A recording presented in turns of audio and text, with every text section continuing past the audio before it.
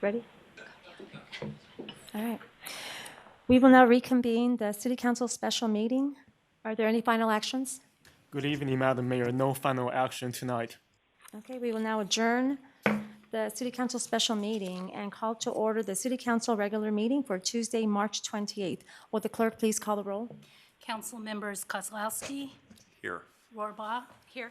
Aquino. Here. Chalem-Cherla. Here. And Rodriguez. Here, let us stand for the Pledge of Allegiance.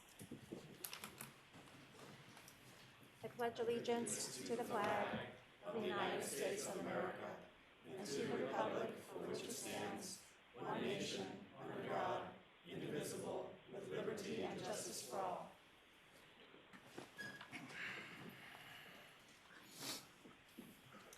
Are there any agenda updates? Yes, good evening, Madam Mayor. There's a revised staff report and additional information, both for agenda item 13 for tonight, and a copy had been previously provided to you. They are also available to the public on the table in the back. Okay. Will the clerk please call the next item? The next item is business from the floor. There are 3 speakers. First one is Beverly Cease. Cease. Okay. So business from the floor is the public's opportunity to address the city council concerning any item within the city council's jurisdiction that is not on the agenda. Please keep in mind that the city council is generally prohibited from discussing or taking action on any item that is not on the agenda. Public comments are limited to no more than 3 minutes. There is a speaker timer on the podium in front of you that displays the time you have remaining on your 3 minutes. The color will change to yellow when you have 30 seconds and then turn to red and blink when your 3 minutes are completed. We ask that everyone respect the 3-minute limit to ensure that all speakers have an equal opportunity to address the council. Good evening, Barbara. Beverly. Hi, Rosario. I'm Beverly Cease. I'm the director of the Heart of Folsom Winter Shelter, and I wanted to give you a quick report and thanks from the winter shelter. We closed on Sunday morning this week. We ran 11 weeks, 1 week shorter than we did the previous year. We had a couple of sites who weren't able to participate. We were sorry to have to do that, especially given the weather continues, but thankful for Oak Hills Church, who provided a site for us 1 more week last week. 7 faith communities provided space for the shelter, 10 participated as host groups, and 4 restaurants provided food weekly as well. We're very grateful. It was a very good season for the shelter. The weather was wild, making it extra sweet to get more folks inside each night. We're grateful to Powerhouse Ministry and Jake's Journey Home, who came each week to help our guests. Between them and the Heart Mentor Director, a lot of connections were made, guests were helped. Dignity Health also came from time to time. Some guests began sobriety, some started jobs, and some had the opportunity to pursue housing options. We missed the addition of a good housing navigator, though. In 2022, we had Nina, who did a really good job of helping people over various hurdles. There are approximately 70 volunteers from all over the community who work a shift each week, faithfully for the season. In addition, there are about 400 shifts over the shelter time, greeter, dinner, showers, laundry, overnight stays. A lot of gracious, kind people in Folsom caring and connecting with our unhoused neighbors. It's a beautiful thing to see us all come together. Many guests express their gratitude to us, and we have had some family members also thank us on behalf of their family member. I want to give a huge thanks to Parks and Rec, who, along with every city department, allowed us to use the space down by Rodeo for our intake. The weather was something, and city support included, after a wind event, lifting a large metal awning lying on its back in the arena area, setting it back outside the fence, and anchoring it down. Our volunteers and guests weathered the elements amazingly, pun intended, as they weathered it. A river ran through it when it rained, like truly a river, maybe a lake even. I do need to say that our intake spot was really well located, but on behalf of all the volunteers and the guests, I need to ask the city to partner with us in finding a more weather-resistant space to do our intake for 2 hours each evening. It's not a lot of time. It was an honor for me, and I know the other leaders of the shelter echo me, to provide the shelter for the city of Folsom. It's hard work, but we're compelled to serve these vulnerable people who become friends. They don't all appear vulnerable physically, but they are often vulnerable psychologically and emotionally. We help everyone in Folsom when we help them. Thank you for all of your support, and thank you for allowing me to speak. Thank you, Beverly. That was exactly 3 minutes. Great job. Jennifer Lane? Very precise.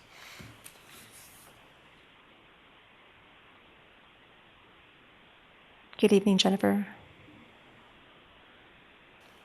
Hi, I'm Jennifer Lane. I left you all a letter last week regarding the River District Ad Hoc Committee. I would love to be on that. I've lived in Old Town Folsom for over 40 years, and I know the river pretty well.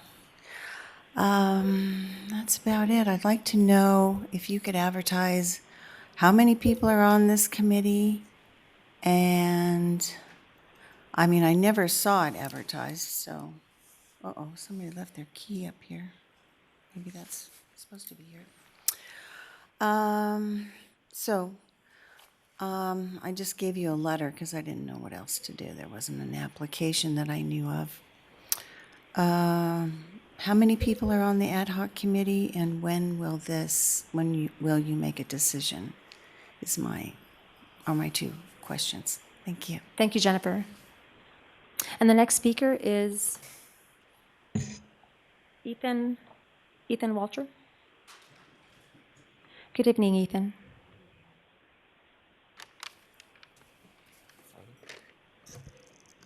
Good evening, Mayor Rodriguez and City Council members. My name is Ethan Walker, and I am an 11th grader at Vista Del Lago High School. Currently, I'm working on a project for the SMUD Yes competition, which two of my fellow team members spoke about at the last couple of City Council meetings. Our focus is on SB 54, which was signed into law by Governor Gavin Newsom in 2022 to reduce plastic production by making all packaging in California recyclable or compostable by the year 2032. Recently, we created an online petition to demonstrate the residents' support for the implementation of SB 54, and so far we have collected 212 signatures. This is clearly a pressing issue that our group and many others in the local community hope to address in order to control the pollution created by single-use plastics. According to the American Chemical Society, wildfire mortalities often result from encounters with debris, most commonly plastic bags or other forms of plastic scattered around the area. With the spike in wildfires across California, the passage of SB 54 would help safeguard our city in the event that a disaster were to strike by hindering the likelihood of such an encounter.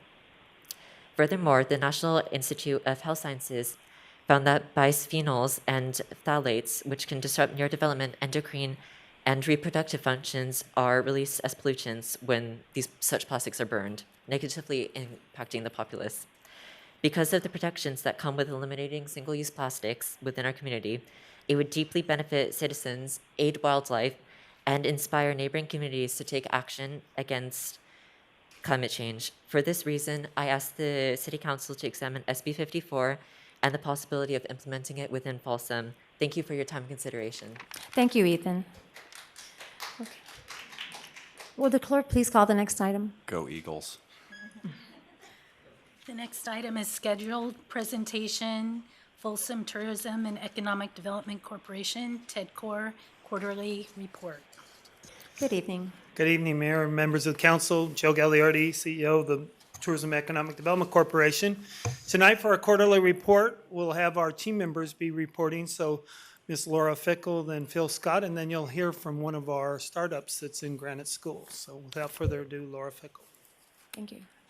Good evening, Laura. Good evening. Thank you for having us. Good evening, our honorable mayors and city council members. I'm Laura Fickle, economic development consultant with Choose Folsom. We're here to give you an economic development update and tourism update on activities we've been working on, as well as introduce you to the amazing startup based out of Granite School. Just as a reminder, we love sharing this graphic with you to demonstrate this is from CalEd, the California Association for Local Economic Development. This demonstrates the value of economic development, and you can see it's really the engine of every community.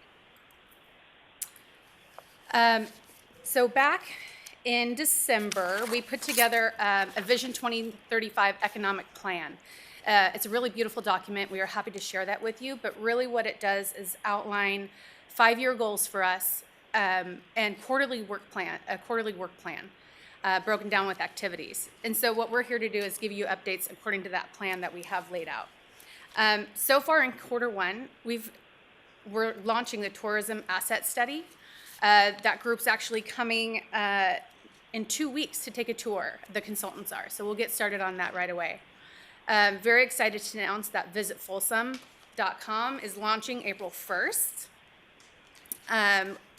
Then we have, if you guys all know, you all know Joe, he's very passionate, and we love this vision of economic development zones. It really breaks up the city into manageable economic projects. And what we've done so far is digitize those and mapped them out. And actually, we've used that for Zartico for data capture, which I'll talk about in just a minute. For the visitor center, that was one of our exciting projects we're working on. We're excited to open that back up to the public. We're currently negotiating with a local vendor to operate it. So we're excited to be able to help another small business here locally and give them that business as well. Economic development and tourism marketing plans are done and getting implemented as we speak. We've talked about the 50 Economic Alliance before in the past, and really we're stronger together as a region, right? So when we talk about the 50 Economic Alliance, it's all the way from the west end of Rancho Cordova, all the way up to Placerville. So we're pulling data from all of those jurisdictions and really compiling some really strong demographic data that we can share with businesses, whether it's for recruitment or retention. So we have created a fundraising plan, and we do hope that you guys can all attend a State of the Corridor event in October. It's going to be a really incredible event, and we'll be working on that in the upcoming months to plan that. Collaboration with the Harris Center, that's ongoing.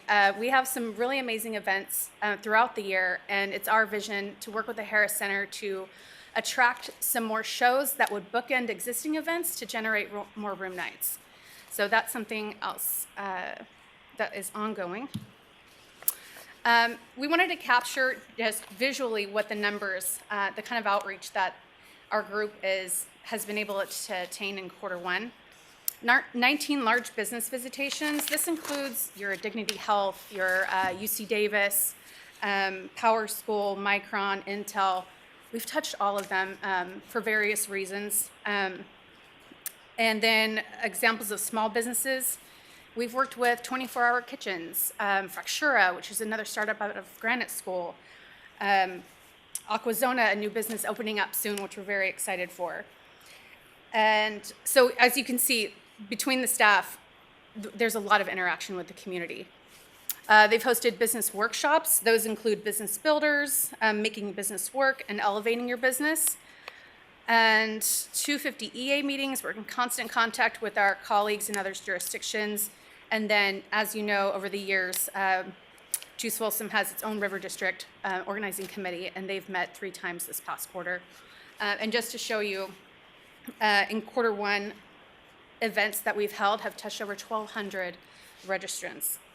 And this is just important to highlight, just because when we do these things, that's another opportunity we have to connect and support our businesses, which only makes our local economy stronger. So I just wanted to make sure we capture that. And also, our team doesn't ever stop to really recognize and quantify the work that they do.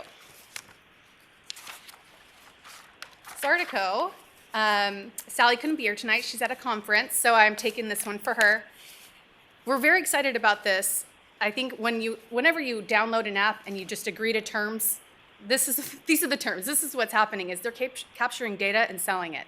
This isn't specific to any user, but it is specific to location and activity.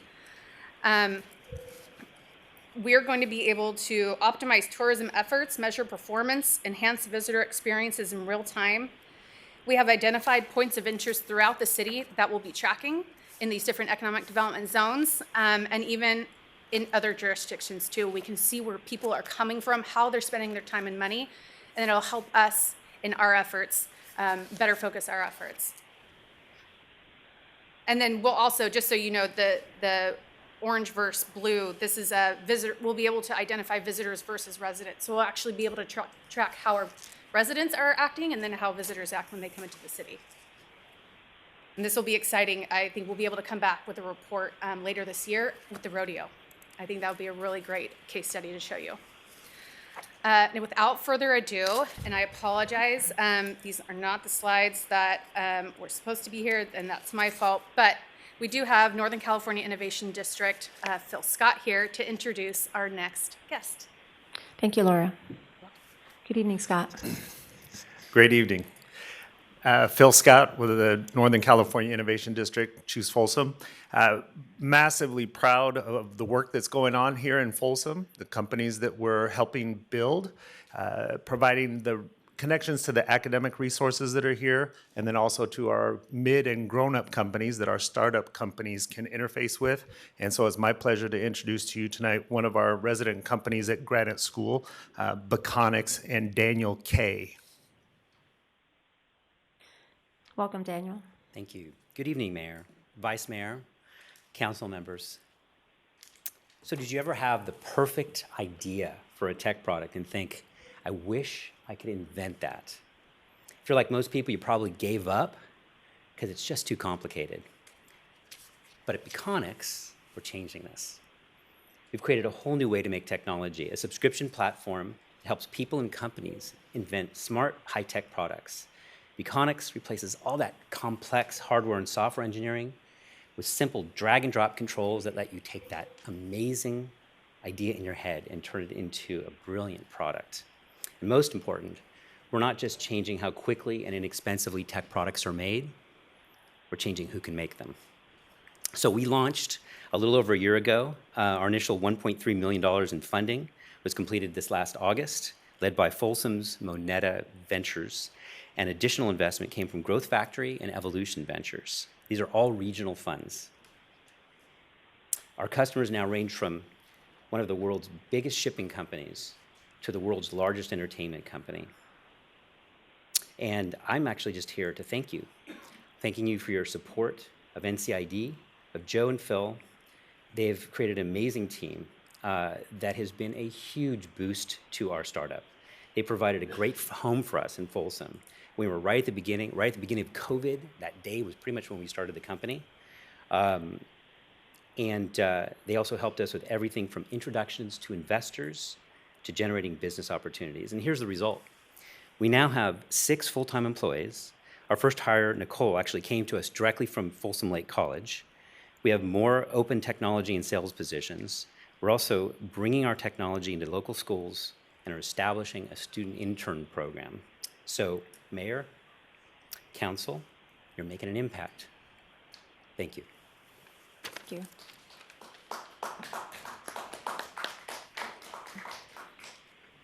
Any questions or comments for the TED Court team? I have a comment, Daniel Kay, and we met this morning. I'm a tech savvy as well. I was so impressed for the, a simple demo they gave me what we can achieve with that platform. I'm just saying that because they're here, and also our chamber reach when I was talking to outside chambers. Laura, I think we are doing a great job, awesome job here, and I know we do get to some of the ribbon cuttings to uplift our small businesses. That's an awesome, and we'll keep doing. We got to attract the more businesses to Folsom and bring the more economic development. Thank you, Chamber team. Okay, thank you to the TED Court team. Will the clerk please call the next item? Next item is your consent calendar. And I have a request to speak for item number 9, so I'll pull that. I'll pull item number 4. I'll move items 2, 3, 5, 6, 7, and 8. I second on that. Okay, will the clerk please call the roll? Yes. Council members Kozlowski. Yes. Rohrbaugh. Yes. Aquino. Yes. Challen-Cherla. Yes. And Rodriguez. Yes. Okay, item number 9 was pulled for a public comment by Loretta Hettinger. Loretta, will you come on up? It's okay. I pulled 4.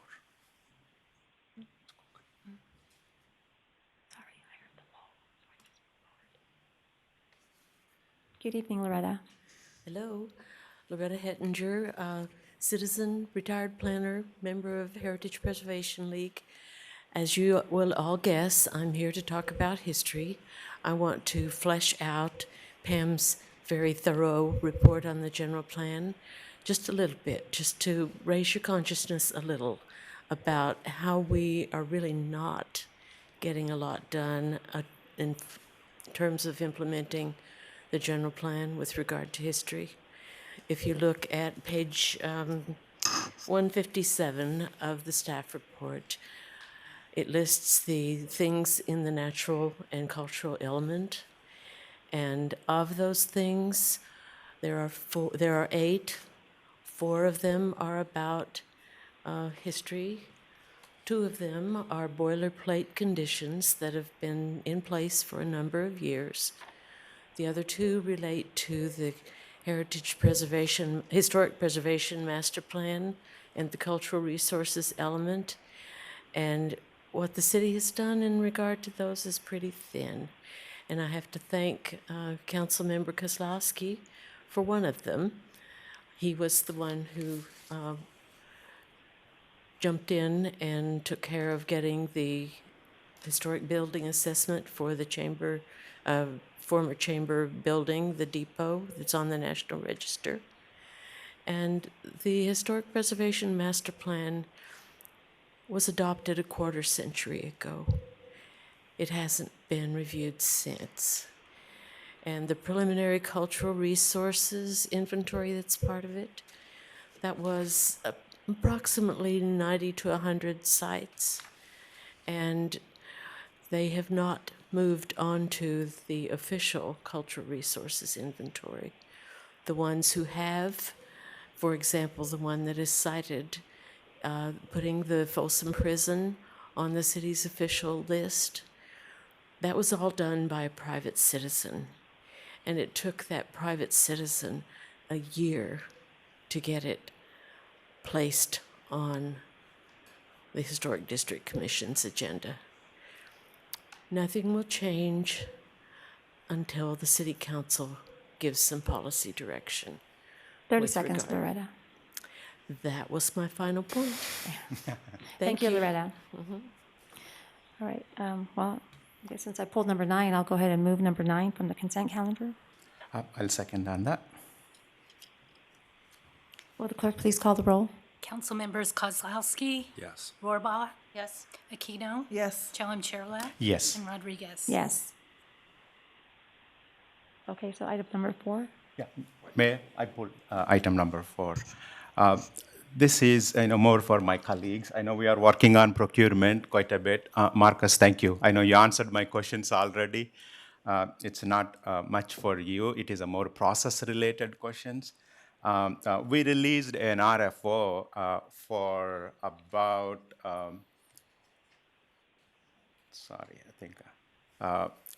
to ask for a bids for a lift station, and we advertised in SACB. I just want to give background to everybody, that way they can all get it. We advertised for a SACB and the vendors list where we have a procurement and also our city website.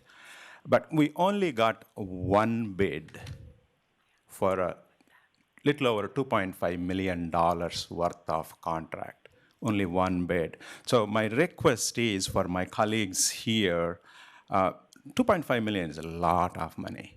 We don't know whether that's the perfect rate or value for that project. But at the same time, I was asking Marcus also, how many people viewed this bid? He did give us some number, 10 vendors pulled from here, 16 vendors pulled from there. My request is, like this sewer lift station kind of projects, I'm sure going on around the region, at least to start with our Sacramento Valley cities. We have 50 plus cities in existence. And I'm sure the similar projects are going on. I would like to, push this back, deny the approval, and give some guidance to Elaine and our team to go back and advertise to those at least 50, 60 cities. Some people may be doing the similar job. At least we have to have 2 to 3 or 4 proposals in front of us to evaluate what is the best value. besides the dollar amount. So that's my request to my colleagues. So I would like to move this one back, but I don't know the implications, Marcus. I didn't check with you on that one. Are we already into roadblock, something? I don't know that part. That's your choice on that side. You can explain to us. Thank you. Mayor Rodriguez, members of the council, Marcus Yasutaki, Environmental and Water Resources Director. Councilmember Chalem-Chella, there is no direct negative impact if you did decide not to approve the project. There are unknowns in terms of if we did go and rebid the project, it doesn't necessarily mean that we're going to reach a larger audience. It doesn't necessarily mean that we're going to get more than one bidder. We do understand from this particular contractor that there are proposals, I believe it's their Local 3 union, that they are anticipating, I believe it's in June or July, an actual labor increase for certain fields in the area of construction. So that's one potential chance that you take if you do decide to deny the project tonight. In terms of how the project was bid, I'll, defer to the city attorney, but we did do as we are required by law and as we're required by the municipal code. So I don't think this is something we can just go and ask our other, maybe neighboring agencies to how they bid, because we're all doing these public works projects in the same manner because we're required to do so. As you mentioned, this project was seen by 16 different prime contractors. I don't know how many subcontractors looked at it. There were 10 different vendors and or plan holders locations that had this project as well. It was advertised in the Sacramento Bee and on our website and ciplist.com. I'm not quite sure, how much more reach we might be able to get, but if that's what we're directed to do, we'd do so. I don't believe we would get a price that's lower than what you see tonight. And for the purposes of this project, I did look and check with our staff. The engineer's estimate was $2.34 million. So we're about a little over 10% higher with this bid here. Just a quick clarification. I'm not asking how other cities are doing procurement. That's not my thing. My thing is, at least we can reach out. The mentality of the vendors, most of the times, if a vendor is already working with a department or a state or with a city, the perception goes, I think he's going to get that contract. It is out there. I mean, that kind of thing. But I want to change slightly that one. We reach out to the other cities who are doing the similar type of work and which vendors are doing. So encouraging them to bid on this. That's the only ask I'm asking. Nothing different at all. And our process is good. I'm not saying that. But with one bid, seeing the best value. City Attorney, please, I know you're trying to say something. Thank you. Madam Mayor, members of the City Council, Marcus said exactly right. The City Council does have the discretion to not approve, but in order to do so, you're basically rejecting all bids. You'll have to have a motion to reject all bids so that Marcus can go out and re-advertise. There is another possibility of the outcome, and that is the bids, as Marcus alluded to, the next time around might actually be higher than this.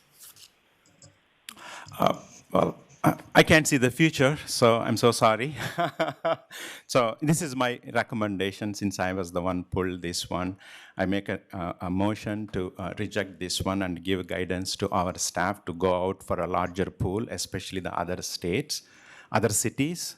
And at least we send a notification to the people who are doing similar work and encouraging them to bid on this project. That's my motion. I'll second the motion simply so we can continue the discussion because I have a question. Thank you for clarifying the comparison to the engineer's estimate. That was going to be my question. My only real question is there anything particularly unusual about this project that may have lowered the pool of qualified respondents? I don't know that there's anything particular unusual. This work is right next to what was formerly the Cliff House, and I always blank on the name of the place now. So working in Riley/Greenback in that area can be a little challenging just because of the location. But in terms of like other contractors that bid on this, I know they do work that's far more complex than this particular project in terms of the scope of the work. It's just in the location can be a challenge. Access and staging is Yep, it but- would be an issue right there. Yes, Okay. but the scope of the work is not difficult by their I would say by their comparison. standards, Okay. yes. Thank you. That was my only question. Thank you. Okay, so we have a motion and a second. Vice Mayor Chalem-Chella, can you please state your motion? My motion is resolution number 11006, deny the award to McGuire and Hester for the construction of Greenback Sewer and Lift Station number 3 project. May I help the council clarify? The motion would be to reject all bids. All bids, there is only one bid, but yes, all bids. I'm using that word, all bids. Thank you, sir. Okay. Will the clerk please call the roll? Council members Kozlowski, No. Rohrbaugh, No. Aquino, No. Chalem-Chella, Yes. Rodriguez. No. Good. Motion failed. So I just want to make sure that my yes is for my, Yes. good, I know. Thank you. I will move adoption of resolution number 11006. I'll second that motion as well. Okay, will the clerk please call the roll? Council members Kozlowski, Yes. Rohrbaugh, Yes. Aquino, Yes. Chalem-Chella, My answer is no. Hopefully, we'll get there soon. Hopefully more vendors will, put it and then get the better price. and Rodriguez. Yes. Thank Okay, you. will the clerk please call the next item? The next item is public hearing item number 10, amendment to City of Folsom Community Facilities District Number 23, Folsom Ranch, Improvement Area Number 2. Resolution 11010, resolution number 11011, and ordinance number 1338, first reading. Good evening, Stacy. Good evening, Mayor, Vice Mayor, City Council members. I'm Stacy Tamani, Finance Director. This item before you tonight is the next step in the process to amend the rate and method of apportionment for Improvement Area 2 within CFD 23.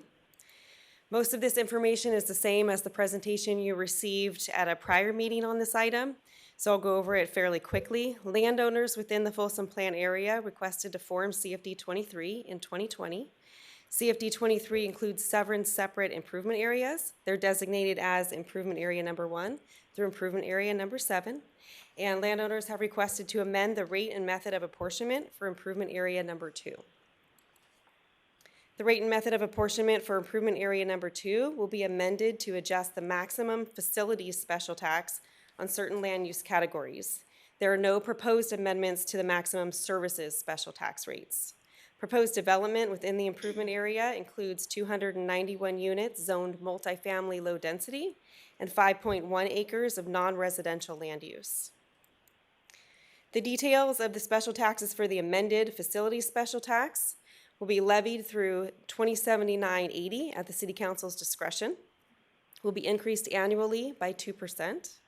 The amended maximum facility special tax will range from $2,124 to $2,560 for all residential units, and the property tax as a percent of estimated assessed value will be at the 1.8%.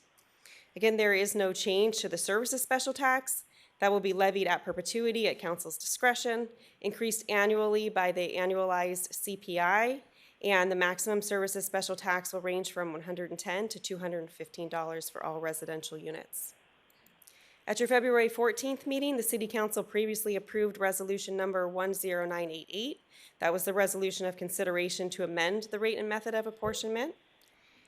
And then tonight, the recommended action is to conduct the public hearing, approve resolution number 11010, calling for a special mail ballot election, approve resolution number 11011, it's a resolution of change for Improvement Area 2, and then introduce and provide the first reading of ordinance number 1338, that's levying the special tax in Improvement Area 2.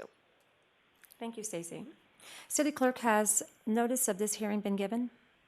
Yes, As required by applicable law and prior resolution of the City Council, notice of this hearing was published once in the Folsom Telegraph on March 16th, 2023, and mailed to landowners within the improvement area on March 14th, 2023. Okay, the public hearing is now open. We will receive comments and questions and any protests from any interest persons.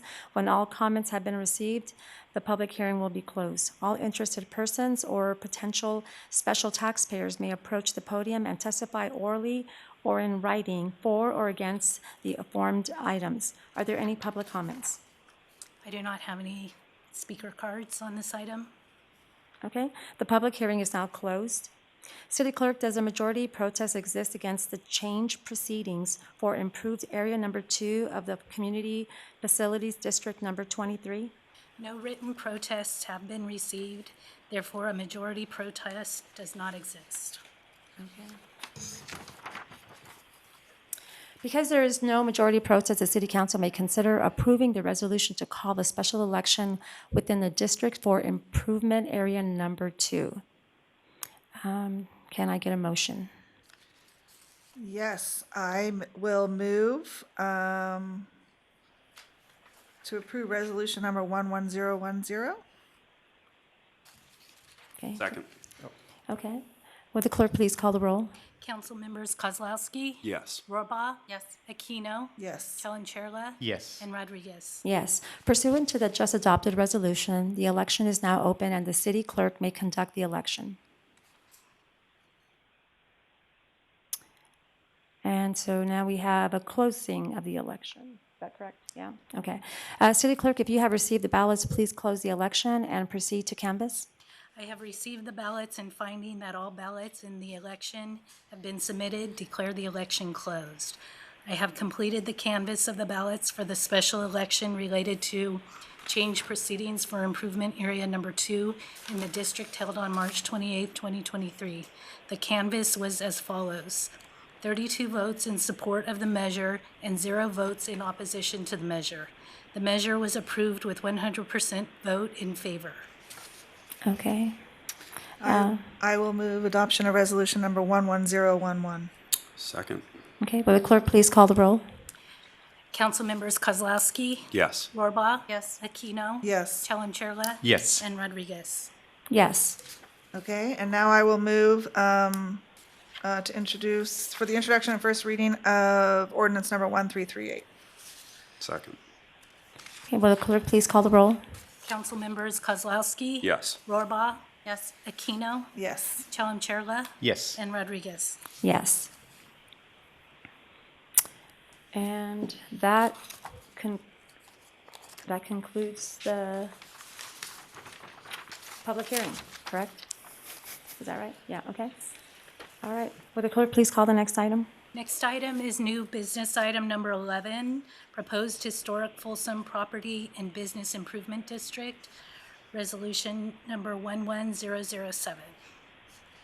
Good evening, Mayor and council members. I'm Christine Brainerd, Communications Director with the City of Folsom. The Folsom Historic District Association is in the process of renewing the historic Folsom Property and Business Improvement District, also known as the PBID. The PBID is a benefit assessment district. The main goal is to provide improvements and activities which benefit the assessed parcels, including the city's parcels. For the past 15 years, this approach has been very successful in the historic district, spurring economic development and tourism. Benefits include increased sales, attraction of new tenants, increased occupancy, and increased property values. The Folsom Historic PBID was created in 2008. By statute, the initial term was 5 years. It was renewed again in 2013 for a maximum of 10 years, and it expires at the end of this year. The FHDA now wishes to renew the district for another 10-year term. Staff recommends the adoption of a resolution authorizing the city manager to sign the petition and ballot on behalf of the city in support of the renewal of the PBID. Tonight you will hear from FHDA President Jim Snook, who will share with you background about the Folsom Historic District Association PBID, followed by Emily Brown of Civitas, advisor to the FHDA. I am now pleased to welcome Jim Snook.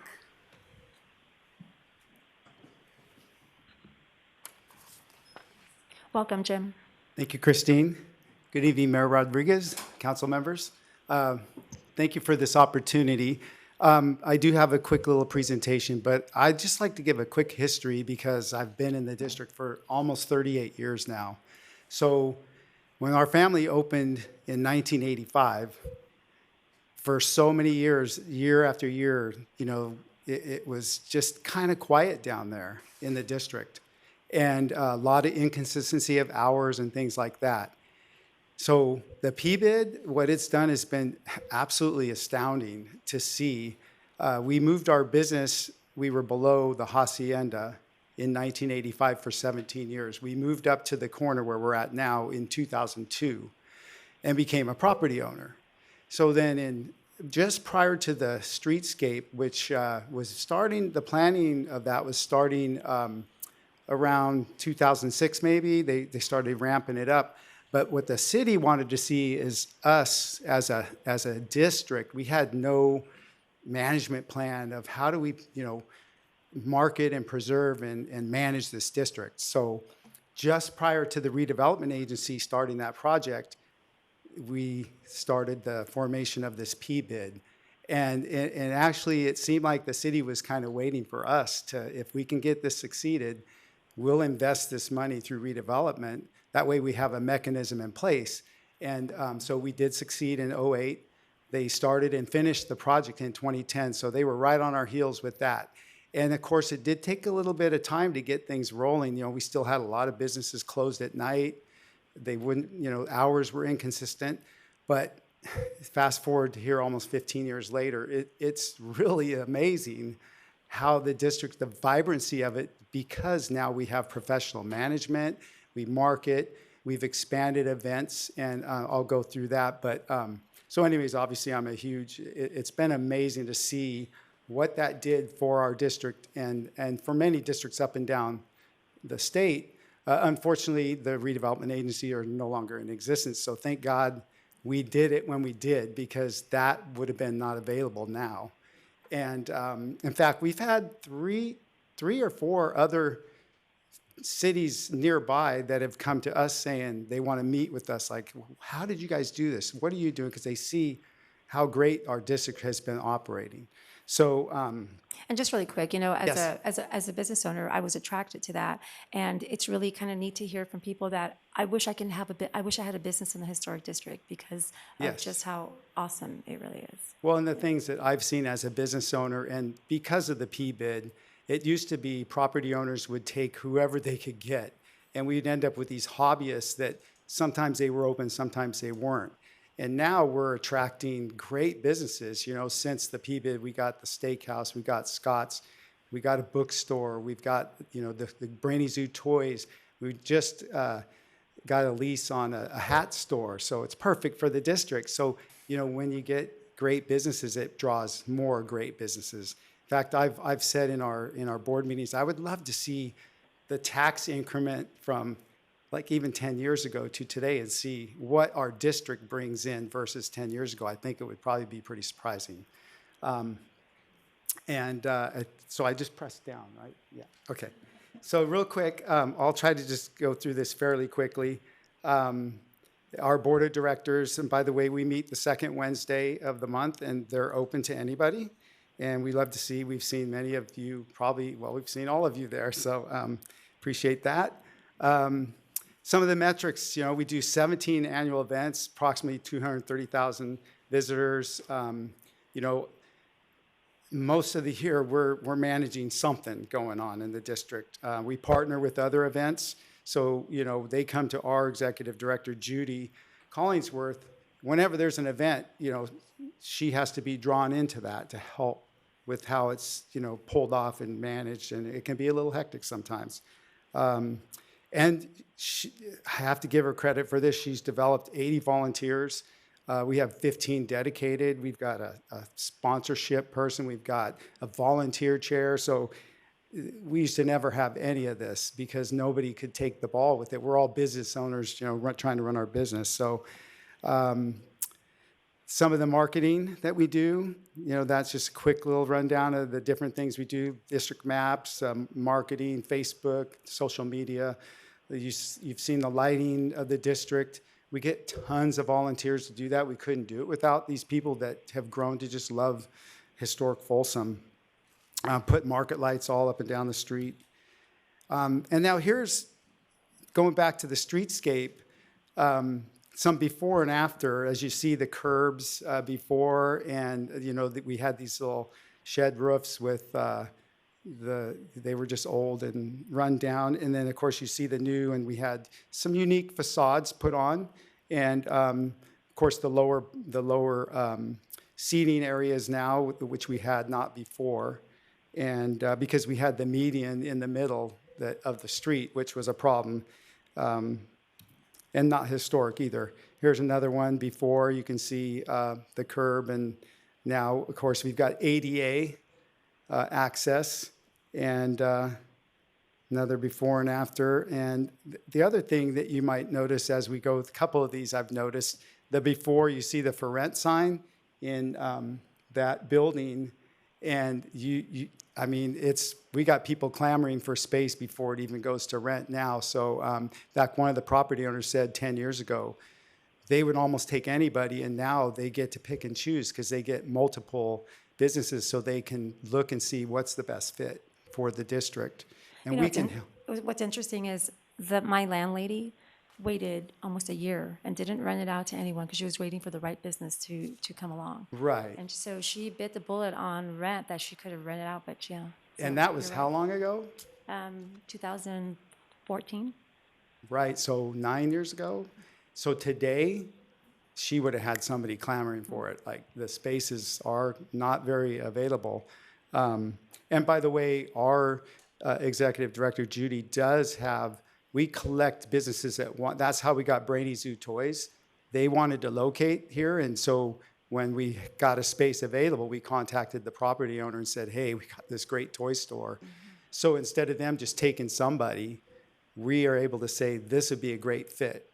And we got Ruby's Books, which has been a great fit for the district and a good partner for FHDA as well. And so you can see the median, me having history down there. The median was not historic. If you look at historical photos of the district, there was not a median. And originally there were no trees. They put it in, and then they decided, let's put some trees. Well, there was 10 inches of concrete underneath that median. And so, when we got deliveries, somebody would want to go by and they'd drive up on the median, they would break the sprinklers. And so it was a constant battle.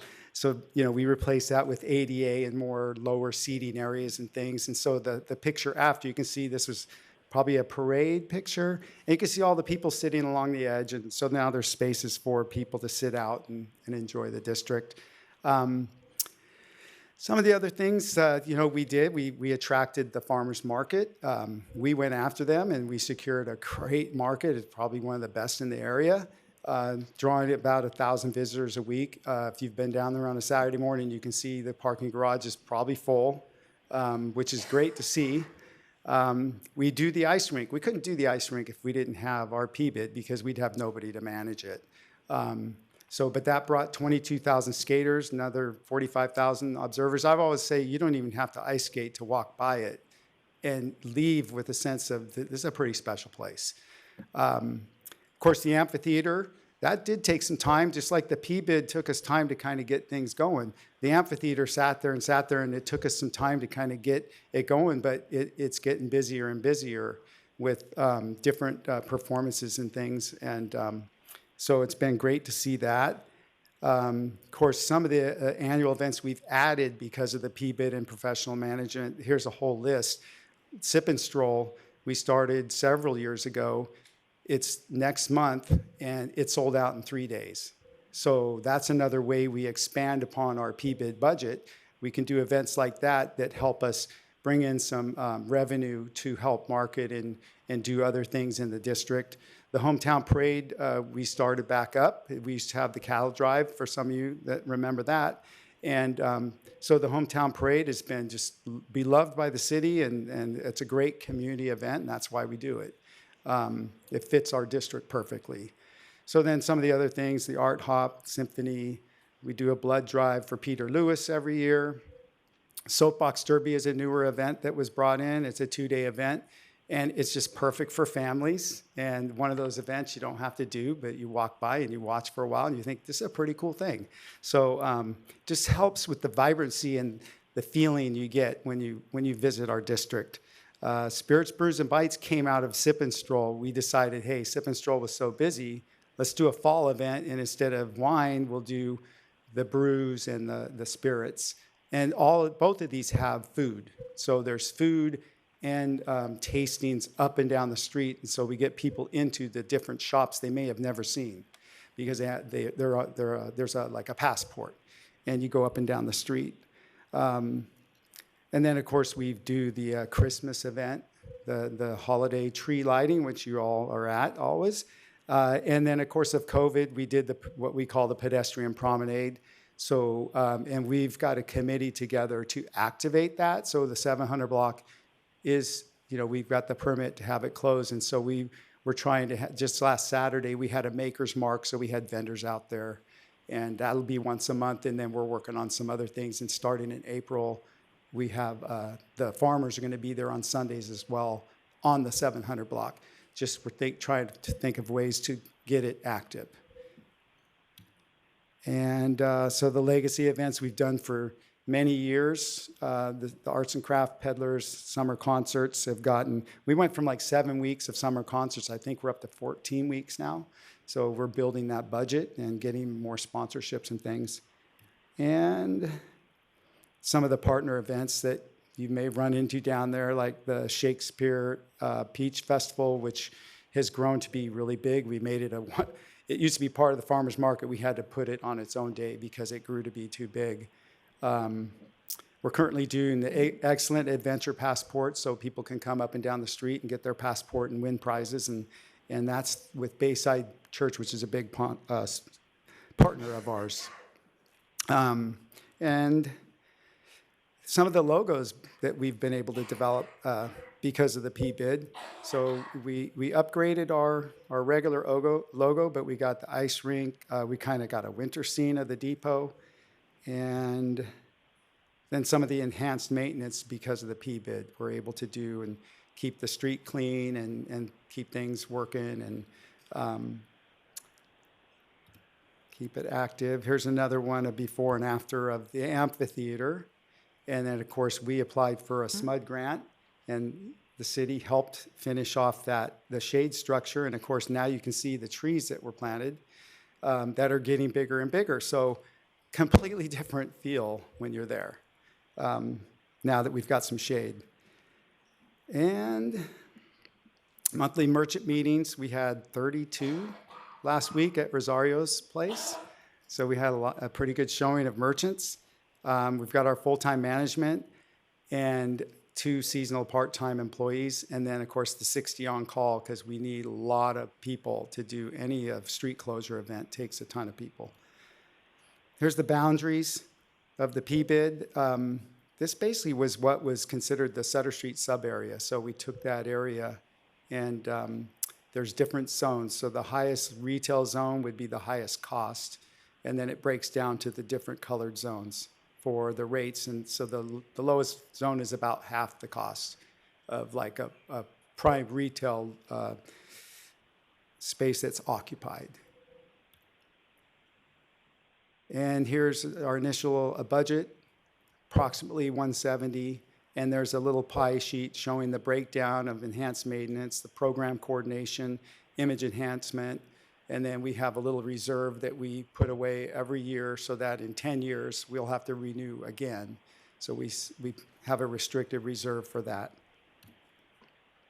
And this is just a spreadsheet of starting in 2024, how it's going to break down. There's a slight increase each year. And so 10 years out, we'll be up in the little over 200,000. And by the way, our approved budget for 2022 and 2023, because now we have professional management and events, was over $1 million.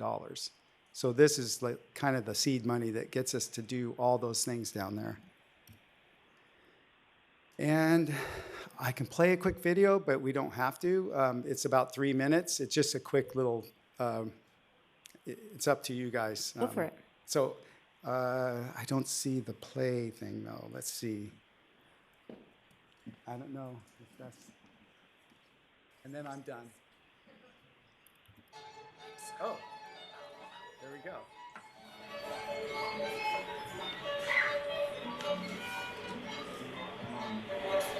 This is post-COVID, the kind of a reopening celebration.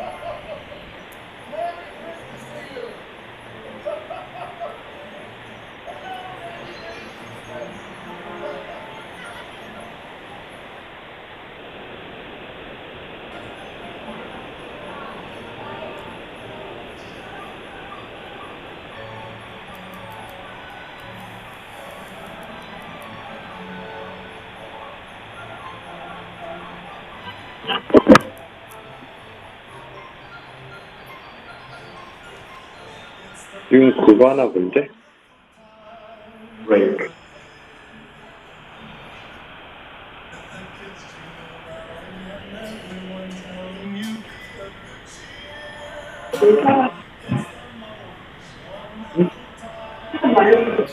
우리 옛날에 모르지 못처럼 이것저것 치도 만들어가지고 그 했었잖아. 그 시험 때. 그래서 패션 원들도 그렇게 연습을 했다는데. 그래서 거기서 막 홍보라는 게 있잖아. 그 셀프라는 개그볼 자체가 되게 코스 스타일이야. 에이전시가 이렇게 하는 게 포인트밖에 안 되는데. 아니, 에이전시가 그럼 그 무슨 말이에요? 콜스가 베이징. 에이전시가 소리고?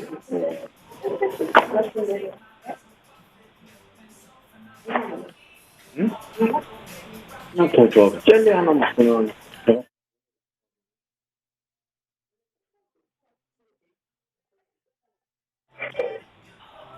다 그랬지, 코비드 때. 아이고, 생기기 힘든 거지. 야. 이분이 보내달라고 보내줬어.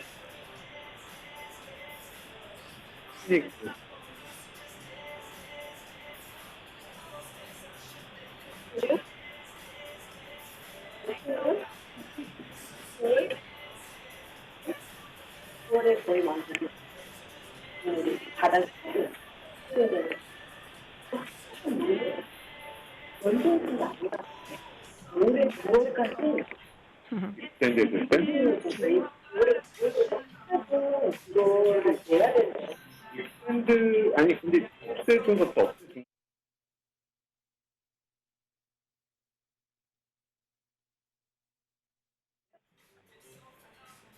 그래서 사진 안 내고. That's a great video. So thank you very much. This all couldn't be possible without the PBID and our executive director, who's just amazing, Judy Collingsworth. So she does all that stuff for us, so. Any questions or comments for Jim? I have a quick comment, though. Okay. About the tree lighting on the sides, both sides of All this. the lighting, Christmas right? lights? Yeah, not the Christmas lights, right? Christmas lights is more for the that lights season. in the trees, yes. Lights, on the trees. I was at Long Beach, 6 months ago for the Cal Cities, League of Cal Cities, and some of the cities were in the room, and they were talking about how do you bring more people to the business areas, districts. Yes. And that came lighting the trees and keeping it. And there was a technology guy also, and he was commenting from one city. Nowadays, LEDs are not generating too much heat to damage the trees.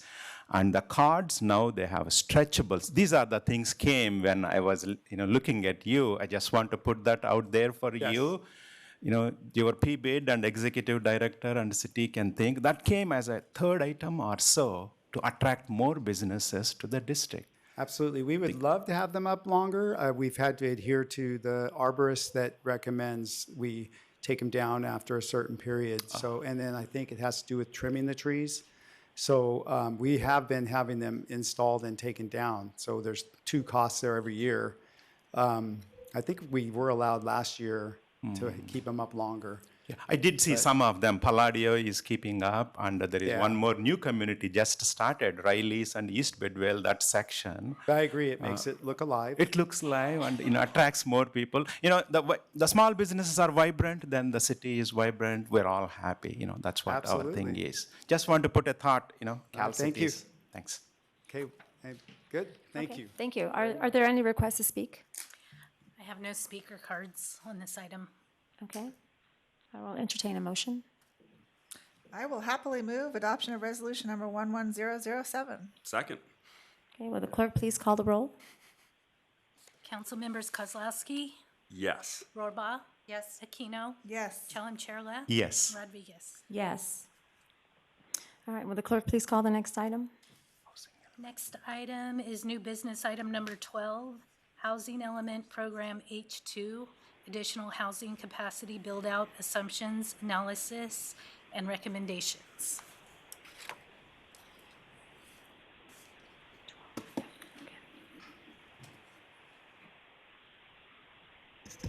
Judy, your dancing at the end of the video was excellent.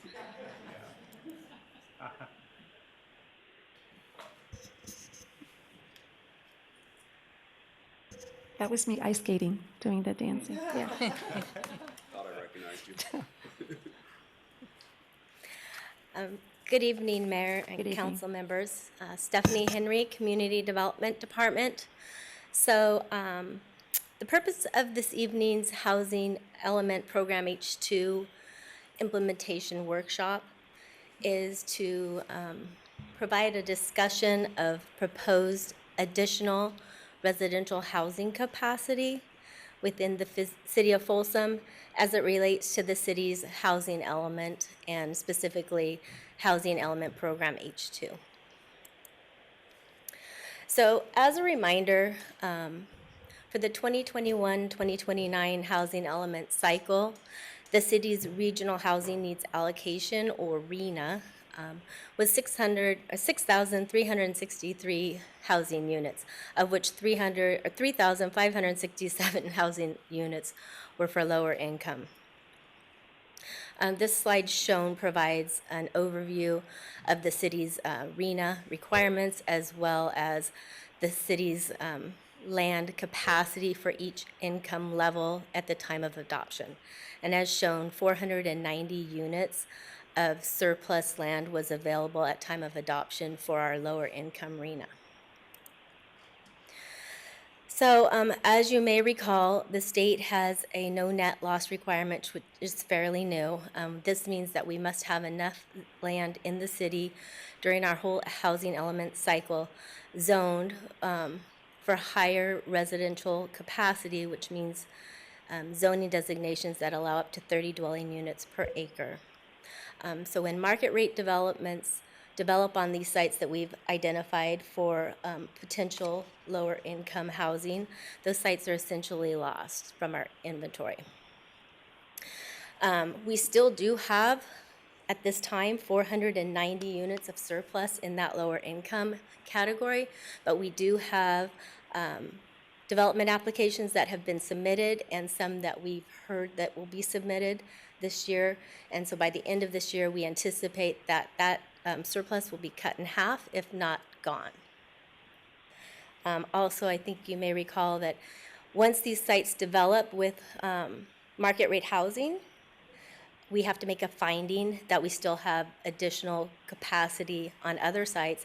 And if we can't make that finding, we have to go out and find other sites to rezone, and we have 180 days to do that.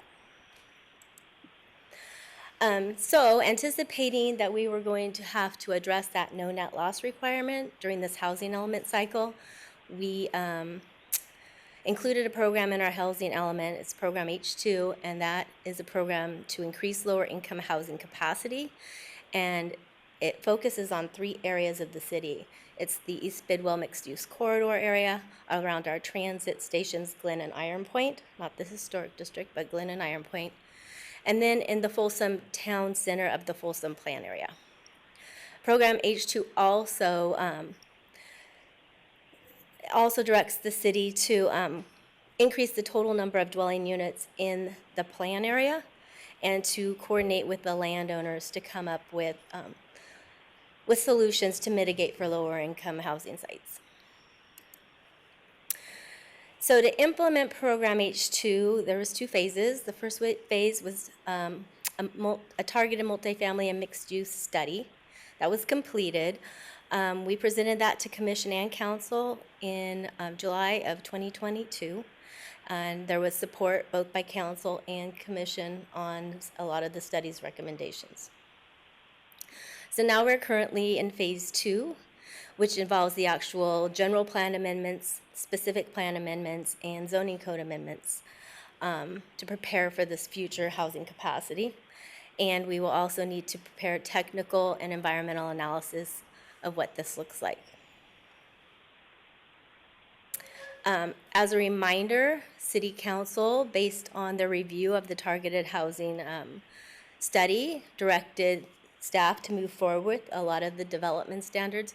And I'm not going to go through them, but they are listed on this slide before you. So next slide is really the focus of tonight's workshop presentation. Before we can move forward, as stated in the staff report, before we can move forward with any of the technical or environmental analysis, we need to come up with what that build-out capacity looks like. How much extra capacity are we going to provide, and analyze for this next housing element cycle and beyond, actually through the general plan and maybe even beyond that. So based on that factor, we took the recommendations from City Council on new development standards, and we kind of plugged them into a formula in the key focus areas that we're supposed to be looking at: Iron Point Station, Glen Point Station, and along East Bidwell. So as you can see on this slide, what we're looking at is about 4,000 additional units of capacity for units along the light rail stations and the East Bidwell corridor. And then we're also looking at about 1,900 extra capacity for areas within the Folsom plan area. So in summary, we're looking at citywide a total of 6,000, a capacity of 6,000 residential units over the next 12 to 20 years. As we were moving forward with this effort, we did contact landowners and developers to talk about some strategies for increasing development capacity for housing in the plan area. And that was basically to increase allocations on already zoned multifamily sites besides just the focus of the town center site, to rezone several sites. And then also, the big one was to get some guarantee for deed restrictions of affordable sites, which means when we get the deed restrictions, we don't lose those to market rate housing in the future. So the benefit is that we get the extra capacity, the landowners get increased development rights with that capacity, and the city is getting approximately 1,000 units of deed restriction in the plan area for affordable housing. So for council's key consideration, I'd like to reiterate that this capacity, the 6,000 overall capacity that we're looking at, will span like 12 to 20-year time frame.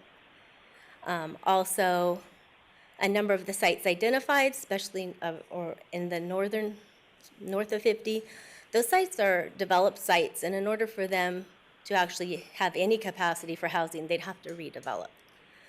So a big portion of north of 50 would be redevelopment of existing commercial sites. So we get 6,000 additional units of capacity. This satisfies our general plan and housing element goals.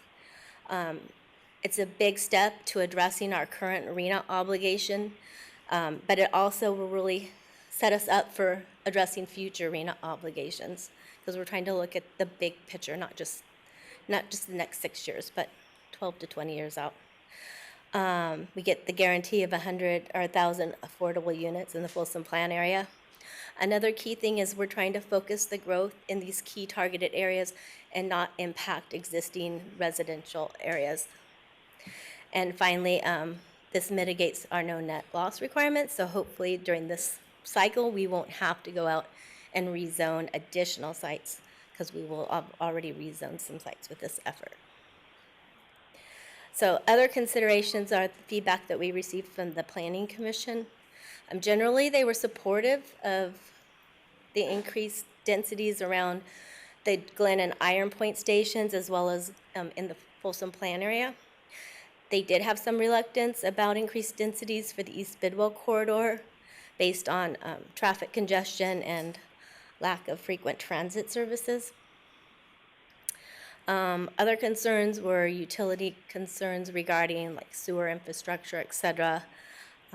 Building height and massing, they wanted to make sure that any increased density would be sensitive to surrounding uses, and we wouldn't have a 5-story building next to a 1-story building, that we'd scale it down. And then also for the city to start looking more at transportation options for these areas. And with that, we're looking for city council direction, given our RHNA obligation and the no net loss requirements. We're requesting confirmation of our new housing capacity assumptions for that 6,000. And then we will, once we have direction, we'll move forward with the required technical and environmental studies. And then probably late fall, return back to city council with parcel-specific amendments and zoning code amendments. Any questions for Stephanie? Yes. So, just so I'm clear on this, are you thinking that these changes carry us through the full term of the general plan and to 2035 with regard to the multiple RHNA cycles that will happen between now and then, or through the next RHNA cycle? This will at definitely, least the next one. This is definitely carrying us through the next RHNA cycle, but we're looking beyond that cycle. Okay, we're thank looking to at least to the future through the general plan 2035. Right.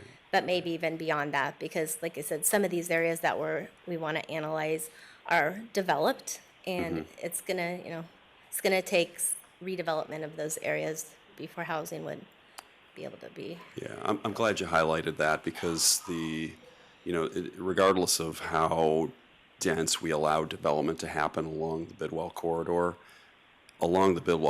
is all built up basically. So it is going to require such massive incentive to get somebody to basically redevelop their piece of property that's already very, very valuable and has a lot of improvements on it, that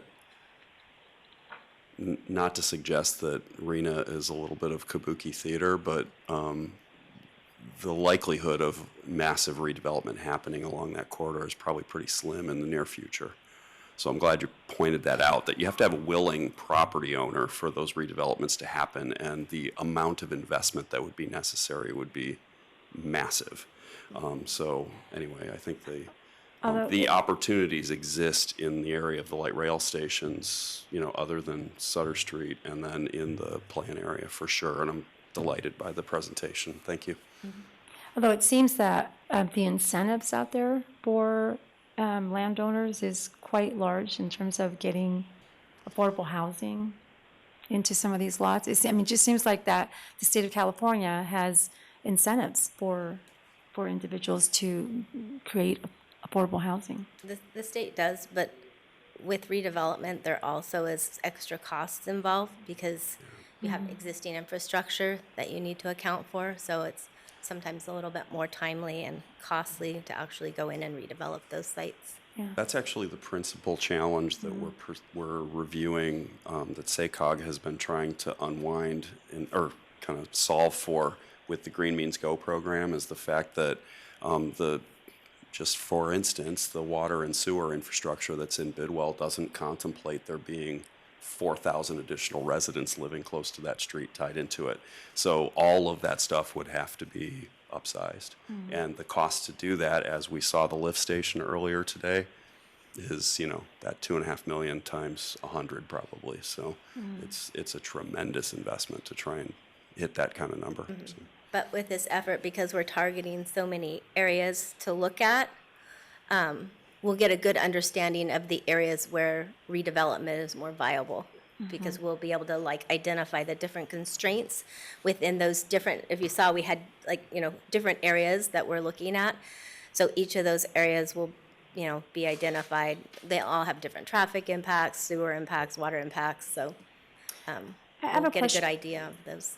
Thank you, Stephanie. I have a question about, it was on page 3, and it was 180 days to, can you repeat that? Yeah, so if we get into a no net loss situation where we approve a project and we don't have any additional capacity in our arena, no surplus, then we have 180 days to find a site and rezone it to accommodate our regional housing needs allocation. So with this proposal, we're looking to rezone sites in the Folsom Plan area, plus increase capacity. So we're hoping that we don't get into that situation during this cycle. And so if it exceeds the 180 days, then what? I would defer to Steve. Good evening, Madam Mayor and members of City Council. Then that would put the city's housing element in jeopardy, which could potentially present a moratorium situation in the city of Folsom, and that is something that we have tried very hard to avoid. What Stephanie explained about the 180-day rezone process is involuntary. The city will be required to identify a site without the property owner's consent. They may agree or they may not agree, but the city will be required to do that. What Stephanie is presenting to you tonight is an option to avoid that situation where we get corroboration and a very good chunk of assistance, voluntary assistance from private property owners to help themselves and help the city as a whole to avoid having to have somebody involuntarily rezoned. Steve, who's the police force for that? I mean, not suggesting that we get to that situation, but is this a situation where we go merrily along, we blow through this goal, we become in a non-compliant situation, and then somebody has to sue us to make us not stop necessarily. approving things? The state has the state legislature The governor is has going to send the funded. National Guard here to shut City Hall down. I don't think the National Guard has any role in this at all, sir. But the governor has also, Put you in an with the awkward legislature, has created an enforcement arm funded with millions of dollars to enforce housing laws. So immediately I'm thinking the State Housing and Development and also the Attorney General's office, as you have seen in the Elk Grove situation, will come down and enforce the laws. And write a strongly worded letter. That's a I'm making start. light of this. I That's a start. apologize. I just, the state has so circumscribed our local authority over so many things that I find this entire situation to be really, really frustrating. So this is a bit of gallows humor on my part. You're absolutely right, sir, because as we're trying to avoid an involuntary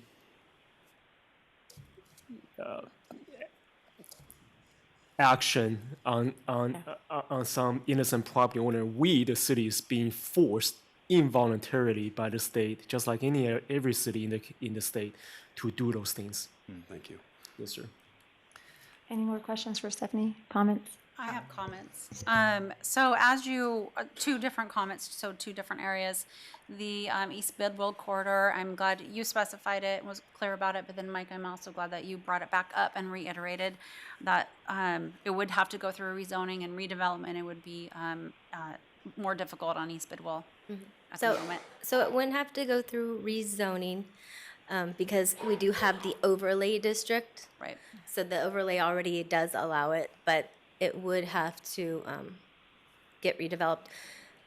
And so like for our housing element, a lot of the sites that we identified, so in this effort, we couldn't identify them in our housing element because you have to have a realistic expectation that that site is going to develop as housing in your 8-year planning period. So you can only have a select few vacant sites count because they can develop, and then you can count some sites for redevelopment, but just a smidge. Well, I appreciate that. As you go forward, I just, request that you always look at the traffic impacts of, especially along East Bidwell corridor. That's a big topic for all of Folsom, but definitely my district for sure, and other people's district as well. But and then the second thing is, I saw on in your packet, you had 6 different.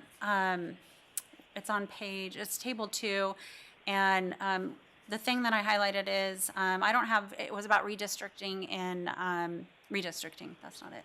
Rezoning in Folsom Ranch area. Number 1 was amend the land use designation for sites. So there's 3 different sites that I'm talking about. Site 2, I don't have a problem with industrial to multifamily. Number 2 was amend.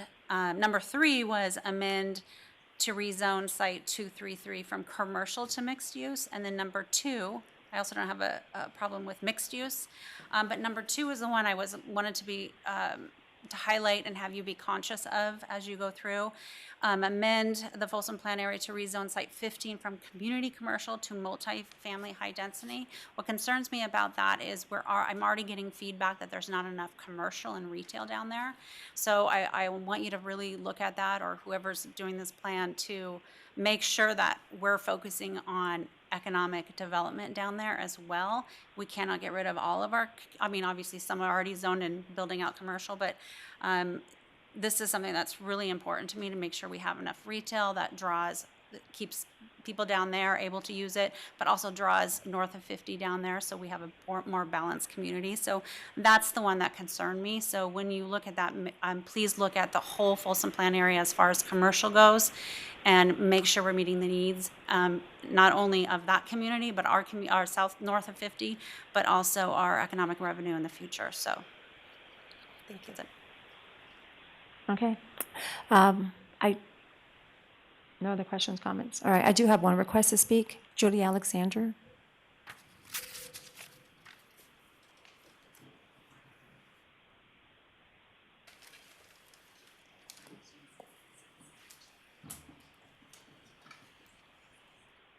Good evening, Judy.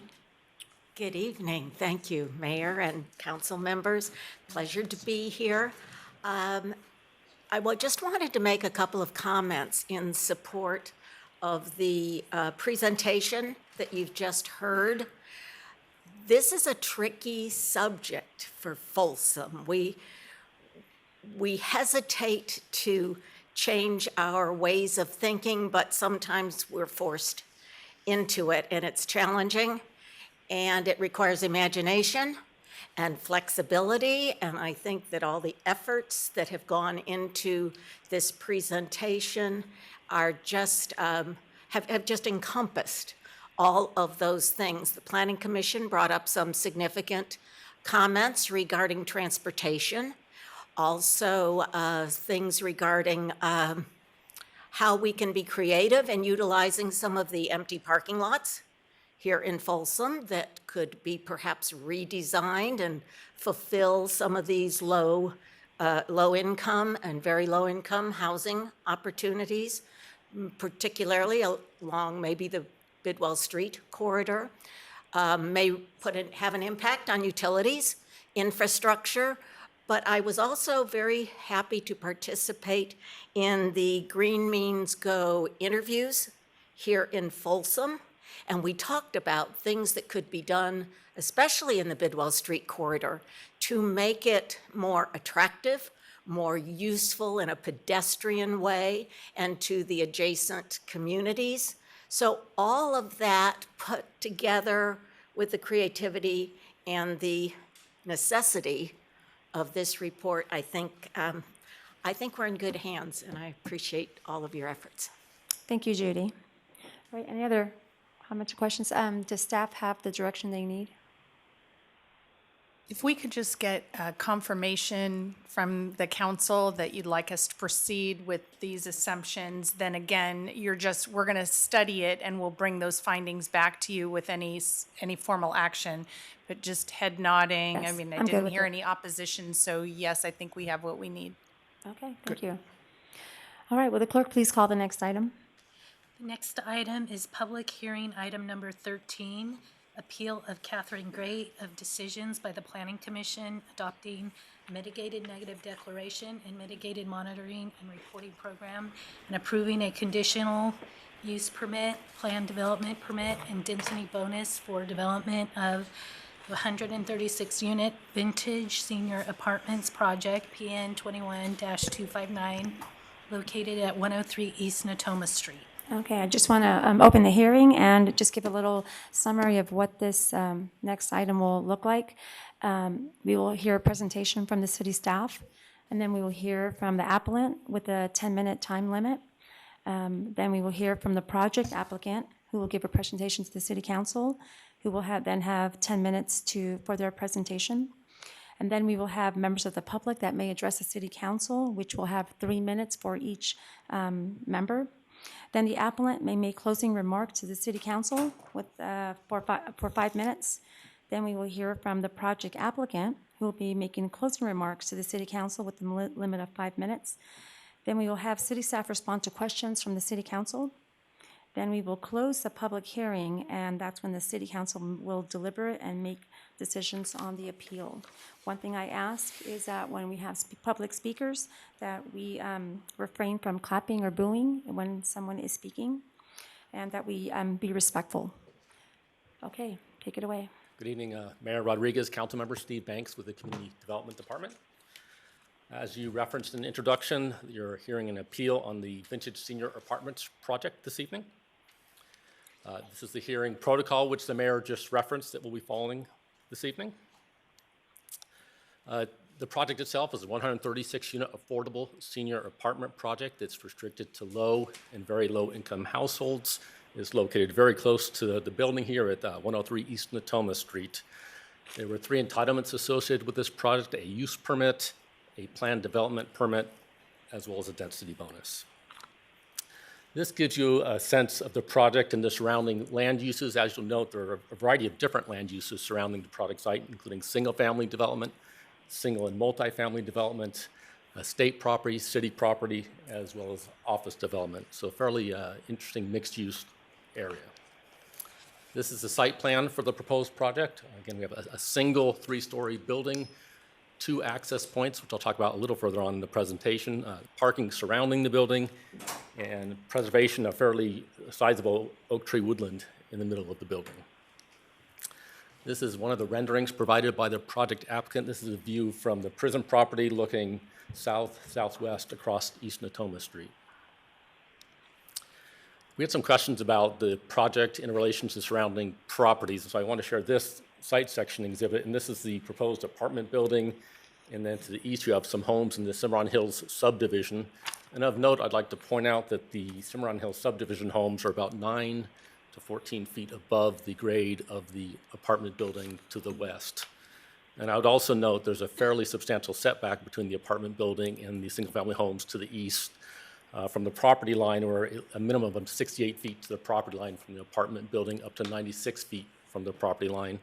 And then from the apartment building to the closest homes, where the minimum is 130 feet to the closest home to the east. I also had some questions about the, if you walk along East Natoma Street and look at the project site, it falls off fairly steeply. And so this is a cross-section along East Natoma Street, and on the right is the apartment building, and then the East Natoma Street on the left, and it's about a 2 to 4 different grade differential between the apartment building and East Natoma Street. So the apartment building is 2 to 4 feet above the height of East Natoma Street. Obviously, East Natoma Street slopes downward from east to west, and that accounts for that differential.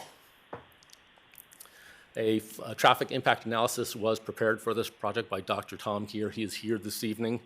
The study determined there'd be no impact to levels of service at any of the study intersections. In addition, there'd be no impact to the vehicle miles travel requirement of this project, which is a 15% reduction in vehicle trips. The study also looked at site access and circulation and did not identify any safety issues with any of the vehicle, bicycle, or pedestrian circulation proposed with this project. The project also was presented to the Traffic Safety Committee in February. The committee fully supported the design as proposed and did not have any recommended changes to bicycle circulation, pedestrian circulation, or vehicle circulation.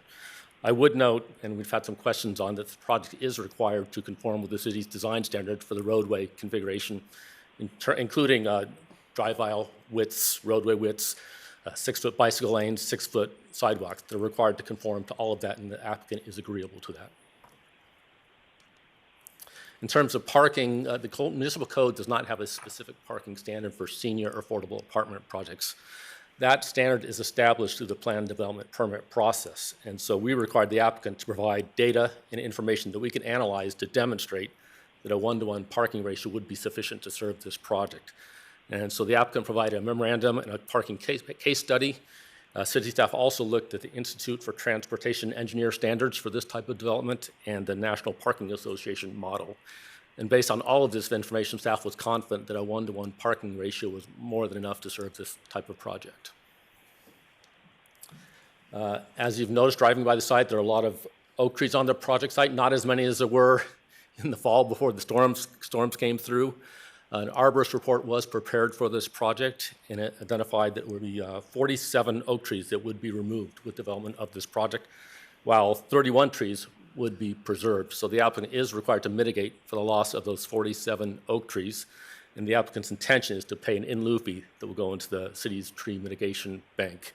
The applicant has also offered to plant oak trees within the parking lot area. Now, these would not count as mitigation, but again, they have offered to provide additional oak trees in the parking lot area to help with the replacement of the lost oak trees. And you can see some photographs on the bottom showing the oak trees on the project site, and then one of the large trees that fell in the last few months in the storms. There was a significant amount of public outreach with this project, including 2 public meetings that occurred in the spring and summer of 2022. They're well attended by a number of residents. There was also a large sign placed along East Natoma Street with the project details. City staff followed all the required noticing protocols for public notices being mailed to all property owners. In fact, the applicant offered to extend that range up to 500 feet for this project, and notices were also published in the Folsom Telegraph as required. And this is for all the meetings, the 2 planning commission meetings as well as this evening. An environmental review document was prepared for this project by Helix Environmental and Robert Edgerton. He is here this evening. If you have any specific questions regarding that document, note that Helix Environmental has prepared a number of studies on projects throughout the city over the years, and we're fully confident in their abilities. We've reviewed the initial study, negative declaration, and monitoring program, and we believe it fully addresses all of the environmental impacts associated with this project. As I noted, the project went to the Planning Commission twice. The first time was in January. A large number of residents attended that meeting and expressed a variety of concerns relative to the project density, the size and the scale of the apartment building, the lack of sufficient parking, oak tree impacts, biological impacts, pedestrian, bicycle, and traffic safety-related issues. The Planning Commission had a lot of these same concerns and expressed those concerns. And in general, the Planning Commission thought this was the wrong location for this type of project. And that was a consensus among all of the planning commissioners. However, when the commission was informed regarding the new findings required under the Housing Accountability Act, they were unable to make the specific findings to deny the project. And as a result, the commission voted to continue the project to their February meeting so that staff could do more evaluation on the project, revisit city standards and requirements, and report back to the commission. The project came back to the Planning Commission in February, and a number of residents spoke again, raised similar concerns to that raised in the January meeting. Commission also expressed the similar concerns they had in the initial meeting. City staff provided an overview of all the city standards and requirements the project was subject and reported back that we could not find any violation or deviation from any of those standards that the project was required to conform to. There was a large discussion on the Housing Accountability Act and the new findings required through that act. They're much more stringent than our traditional conditional use permit finding. I've actually listed on the screen the more stringent finding that is required to deny a project under Housing Accountability Act. And what's notable is that there have to be written findings in place that the project violates a written finding at the time the application was deemed complete. So in this case, that was quite a few months ago that this application was deemed complete. So those written standards had to have been in place at that time, and the project has to have had violated one of those standards in order to deny the project. The commission really struggled, had a really healthy debate, and in the end, they ended up voting 4-3 to recommend or to approve the project. Subsequently, an applicant from the Cimarron Hills subdivision appealed the project to the council, which is why they're here this evening. There were 4 specific reasons stated in the appeal, and I've listed those on the screen before me. The first reason was that the project would have an adverse impact on public health, safety, and welfare, and would be detrimental and injurious to property and improvements in the neighborhood. Unfortunately, there was no additional information to substantiate that comment.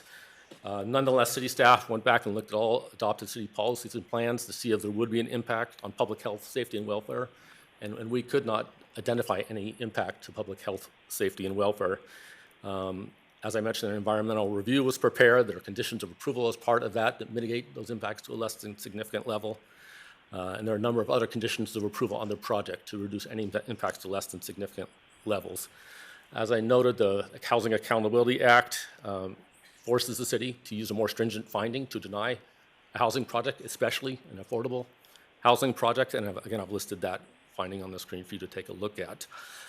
City staff, with respect to this particular comment, we could not identify any areas where written comments were made that the project would impact public health, safety, or welfare. Second comment was questioning the initial study, mitigated negative declaration, and the environmental document. As I noted, we've worked with Helix Environmental for many years, and we have reviewed this document numerous times and have full confidence in the initial study and mitigated declaration, as well as the mitigation measures that are proposed with this project. The public commented on this document during the public review period. Most of the comments were not specific to the environmental document. They were more concerns about the project in general. There were also public agency comments on the environmental document, and city did respond to those comments. And again, the appeal didn't go any further than to make this statement, and there was no evidence provided to demonstrate that this project, the ISM&D, was not appropriate, nor that an EIR should be prepared. And again, if you have further questions on this environmental document, Robert Edgerton with Helix is here this evening. Third comment was that the project is not feasible. Staff doesn't know necessarily what that means. Is it not economically feasible? Is it not practical?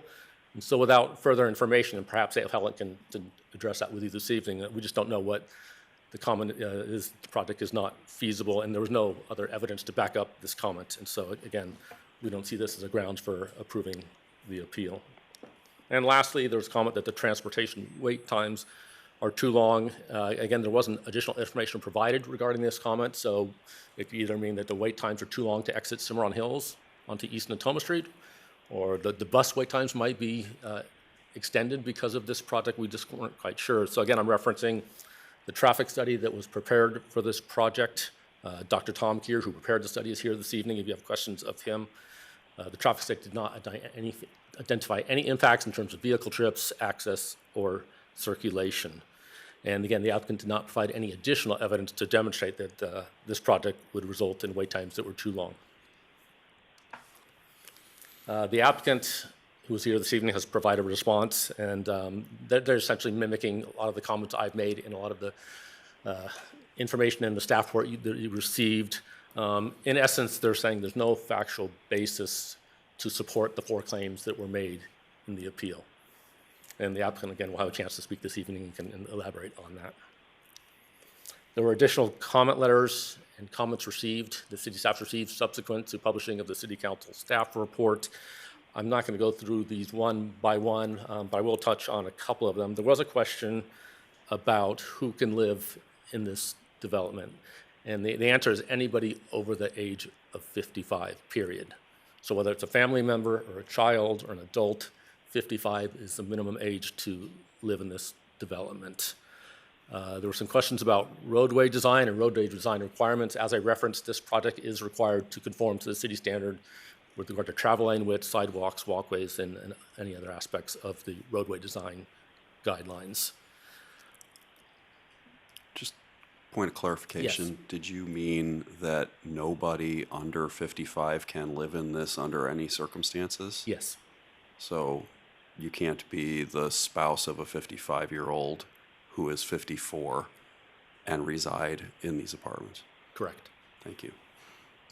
If I may clarify that, this will be based on the lease requirement also. So the leasing company will have to verify because that's their requirement.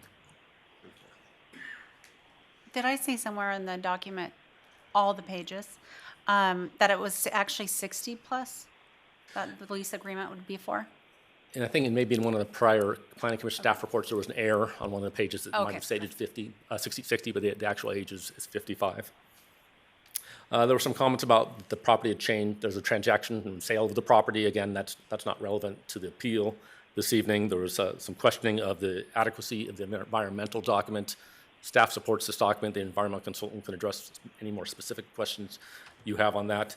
I was also remiss in mentioning that in between the first Planning Commission meeting and the second Planning Commission, the applicant proposed some modifications to the project to address some of the concerns raised by neighbors and residents. And those 4 changes were restricting access to the secondary driveway to emergency vehicles only and solid waste vehicles, and putting up an electronic sliding gate at the secondary driveway. Installing a pedestrian-activated beacon system at the existing pedestrian crosswalk on East Natoma Street near Cimarron Circle, so that a pedestrian can press a button. There will be lights that will flash to let vehicles know that someone is intending to cross that existing crosswalk. Thirdly, that the applicants agreed to implement a parking permit program for their residents to ensure there aren't too many vehicles and people don't have too many vehicles. They'll have to issue permits to people who live there. And lastly, they agreed to enhance the landscape buffer along the eastern project boundary. So I was remiss in mentioning that, but Planning Commission was supportive of those changes. I did want to mention that. With that, staff does recommend that City Council deny the appeal. City staff is happy to answer any questions you have, and I know the residents and the appellant and the applicant are also here this evening to speak. Thank you. Thank you. Any questions? No? Maybe one question, Steve. I know it's based on your observation, you can give this answer. The first time we started the workshop in March 2022. And the first Planning Commission meeting is in January 2023. They're about 10 months. Based on, I know we sent the 500 feet letters and all those, which I know I'm personally not happy, with the 500 feet letters, all those, but it is a city code I should obey. Have you seen that pushback from the residents, 10 months ago, 11 months ago, in any format to the city? There's been constant communication and feedback from the residents with From concerns. the last 10 months? Yes. Okay, thank you. That's all. Anna, any? Yeah, I'm not sure if I ask you the question or wait for the applicant, but I'll just try with you. How about that? Sure. I noticed with the parking, I looked at the study it's in the big packet, page 566. When it narrowed it down to per bedroom, you know what I'm talking about. Looking at the ratios, all of them had issue. There's 1, 2, 3, 4, 5, 6, 7, including ours, 8 different things studied. So 7 studied, and then how ours would fit in it. Our ratio per bedroom is 0.78, but the only one that didn't have any kind of concession, and they weren't all bad, but 3 or 4 of them said they lacked parking, period. Another one said they were fine with parking, but several of the residents parked in public parking in a different residential area. And another one had an overage of guest parking, so that was an issue. The only one that didn't have any issues was the Vintage at Bennett Valley in Santa Rosa, California, and their ratio was 0.83. So I would like to see the standard for this apartment building being 0.83 rather than our proposed 0.78, or whoever proposed that. And that would put us at 144. So we have 174 bedrooms proposed. That would put us at 144 parking spots. I think that would alleviate a little bit of the concern of our the Cimarron Circle residents, in part because then it would be 132 per unit, or 1 per unit, which is 132 units. And then you have 10 more spaces or 12 more spaces for employees and guest parking. And I think while that doesn't meet one of the issues of not approving this, it is definitely a concern with the residents around there. And one of the things that I've dealt with in the past is when parking will become an issue. If it's going to become an issue, it becomes a hot button issue for residents. And after going through many months of this very, very similar situation up in Washington, the only thing that we could do as a council to not be discriminatory was apply no parking from 2 to 4 a.m. for anybody. So it was consistent. So I'm kind of looking at what will be the consequences later on. I don't want to put the city in a situation where we're having to be the judge and jury again between 2 entities. So, I mean, just that could be a possibility. So any leeway the Vintage Apartments could do, I think would help that situation. Madam Mayor, just point of order, we should be asking questions right now only before we hear from the applicant or the appellant and the applicant, is my understanding of how these proceedings are to That's go a good forward. point. So my question was, thank you, Mike. My question was going to be, how can we at this point ask them to do that? That's a good question. I'll defer to the applicant to respond to that, but I know I think you're referring to the parking case studies that they provided. Correct. And there are different situations for each of those developments, and they can address those. Okay, perfect. Did they offer to put a sidewalk in on the southwest side? So you would cross from Vintage parking, Vintage home, whatever, apartments. You'd cross the crosswalk going towards Prison Road. That side, there's no sidewalk there that would connect you to the senior center. Was that asked of the apartments? Are you referring to the north side The of East north- Natoma Street or the south side of East Natoma? North side of East Natoma. That's prison property, and so it's not city practice or requirement to require off-site improvement on someone else's property like that. The requirement is to do your frontage improvements on your properties on the south side of Natoma Street, not the north side. Also, there are no existing sidewalks on the north side that would get you anywhere on the north side of East Natoma Street, but it was considered. So if a senior or someone was going to cross East Natoma going towards Prison Road, right, at the crosswalk that will be there, where's that going to take them? Is it going to take them down to the trail in a paved path, or is it going to just take them to the road, or is it just going to take them nowhere? It's not going to take you anywhere. The best option would be to go to the existing crosswalk to the east and that will take you to the Class 1 trail on the north side of East Natoma Street. There'll also be sidewalks that will take you west, and from there you can connect to the sidewalks along East Natoma Street to the west and also to the Class 1 trail system to the north and to the south. So is that crosswalk, I can't find the map quick enough, but is that crosswalk then the one that's closer to Cimarron Circle? And so they would walk on the new sidewalk to get to that They'll be constructing a sidewalk to their eastern boundary, and then they're constructing a sidewalk off-site to connect to the existing sidewalk at Cimarron Circle. And there's a pedestrian crosswalk there that crosses over to the Class 1 trail on the north side of East Natoma Street. So how would a person get to the senior center from, if they didn't want to go across Fargo, if they didn't want to stay on the south side of the road, they didn't want to go across Fargo, they didn't want to go where all those office buildings are? There's a sidewalk and a Class 1 trail that will take you over the bridge, and you'll take that sidewalk as far west as you would like to go. And there's access to the senior center from there? You could go to the traffic signal right out front of City Hall and cross that crosswalk right there to get to the senior center or to City Hall. Okay. Thank you for that. Madam Mayor, if I may address Councilmember Rohrbaug's initial question about parking. The applicant the project applicant will probably address it as well, but because of density bonus law, this is another set of state laws, the applicant is entitled to request 1-to-1 parking ratio, and the city is required to approve, to grant that concession. The applicant can nonetheless offer more, but if they do not, they're entitled to the 1-to-1. So that makes me want to ask you a question. The 1-to-1, that's for the units, so 136. But when they've planned for guest parking to come out of that 136. Is there a legal decision on that? No, guest parking, employee parking, they do not factor into the 1-to-1. They do not factor into the parking ratio and the city's requirement to grant that concession because of this density bonus law.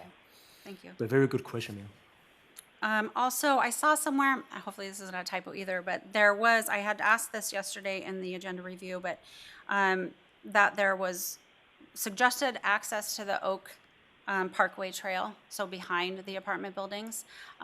Is that happening, and is that going to be asphalt? So if there is a walker or... The applicant is proposing to construct a paved trail connection from the site to the existing Class 1 trail to the south, yes. Okay. That's it for now, thank you. Right, any other questions? No, okay, then we will move along to the appellant to make a presentation with a 10-minute time limit. And the appellant may divide speaking time between various speakers, but the total is 10 minutes. Yeah, Steve. Here's your flash drive.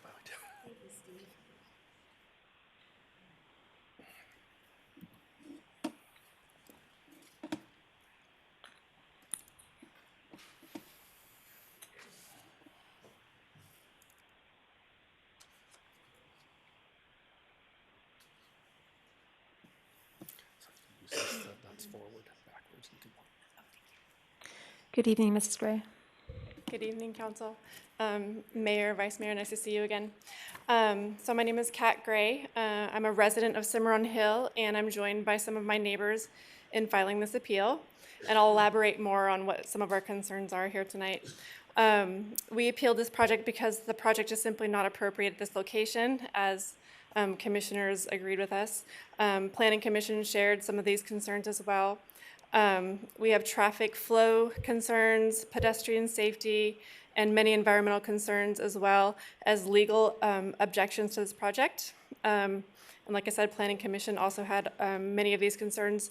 But ultimately, they joined the city planning in approving this project and offering entitlements and concessions out of fear of potential litigation. We believe these litigation fears have been overblown and fueled by the developers as they attempt to come into our city and find loopholes in our land use regulations. My neighbor and fellow appellant, Aaron Sargent, will present some of our findings with respect to the legality of denying this project, followed by Dr. Henry Sundermeer, addressing traffic safety on Natoma. So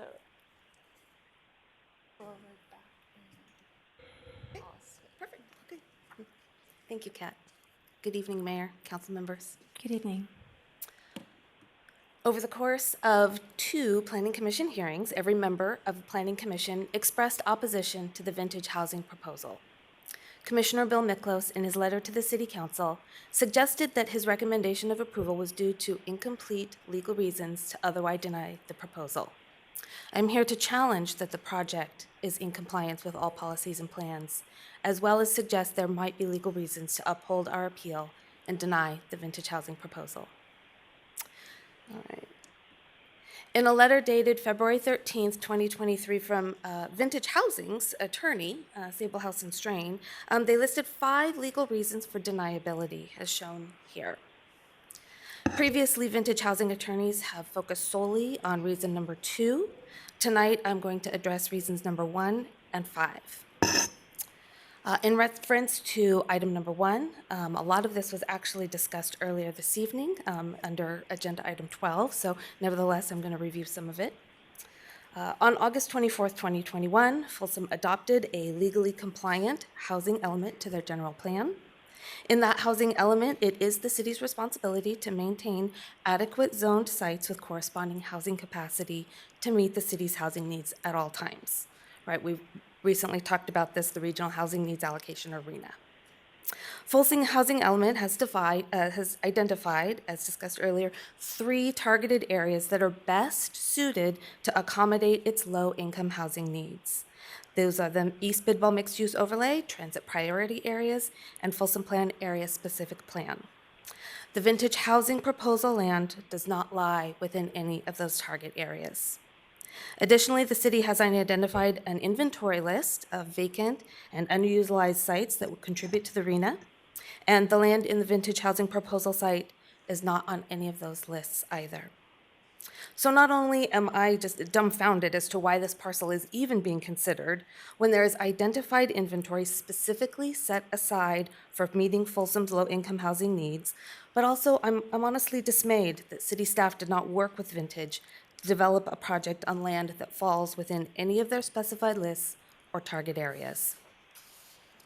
As discussed in agenda item 12 just earlier this evening, there was a chart on the in their presentation, or not in their presentation, but in their packet. Folsom has a projected surplus of 231 units of lower income residential housing. Even without the 135 units contained in this proposal, as you see here, the city still has a plan to maintain a surplus. This project is not needed to fulfill Folsom's RHNA obligations and no net loss requirements. This shows that Folsom is legally compliant and does not need the Vintage Housing proposal to meet its low-income housing needs. This alone is enough to justify denying the project. In reference to item number 5, I would like to discuss that Section 4.1.1 of the housing element reads, "The Folsom General Plan establishes land use designations for all land within the city limits. These land use designations specify the type of development the city will allow. The land use designation for the Vintage property is professional office and does not have a residential density associated with it. The housing element identifies 7 land use designations that permit a range of residential development types up to densities of 30 units per acre. These are listed in the table here. As you can see, the land use designation of professional office is specifically not included. This makes the density allowance requested for the Vintage Housing proposal inconsistent with the general plan. With respect to zoning, according to Folsom's zoning map, the Vintage Housing property is zoned business professional and also does not have a residential density associated with it. Although a senior residential facility is allowable with an approved conditional use permit, it would not change the zoning designation. The business professional zone does not offer a baseline density to which you can apply a density bonus, making the property inconsistent with the zoning ordinance. To wrap up, because the project is inconsistent with both Folsom zoning ordinance and the housing element of the general plan, And because Folsom has a housing element in substantial compliance with state law, I assert that the city can deny this project. Thank you very much for your time. I would like to bring Dr. Henry Sundmeyer to the podium. Thank you. Good evening, Henry. Just to remind you of the time, there are Okay. a little over 3 minutes. Takes a little time to get up here and get the mic set up. Thank you, Aaron, for the many hours of research you did on items number 1 and 5. I'm going to talk about the third lawful reason to deny the variances.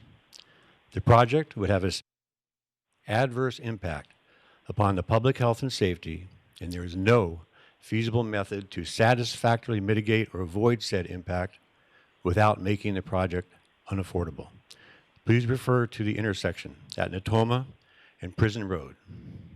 It does not have enough space for pedestrian, bicycle, and vehicular traffic. I went out there and personally measured the intersection and found it is 55 feet south to north. This drawing provided to us shows the traffic lanes, and they all add up to the maximum available land of 55 feet. However, there are 2 errors and 1 omission. The first error is the eastbound lane is only 11 feet, where it needs to be 12 feet in order for vehicles towing boats to safely pass a bicycle in the bike lane. The second error is that the westbound 6-foot bike lane is not depicted at all. It's not there. The omission is that there are no sidewalks. I located another Folsom intersection at Healthy and Serpa Way, just south of Iron Point, that has the exact same configuration of bike lanes, through and turning lanes as our intersection. I measured that intersection curb to curb with no sidewalks. It measures 64 feet. Next slide, please. Depending on who you believe, there will be between 200 and 400 seniors living in the new apartment building, many of them using the intersection to walk and bike. After walking across Natoma from south to north on the 22-second crosswalk of the new 4-way stoplight, which will certainly back up traffic, one will need to walk on this street, as there are no sidewalks planned. 1 minute, Henry. Adding 6 feet for each sidewalk and the needed westbound 6-foot bike lane, the intersection will require at least 70 feet. It currently only has 55 feet available. That is an objective, defensible finding the city could use to deny the developer's request. Natoma can't be expanded north due to land being owned by Folsom, so the only way to be widened is to expand to the south. Moving Natoma south could impact parking and fire rescue equipment access. We need reevaluation by our fire department of the feasibility of rescuing seniors and fighting a fire in a 3-story apartment with limited access. 15 seconds. Even in the present plan, Mr. Pena, one of our Folsom Planning Commissioners and retired fire captain, voted no for the multiple requested variances expressed in the Planning Commission meeting. He said, time is up. I would not, I have 1 more minute. Can I have 1 more minute? No, I'm sorry. We have a script here. We need to stick to the 10. Can I come back for another 3 minutes as a general? I Is that believe legal? you can. Yeah, I right. believe at that point. That's yes. fine. I'll do that. Thank you, Henry. Okay, moving along to the project applicant to make a presentation to the City Council. There are 10 minutes on the clock. Good evening, Mayor Rodriguez, Vice Mayor Chalem-Churler, and council members. Robert G. Holden is appearing on behalf of the applicant tonight.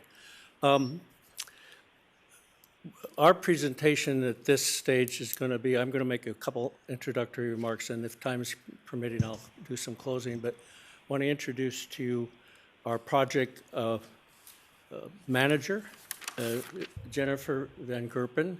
We'll also introduce to you our civil engineer, Chris Schultze, our traffic and parking consultant, Tom Keir, our CEQA consultant, Robert Edgerton, and case you have questions on those topics.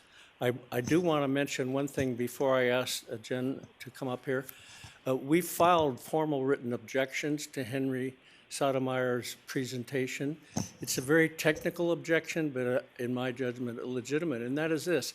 He participated in the hearings in January 18th and February 15th. He did not file his objection, his appeal, so to speak, until March 20th, which is tardy. He did not pay an appeal fee, which the appellant did do, but he did not. And he raised issues that she did not raise, which he could only do if he was an appellant in his own right, and he didn't qualify for that. So the council can disregard his comments. Nevertheless, we're perfectly happy to discuss the civil engineering factors. Let me introduce Jen Van Gerpen, our project manager. Good evening, Jen. Good evening, Mayor, council members. I'd like to thank you for taking the time to hear, excuse me, our side of the story tonight. I think that it's important to consider the housing needs for the people of Folsom, especially with Point 12. There is definitely a need for affordable housing, and we are trying to do that. Sorry. The consideration for our CUP is a reasonable request, and I think that we provided supporting documentation to that, just based on factual surveys, studies from professionals, and I'd like you to consider granting the approval for the housing. And that's all I have. Okay. If the council has questions for our consultant regarding the issues that were raised on the roadway, Chris Schultze is here. If you don't have questions, I will move on to Tom Keir and see if you have questions for him. No? Any questions? Okay. More questions for the end once we get through this. Okay. So then we have our traffic and parking consultant, Tom Keir. Does the council at this stage have questions for him? I don't have a question at the moment, but are we going to be able to ask the applicants questions after the public speaks? Yes. Yeah, we have 5 minutes at the After end that, to close, okay. yeah. Yes, ma'am. So seeing no questions for Tom, then the question is whether you have questions at this stage for Robert. Robert is anxiously waiting to talk to you about CEQA if you want to hear from him. Not hearing that, let me address a couple of issues in the time remaining. The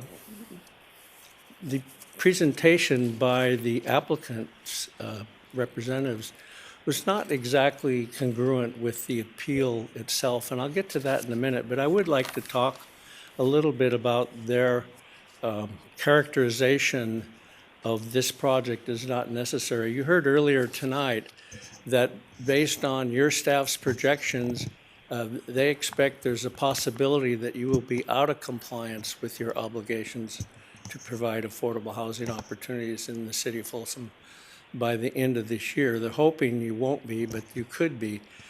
This is a project that will give you the insulation or the protection against that possibility. Your staff has also identified ways to restore your capacity to provide affordable housing, but those are not matters that will be done tomorrow afternoon or have been done already. That will be a long process, as your staff indicated in the time frame that was described by your staff on item number 12 this evening of your agenda. So I think the important thing is this project is one that will greatly assist the city in the year 2023 to meet its obligation to have affordable housing projects available. And I'd like to talk very briefly on the issue of the zoning issue. Your zoning code specifically permits this project with a conditional use permit. You can't very well argue that somehow the conditional use permit does not permit the application of the density bonuses, the planned development permit, and so on. That doesn't follow. It's illogical to think that you can't do this project, even though a conditional use permit says you can, And they haven't cited any authorities for that proposition. And moreover, I would point out, that isn't actually what was argued by the appellant in her paperwork. That our written response to that written submission covers all of those issues specifically. And that probably the most important one that she raised was the claim that the conditional use permit was totally invalid. And we went through in detail in our written submission how that was not so, that specifically the requirements of the new conditions of approval that we agreed to in your staff imposed conditions recommended to the Planning Commission, which it imposed, conditions 38, 53, and 54, address legitimate concerns that could have served as a basis for denial of a conditional use permit. We responded to the concerns. The Planning Commission accepted that and approved that. And so that argument is vacuous and it's not consistent with the issues raised in the paperwork filed by Mrs. Gray. And, you know, when we do these projects, the appeal and the response to the appeal has to be framed by some issues, and those issues are the paperwork that the appellant files and the paperwork that the applicant files in response. And I think that in those matters, we've addressed all of the concerns. Environmental, we've addressed that.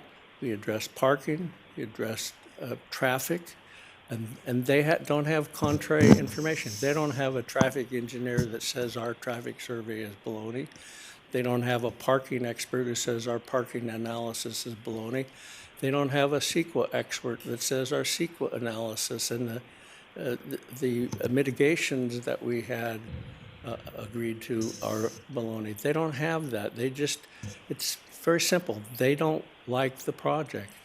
Understand, they don't like the project, but the council is bound by law and by rules to make these determinations. You can't just put your Mr. Nice Guy hat on and say, yeah, we want to be a nice guy for these neighbors because they don't like the project. My client is an experienced developer of these projects, and we will do a good job. And Chris is here. I think he wants to address some of the roadway issues and drainage. Chris? Yeah. Welcome, Chris. I just want to remind you the time. 2 minutes. I can do it. So thank you, everybody. Chris Schultze with TSD Engineering. The reason I got up here is I was taking a look at this photo here, and I don't disagree with any of the comments that he made. But as part of a project like this, we're responsible to improve our half side of the street. And if you look here, you can see that that bike lane is 3 feet. We're responsible to make that bike lane 6 feet. You can see the travel lane there. It varies a lot. It's 11 in some spots, 12 in some other spots. We're obligated to make it 12 feet. We're supposed to introduce the left turn pocket, it needs to be 12 feet wide. So to accommodate that, what we will do is we will widen the road, picture left, add curb and gutter, add attached sidewalk. The low spot there, that drainage actually comes from Cimarron subdivision. Further down, there's a 24-inch culvert that comes over that drains the prison property. And so this area here, right where this sign is, this all gets leveled out and transitions into the building. And that's where we're talking about, where Steve was talking about the 2 to 4 foot grade difference between the street. And when he says that, that's the center line of the street as opposed to the curb and gutter. But yes, we are going to widen that. And furthermore, as you're heading eastbound on, just checking my time, East Natoma, we are introducing a right turn pocket so you can enter the project without having to stop and make a right turn into the project from the through travel lane, which you see right here. You can see the car in the distance kind of heading our direction. There will be a dedicated right turn pocket there, further widening along the street. And so if I didn't answer your questions, I will come back up a little bit later when answer any other I'll questions. you have. ask it right now. So I know there was a comment saying that there was no sidewalk plan, but that is literally where we're looking at, where a sidewalk is planned. So there will be a sidewalk along the frontage, and then also too, remember, there is a tunnel bicycle trail that goes underneath East Natoma, circles back around. You can hit the sidewalk and actually go all the way down to Senior Center without crossing at grade on East Natoma. Thank you. All right. Okay, now we will move along to members of the public that may address the city council. Just keep in mind that this is a 3-minute limit, and our city clerk will call your name. First speaker is Candy Jones, followed by Judy Alexander, and then Bob Mutchar. And you can line up to one of the sides as your name is being called.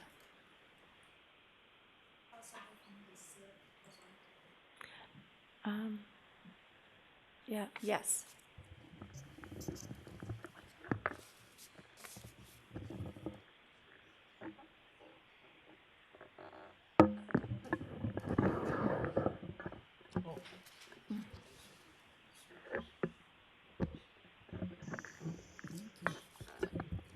Good evening. I'm going to keep my remarks brief. My name is Candy Jones. I live on Cimarron Circle. I do ask your patience because I'm old and slow. According to the HAA, if a California city does not have a substantially compliant housing element, the HAA indicates that the city cannot use its zoning or general plan standards to disapprove any housing project that meets the affordability requirements. Conversely, since Folsom does have an element and has been compliant, as evidenced by its surplus of land set aside for low-income housing, the rule is not applicable, and Folsom is therefore entitled to use its zoning and general plan standards in its city planning and is within its lawful right in denying the Vintage Housing project. According to Folsom's element, by increasing capacity in targeted areas, the city is well able to maintain an adequate supply of land for multifamily housing without having to rezone land in existing residential areas, as could be required under the state's housing element requirement. At the conclusion of their deliberation, the Planning Commission was in the majority in expressing their desire to recommend denial of the proposed project, but were put off by possible lawsuits as outlined by the Vintage Housing attorney and assistant city attorney. Many of us agree with Planning Commissioner Bill Miklos in the opinion that this was an example of intimidation and that the city was not well served in this particular instance by the city attorney who should have known the correct facts in the matter. Folsom is working proactively to meet its housing needs. Affordable housing is wanted, but this is an ill-conceived project having no realistic way of achieving a safe environment for the demographic it professes to serve for the following reasons. No reliable public transportation. There is no regularly scheduled public transportation, leaving SMART as the only alternative. SMART is not guaranteed transportation. It is not, as some believe, a door-to-door service. In fact, it may require more walking than many seniors can manage. It is a time and space available service with no guarantee of any specific time of arrival, and nor is it available nights and weekends. Food shopping. There is no affordable food shopping. The project's distance from affordable food shopping puts it in the classification of an urban food desert, as sources of wholesome foods are over a mile away. While there are convenience stores and gas stations in the area, as Mr. Holderness suggested, as shopping sources, convenience stores and gas station food is neither healthy nor affordable for people who are already economically disadvantaged and food insecure. 3, there is no close proximity to health services. With a whopping 484 possible legal residents in this small space, our hospital could be overwhelmed. Additionally, the hospital Mr. Holderness referenced in is a private, long-term facility with no emergency services, as he well knows. 4, number of residents. According to project plans, there will be 98 one-bedroom apartments with 3 legal and allowable residents per apartment, and 38 two-bedroom apartments with 5 legal residents allowed per apartment, for a total of 190 residents and a grand total of 484 Sorry, possible. you've exceeded the time limit. That was my bad. Yeah, so we got. May I finish with one sentence? Yes. We respectfully request that the City Council deny approval of this project and uphold the appeal. We also request that the city work with Vintage Housing to find another more suitable and appropriate location for this project. Thank you. Thank you. The next speaker is Judy Alexander, then Bob Mutchler, and then Nancy Coe. We need a partner here. Good evening, Judy. Good evening. Thank you again for listening to some of my thoughts. I'm very interested in having very low and low-income housing available to our residents. We have waiting lists, and as was previously mentioned, we do have a plan for how to create more housing, but none of that is even at the first stages of being built. It's a lot assignment. It's a designation of space. It is not available housing. So I just think we ought to make sure we keep that in mind. We have a project before us that I cannot speak to all the technicalities on, but it has gone through a certain process, is at a certain point in time, and if it fulfills the obligations of the city and the planning departments and the state and the environment, et cetera, et cetera, et cetera, it is much closer to offering housing for very low-income people and seniors who are already residing in our community and are wondering if they can stay in our community. There's a phrase that keeps popping up called specific adverse impacting the health, safety, and welfare. Well, the health, safety, and welfare of current low-income seniors is currently being affected in a very not positive way by the limits that we have. We need more housing, and we need it in a timely manner. I'm speaking as a senior citizen. I'm speaking as someone trying to live on Social Security. I'm speaking as someone who is blessed to have had jobs in the past that have afforded me a comfortable living, but we have many seniors who worked at low-level, low-wage jobs. For us, they paid for their children's college education. They put others in front of themselves, and now they would like to stay in the community that they have spent their whole life in. And this particular project, I think, would offer that. I made a couple of notes. I'm not sure how many of us counted how many trees were felled when we got our property in our developments. I don't think that even came up. Maybe it should have, but I don't think it did. 20 seconds. Bike trails are close to other low-income senior housing. Over by the hospital, they seem to be working just fine. The Folsom Winter Shelter used the Smart Ride, very reliable whenever they were called upon, twice a day, 5 days a week. I've not heard a lot of complaints. Time is up, Judy. Thank you. Thank you. Next speaker is Bob Mutchler, followed by Nancy Coe, followed by Art Jones. And if you'd like to line up and be ready, that would be appreciated. Thank you. Good evening, Bob.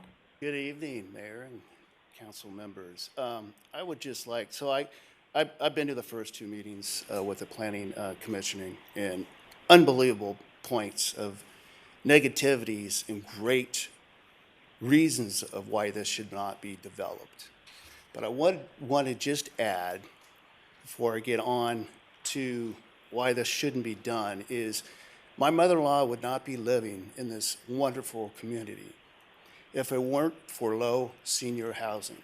She lives in a beautiful complex off of Willow Creek, and to have this location, it's not about with me, not about in my backyard. This is a traffic safety issue.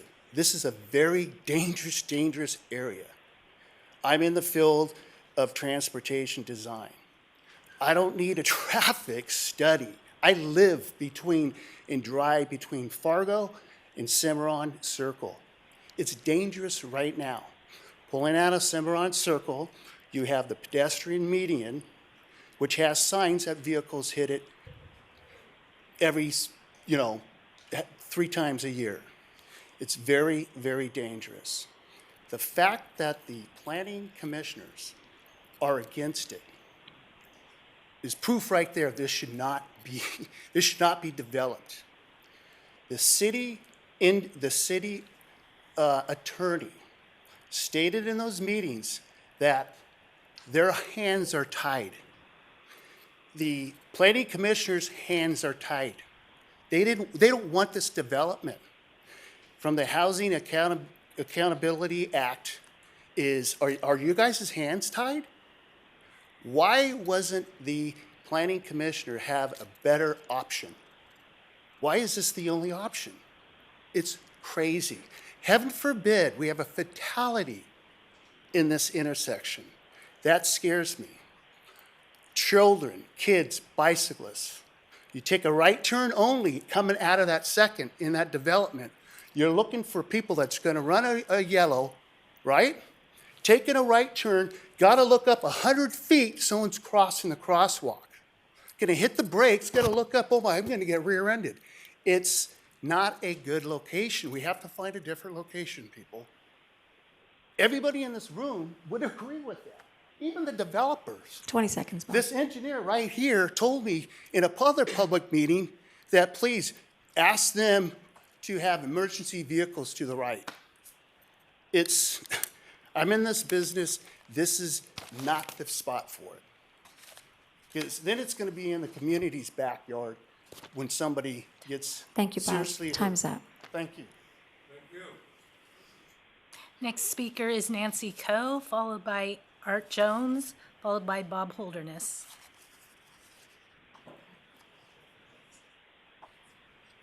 Hello.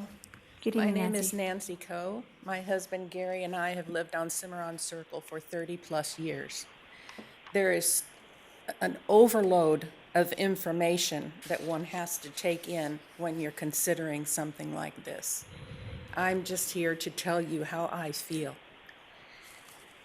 This, to me, is a square peg trying to be forced into a round hole. That is what the proposed project seems like to me. Why must we take every single open sliver of land and cover it with concrete, asphalt, and behemoth, ugly buildings?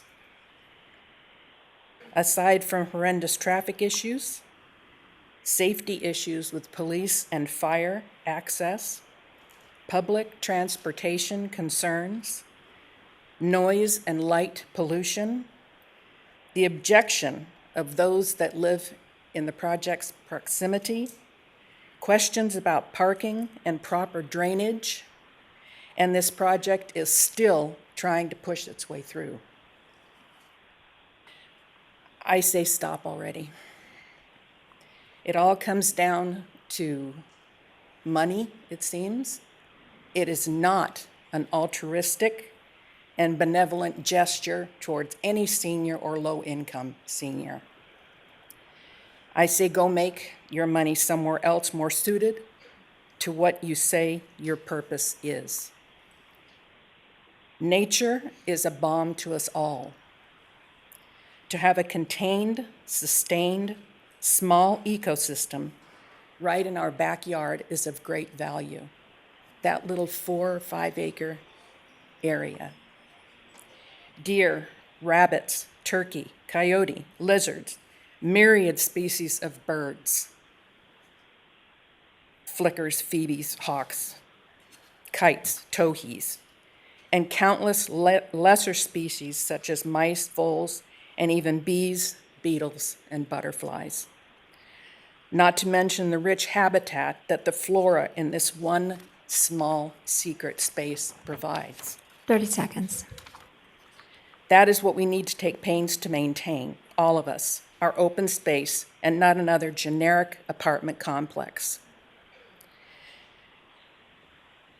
I vehemently oppose this ill-conceived, ill-considered plan, and I just say no. Thank you, Nancy. Next speaker is Art Jones, followed by Bob Holderness, followed by Kat Gray. Good evening, Art. Council members, my name's Art, and I'm here to object extremely. I'm in ground zero. I have that 3-story, for lack of a better term, monstrosity looking right into my back windows. I mean right into them. And by the way, if it's anybody's business, I have big glass windows in the back of the house. But that's just me. I would like to just take a couple seconds and talk about U-Hauls. What the hell's a U-Haul got to do with anything? Try renting one way out of the state of California. Do any of you know it can't be done? Do you know why? Because the exit of Californians is unbelievable. And I'm not saying this from NBC News or whoever. This is documented by the IRS, okay, and the Census Bureau.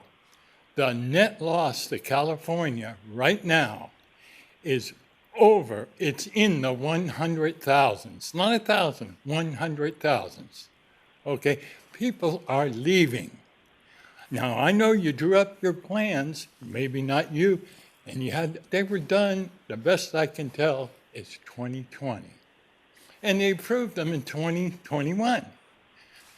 Newsflash, that's all changed due to a whole bunch of different reasons. And by the way, the people that are leaving, it's not just one demographic. High earners all the way down to very low earners. They're leaving. And one of the reasons, you got to put this in context, is their kids can't find work here. We all know California is not business friendly these days. Businesses with jobs are leaving the state. When the kids go, you know where mom and dad, they want to follow their kids. Kids may not want it, but that's another story. They're going to follow their family. We are actually going into a deficit, okay? And nobody wants to address that. You had these future plans. They're really a bunch of BS. We are losing people. So I ask you, this has gone from a need to a want. And all these people in the city of Folsom, everybody I've talked to is against it. They don't want it. 15 seconds, Art. That's pretty much all I need. I ask you to deny this project in the strongest terms possible. It is not needed at all, and we do not want it. Stand for the residents. Thank you, Art. And thank you for your service. Oh, you're more than welcome. Thank you. Next speaker, Bob Holderness, followed by Kat Gray, followed by Jean Sundermeyer. So, point of order, can Bob represent the appellant and also speak during public comment? No, I'm not making public comment. I just gave you that sheet of paper so you had your record straight. Thank you. If you read your rules, you have to do that. Thank you. Bob. Same with Kat Gray. Same with Kat. Is that correct? Yeah. Same with Kat. Kat, you're an appellant, Yes. so you don't. I was told that I could. Is that not? That's not correct. Correct. Right. She's the Yeah. she's the appellant, You will so have she'll have the 10 minutes allocated to the appellant. And a rebuttal period at the Right. end. She Actually, has. It's fine. Correct. She has the opportunity to make closing remarks to the city council. Correct. Okay. Next speaker, Jean Sundemeyer, followed by Henry Sundemeyer and Eli. Good evening, Jean. Hello, my name is Jean Sundermeer. This project, the Vintage Apartments at the proposed location, is not good for our city. Many safety concerns, along with its poor location, have been presented. I'm going to use my time to speak on the shortage of on-site parking. Remember, this complex is not for assisted living. It is for senior housing. This creates a good chance many of these units will have more than one car. Here is the breakdown presented to the Planning Commission on the parking plan. 136 spaces. Subtract 20 for handicap, another 14 for electric cars, and another 6 will be designated for the manager, workers, and visitors. That leaves a total of 96 general parking spaces. The developer's so-called solution to this shortage is to include in the rental contract a clause which allows only one car per unit. Here are some questions about this plan. What happens once a tenant has signed the contract, moves in, and then later acquires a second car? How is this signed contract enforced? Who will inspect for violations? And how will violations be handled? This signed contract plan has so many ways where it is unmanageable and unenforceable. It will be abused by the tenants as they are searching for parking spaces, and certainly cars will be forced to park on Cimarron Circle and other neighboring streets. Also, does the manager of this complex live on site? And are they limited to only one car per unit? Or will they be exempt from this policy? The manager could have a significant other and driving-age children living with them, all of whom could have their own car. If they are exempt, this will only add to the parking shortage. This project has so many problems, ranging from safety concerns, environmental impact, poor location, and traffic issues. The City 25 Council seconds. should vote yes on this appeal. Thank you. Thank you, Jean. Next speaker is Henry Sundemeer, followed by Eli, followed by Teresa Golden Olson or Olson. Can we go back to my last slide showing the south side of, where's the controller? Yeah, perfect.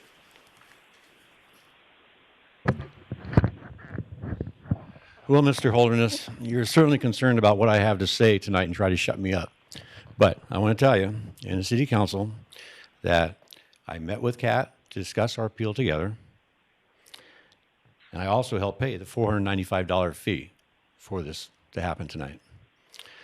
The 200 to 400 residents that are coming out of this apartment are going to be walking in that intersection. We all know that. That intersection now does not have very much pedestrian activity. The sidewalk that they're talking about putting on the south side is not going to help people going across Natoma where there's no sidewalk, and they'll be walking on the street as they cross that sidewalk with that 22 seconds there. This shows how much work they have to do. And the city is going to have to pay for it, even though in the Planning Commission twice they said they're going to pay for everything. The city doesn't have to pay for anything. Well, read the packet, and there's this sidewalk and all the work and the culvert and everything needs to be done. By the way, this water is coming from the prison and runs all the way down the entire property. So they're going to put a culvert all the way down there, cover it all up.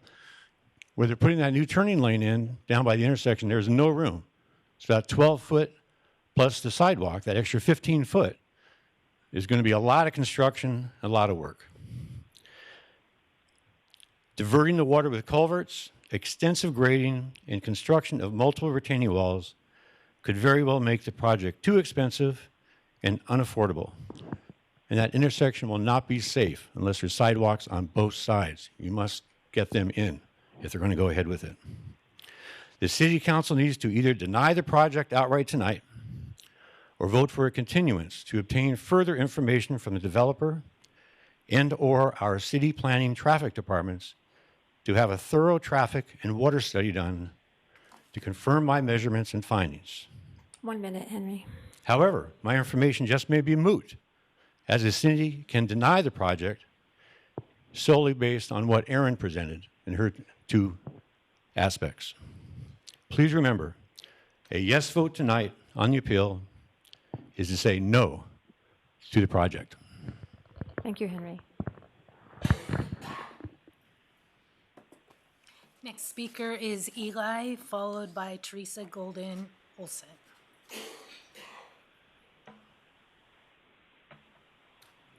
Good evening, everybody. My name is Eli.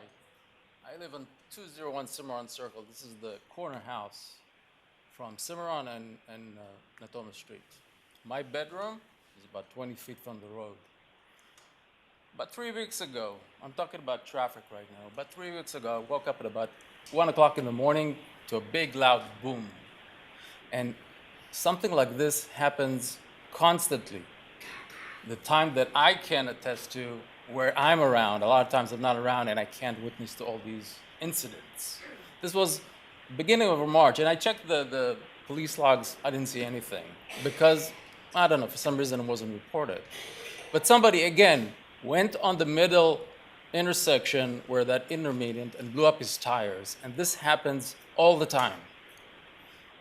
I checked my cameras because I couldn't fall asleep. I have cameras and I can see, and I could see somebody there, and then eventually about half an hour later, a police squad came in because I saw the flashing light. In the morning, I saw that car just sitting there, okay? This happens all the time. 10 days ago, Saturday morning, I was outside working in my front yard. I heard a loud boom again. I went outside, I ran to the street. There was a head-on collision. The guy that hit tried to run away. It was a hit and run.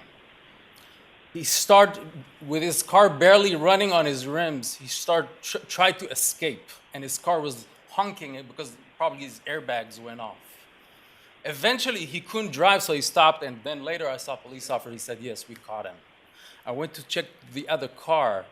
The other car was totaled.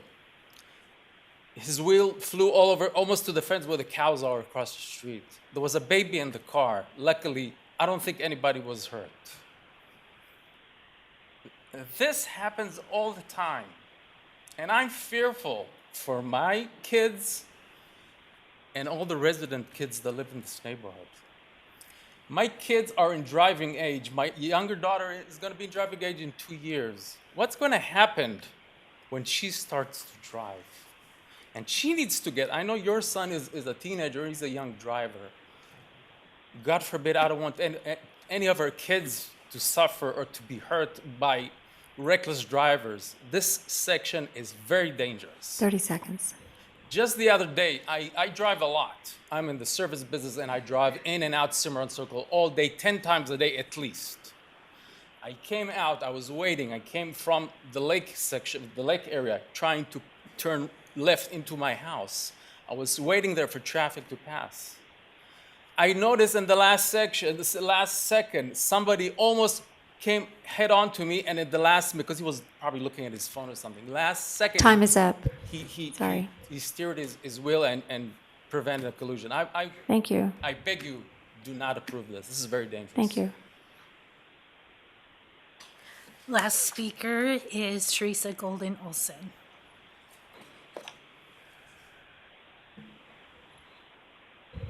Good evening, Teresa. Thank you. The first time I spoke, I ended up using some of my husband's time and my time. And I spoke the last time, and I wasn't going to speak this time, but I feel it's necessary.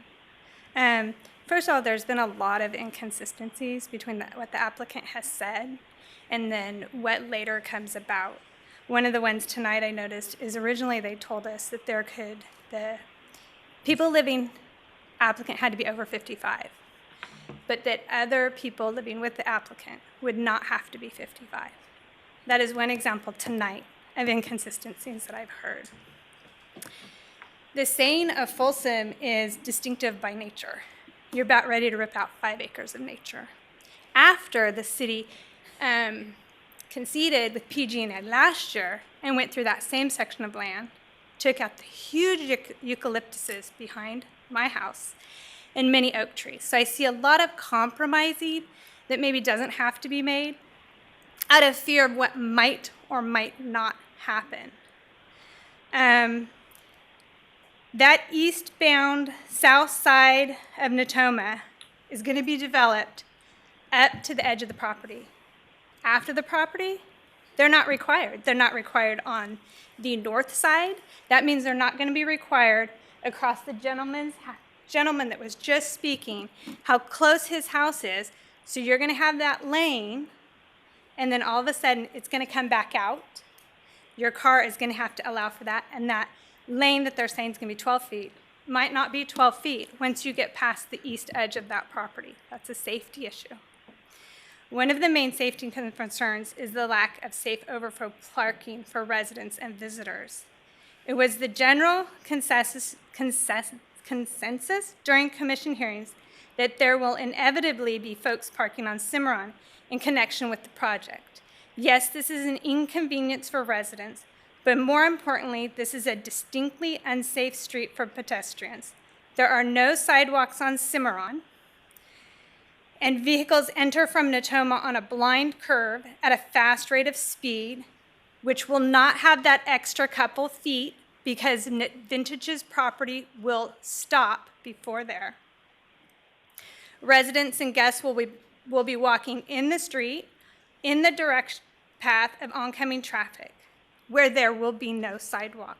25 Please seconds. see this photo where you can see there is a little space for people to exit their cars and walk safely to Natoma.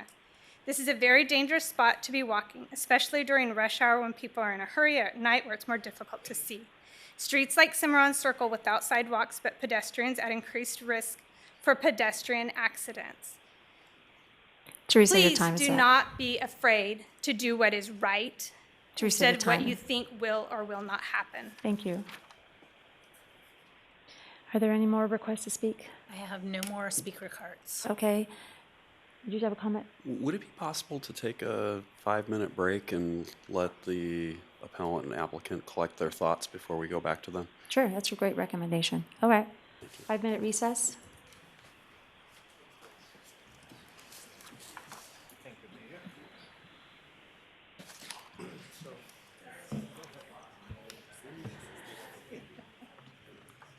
All right, we will continue with the hearing. We will now move on to the appellant making her closing remarks, and there are 5 minutes to the remarks.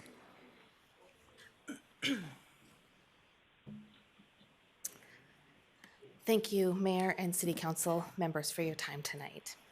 I'd like to actually just start out by reading from something that was in our item number 12, when they talked about creating additional residential development capacity. Creating this additional residential development capacity satisfies the goals of the general plan and housing element by 1, creating sufficient capacity to address the city's current RHNA obligations as well as help with future ones. 2, focuses growth in targeted areas and away from established residential neighborhoods. And 3, avoids a situation where the city has to rezone land outside of these targeted areas to satisfy the state's no net loss requirements. These are clearly defined goals of your housing plan and general plan. Tonight, we have heard specific, identifiable issues that affect public safety. We have raised questions about many issues, including traffic, pedestrian safety, environmental appropriateness, parking, lack of suitable transportation. However, the most crucial evidence for the project's deniability lies within the inconsistencies of the general plan and the zoning ordinance, and the fact that Folsom does not need this project to meet its RHNA goals. Low-income housing is a concern for all of us. Luckily, Folsom has adopted a detailed and comprehensive plan to address its fair share of housing need, including 3 areas of focus and specific sites that have been identified by the city as best suited for low-income housing. The land in the Vintage housing proposal does not fall within any of these 3 identified areas, nor any lists, and is not needed to fulfill Folsom's low-income housing needs. It stands to reason that the city did not identify this irregularly shaped lot, comprised of undulating land with natural water culverts and heritage trees. This land is not located near a reliable public transit area. It requires significant grading and street redesign and would ultimately be a safety risk for pedestrians. This land has not been identified as suitable for high-density residential project by the city's own housing element.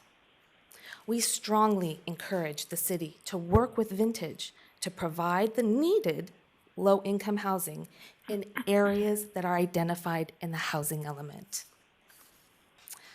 Also, as I presented earlier, there are general plan and zoning code inconsistencies that warrant an approval of the appeal and immediate denial of the Vintage housing proposal. If, however, the council feels that the information presented this evening is worthy of further review, and as such is not able to grant the appeal tonight, we suggest a continuance in order to conduct appropriate investigation. Lastly, we Lastly, we urge you to consider the oath you took to represent the citizens of Folsom. We strongly urge you to prioritize the voice of your constituents over developers who do not have a vested interest in Folsom's beautiful community. On behalf of the members of this appeal and the citizens of Folsom, I thank you for your time and your careful consideration. Thank you. Thank you. All right, we will move along with the project applicant to make the closing remark to the city council, and there's a 5-minute limit.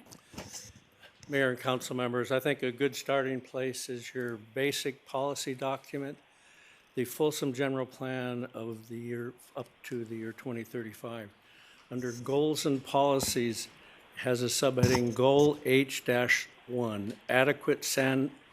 adequate land supply for housing. Under Goal H1, it lists certain policies. Let me read to you a relevant policy that you have adopted. Policy H-1.6, Plan Development Permit.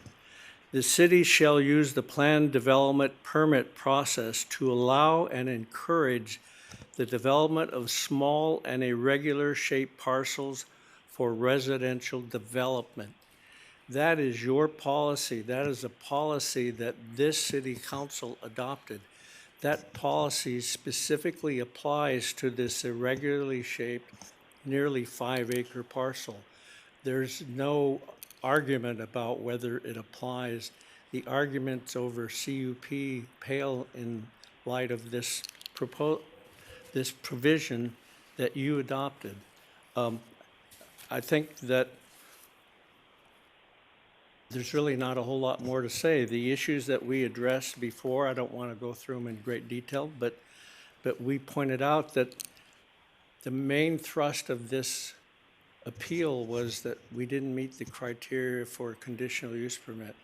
We showed you, we demonstrated to you in the papers we filed on March 7th that they have not established an evidentiary basis for that allegation, and we referred you to the items in our proposal that met the criteria of the conditional use permit, as was established when your planning commission voted to issue a conditional use permit, as well as a plan development permit as addressed in your general plan, the density bonus, and the conditions of approval that I previously referred to, 38, 53, and 54, I think they were, that were done in order to ameliorate some of the concerns of some of the neighbors. So with that, I know it's always a difficult one for a city council to tell a neighborhood no. This is a neighborhood I'm very familiar with, as familiar as anybody who testified to you today. I built a house on the top of Cimarron Hill in 1980. I lived there until October of 1993. My law firm office was located at the corner of Fargo and Matoma Street from February of 2008 until May of 2019, when I moved my office to home. I'm very familiar with that. I know the improvements that the city is requiring us to make on Natoma Street, and the sidewalks will be beneficial to the entire city. It will make that street a safer street, and they will make the pedestrian access safer. It will be a good project. It will serve a need that we have in this community. We need to provide more housing for seniors. We need to meet state law. And we don't need the Attorney General threatening to sue us because we fail in that mission. Thank you. Thank you, Mr. Holderness. All right, we will move along to city staff. Questions from the city council to city staff? Madam Mayor, could I ask that maybe we start by having our staff address some of the claims from the public? For example, the claim about, the sidewalks ultimately being paid for by the city,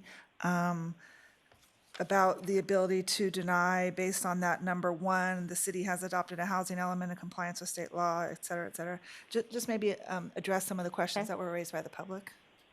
Also, it might be useful if we could bring up an aerial photo of that area, either from the plans or the presentation from earlier.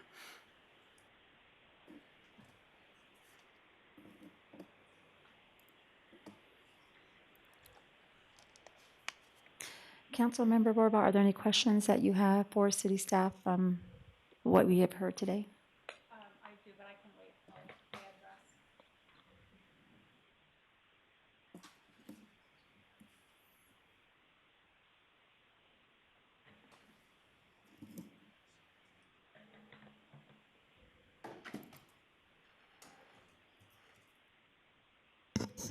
That aerial photograph work for you, Councilmember Kozlowski? Yes, sir. Thank you very much. I can answer the most recent question, then I can field questions. We also have other staff members here who can answer questions. The question about the applicant paying for the improvements. The applicant is required to pay for all of the improvements along their street frontage. City staff requested of the applicant that they continue a sidewalk and construct a sidewalk along this frontage area, which is actually part of the Cimarron Hills subdivision. So we've asked the applicant to continue that sidewalk to meet the existing sidewalk. And so that's an off-site improvement. It's not the applicant's obligation. So we're asking them to construct that, and then we'll reimburse them specifically for the construction of the sidewalk outside of their property at that location. So yeah, the city is not funding any of the improvements along their frontage. Is that, so the staff report talks about a credit reimbursement agreement, is that? Correct, that's okay. what that refers to, yes. Okay, all right. And Madam Mayor and members of the council, if I may address the legal side of the questions. The appellant speakers all have good intentions and they all mean well. And I think their perceptions and their observations are sound, not disputing any of that. The problem with us is we are bound by law. And neither the appellant nor the project applicant actually address what the council has to do in order to deny the project, which the planning commission also had to wrestle with. So in order to deny the project, you have to make two specific findings under the law. The very first finding under the Housing Accountability Act is that there has to be a specific adverse impact upon the public health or safety that cannot be mitigated, not eliminated, but mitigated.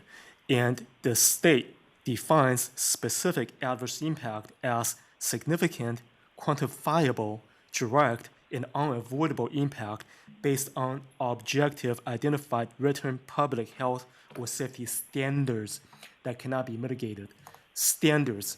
So if, for example, a standard that says that the project has to have a 20 feet setback from the street, and the applicant can only provide 19, they cannot meet the standard. That's the standard, objective standard. It's not subject to interpretation. It's either 20 or not 20. So if they cannot meet 20 feet, the city can deny. Staff has not been able to find any objective, identifiable written standard that this project has failed to meet. Assuming that this particular finding can be made, because this is an affordable project, the city is required to make a second finding, mandatory finding under the law. In order to deny an affordable project, this is where the 5 options that the appellant showed the council on the screen. The first is about RENA. The second is almost similar to the first finding you have to make, but a little different. The third is contrary to state or federal law. The fourth is zoned for agricultural or resource preservation. And the fifth one is the inconsistency between general plan and the zoning code. In this, the applicant is either misreading the law or have an incomplete read of the law. The law is actually very constricted. One, regarding RENA, the city has to find that the city has met or exceeded its share of RENA for this type of housing that the project would provide.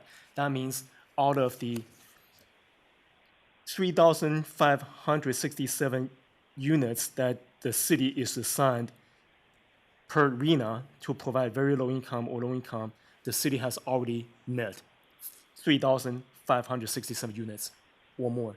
The city is not anywhere close of meeting that. So in the first standard, it cannot be met that the appellant is asking you to meet. The fifth standard the appellant is asking you to meet is the inconsistency in the city's zoning and general plan. There's no inconsistency there. Even though it's zoned business professional, residential is allowed with a use permit. There's no inconsistency between the two. And of course, the city is not able to make the other findings, assuming that you're able to make the first finding. Subject to your questions. Yes. Yeah, I know this is for city staff. Maybe Steve or other people can help. There is one more inconsistency. The residents are commenting about the age. If you can comment on that, please. I'll allow and I'll request the applicant to answer that because I don't know what their restrictions are, but I do know that's not part of the findings. Even if it's inconsistent, you can make that finding, but you still cannot deny the project. Agreed, because that's one of the major concerns, the residents are asking. Absolutely agree, sir. And that's part of the many frustrations, and I echo Councilmember Kozlowski's comments earlier. That's one of the many frustrations staff, not just our staff, but many staff in many cities have with respect to this very unfair state law that very much restricts cities' ability to actually choose our future. They take away a lot of local control. So Steve, I have a, do you have more? No. Can they explain the inconsistencies in age, one of you, please? It's anyone living in that complex must be 55. That's what we were hearing just now. That's correct. The applicant has stated that anybody has to be at least 55 years old to live in this development. I think the inconsistency you may be referring to was in a staff report where we inadvertently had 60 years as the minimum age, not 55. But again, that's not an objective written standard that they're violating. It's just a mistake in a staff report describing the age limit. And maybe the applicant can add on to that. And so the 55 plus also applies to the on-site manager that somebody referenced. I'll defer that question to the applicant. Okay. And so the on-site manager who's 56 cannot live, his or her spouse who's 54 cannot live there. If you could approach the microphone when you speak, that'd be really helpful so it's captured on the record. Yes, that is correct. The on-site staff has to meet the same age requirements that the rest of the building is under. So I have a question about that as well. So you have one leasee or maybe two on the lease agreement. That's how you're going to track it, is that correct? On who signs the lease agreement? So then if they have two other people living in the second bedroom or a third person living in a one bedroom, how will you track that if they're not on the agreement? Everybody who lives in the building must be on the agreement. If there's people living there that are not on the agreement, they're violating the agreement itself. So the leaseholders would then be violating. So management would address it as a lease violation. Is this special that it's, because I've heard in the past with other senior housing that it's one person has to be 55 and over, right? And you're saying differently for your lease agreement, correct? Yeah, everybody has to be 55 and over. Is that different in this one versus the other ones that you have or are planning? No, our communities are managed, I mean, typically it could be a jurisdiction, but they're managed with the same policies, so 55 and older. Okay. What is going to be the enforcement if there are residents of yours parking on this street? If they're parking on the street, I can't manage street parking. So I can manage what our residents do within our community and how many vehicles that they have within the community, but that would be up to the city staff to enforce open parking. Okay, so I know that probably didn't hit the residents real well because that takes you out of the enforcement of it and puts it back on the city. So if over time, if they see someone consistently parking and then walking over to the apartments every day or every night, what is going to be the recourse with you? Well, it's my understanding that the parking on Cimarron Drive is actually public parking. Correct. Anybody could park there. They could park there and walk to the prison. So Correct. That's but not. How are you going to manage if you've said in the past that you're only going to lease to people with one car, and then there's a second or third car? If they have a second or third car on the property, then I can address that. That's a lease violation. So if there is a second car that they have somewhere else that I don't know about, I can't control that. So you're saying, because this will come up, I'm going to look forward and see what happens. And, you have someone that signs a lease for a year or two. It's easy to hide a car if they don't want you to know they have a car. But this is going to put the city in a situation where now we're going to have to come in again and be the mediator between the Vintage Apartments and the residents in Cimarron Circle. So what I can tell you is the practicality of a senior citizen hiding a car in the city of Folsom so they can use it to get to anywhere that they need to go is not a likely problem. In all of the communities that we manage, people are not hiding cars. Some communities that we manage, we have less than a 0.5 parking ratio.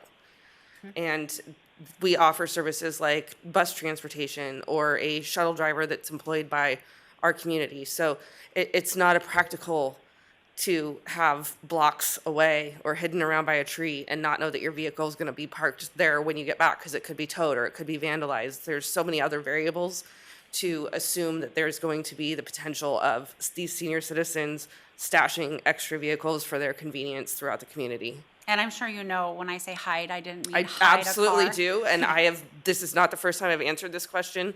Honestly, what we've seen in the parking studies and demands that have been provided to you guys is there is sufficient parking. This is not something as an owner and a long-term hold owner, like we build these buildings and we keep them. We've had buildings that we built since the start of the affordable housing tax credits out there, and since 1996. And we still own those buildings and maintain them. So I'm not here to create problems for myself because that's what it is. So if I'm standing up here in front of you saying I think one-to-one parking that allows for staff, it's based on the history of being a 25-year developer in 5 different states for seniors and affordable housing that I trust this is going to work. Because not only is it going to be your problem, it's my phone number they call at night too. And my name's everywhere. And they know how to find me. And I can promise you these guys are going to be calling me because I've been to their homes and knocked on their doors. Yeah, well, that's good. Do you currently own the property now? Does the Vintage Apartments own the property, or are they still? We did, yes. We closed in October of 2021. Okay.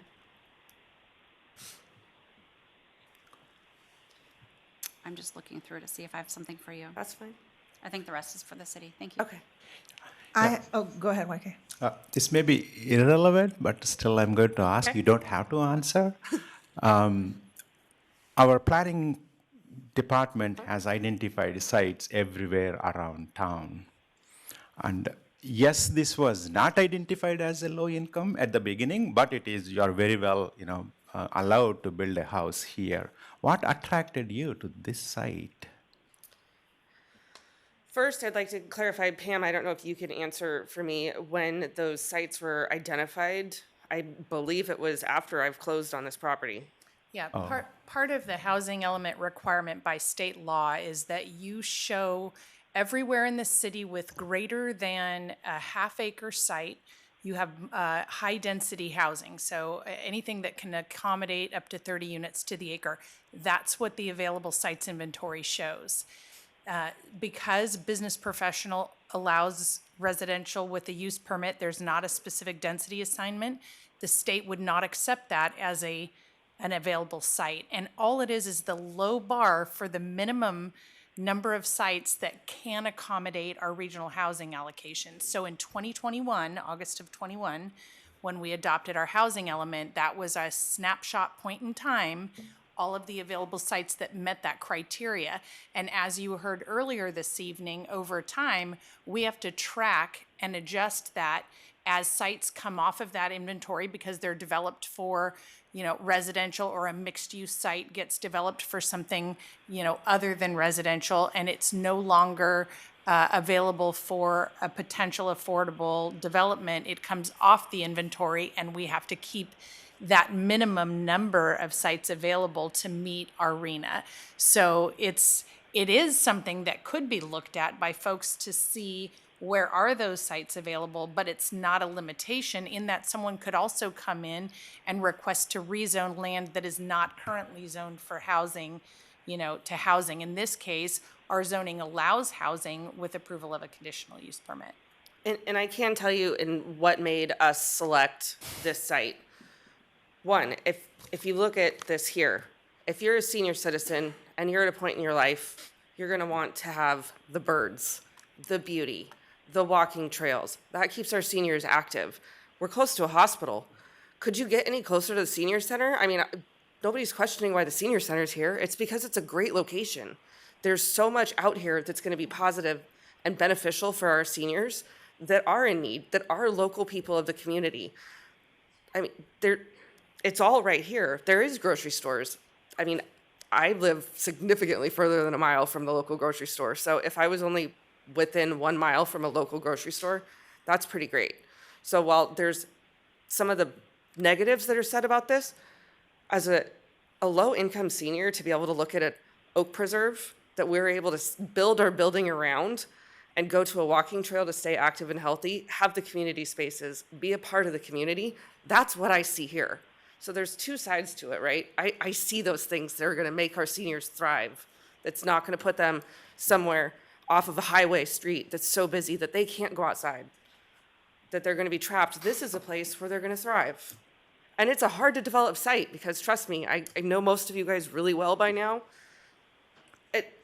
It's needed housing, and the city of Folsom needs it to meet the people's needs. So I stand here seeing something that is not negative, a challenge to get to the point that we get the approval, but what's not great about it? And there's even the underpass that they could get that's rarely talked about, but these seniors can get without even crossing Natoma. That's a concern for a lot of the public. They can get to the senior center without even doing that. They go through the tunnel. Thank you for answering my question. And you're right. Really I visited. passionate answer. No, I visited that site. I was thinking myself also, why did they pick this site? It's so ups and downs, right? No, on the first part, very hard to develop.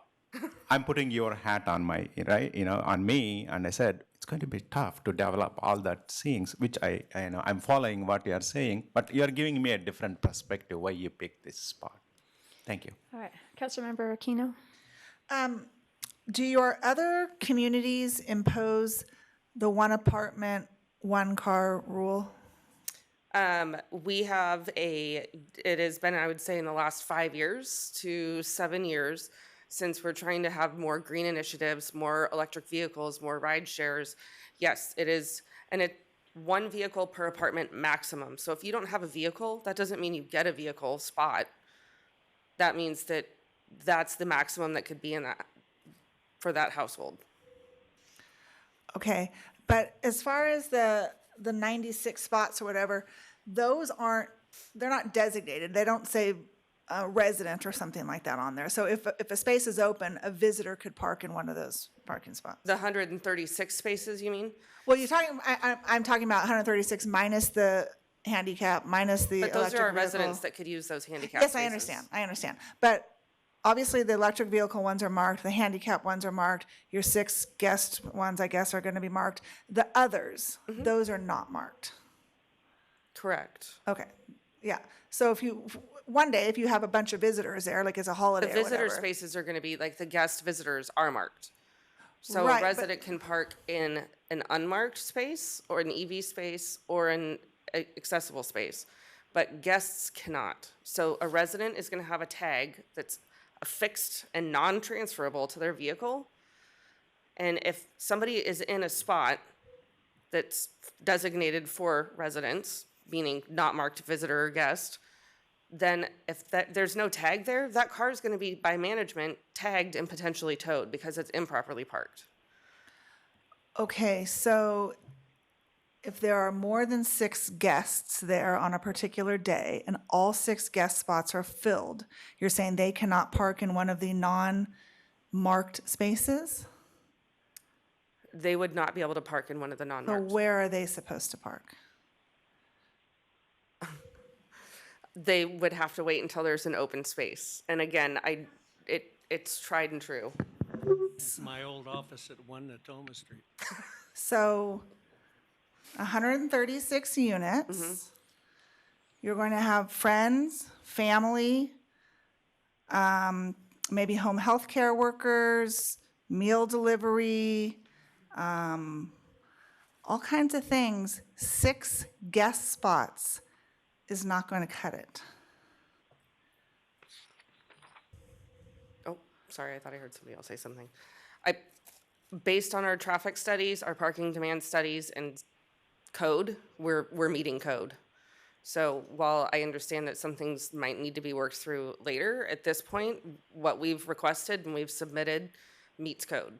So how do you do it at your other communities? You only have that few guest spots? It depends on the community and the parking availability. It's an individually managed process with a strict set of policies per each community, because each community is going to be different. The layout, the city, what's code. So I can't attest to what the Vintage at Folsom will be able to do compared to the other communities. But what I can say is that we meet code. Okay. Question for the city attorney. Do we have the ability to add conditions, amend conditions? You have the ability to add or amend conditions, but not pertaining to parking. You can add or amend conditions that may help parking, but not on the parking space or the number of the parking space itself because of the density bonus law. The applicant has the right to request concession, and one of the concessions they ask is parking, 1-to-1 ratio. Once they ask, says the city is required to grant that concession. Okay. But in terms of just, I mean, obviously you have to have handicap parking, we want electric vehicle ones, but just in terms of the marking, I'm just thinking, for example, Vista Del Lago High School, right? They probably issue more permits than there are spaces. So you go and you park. It's not like you have to park in this particularly. So does it make more sense if this appeal is denied, I'm just talking hypothetically, that there not be spaces designated guest and a guest could park in a just an unmarked space, or does that not work with the one car per apartment thing? It just seems like 6 parking spots for guests is totally inadequate. I don't recall that in the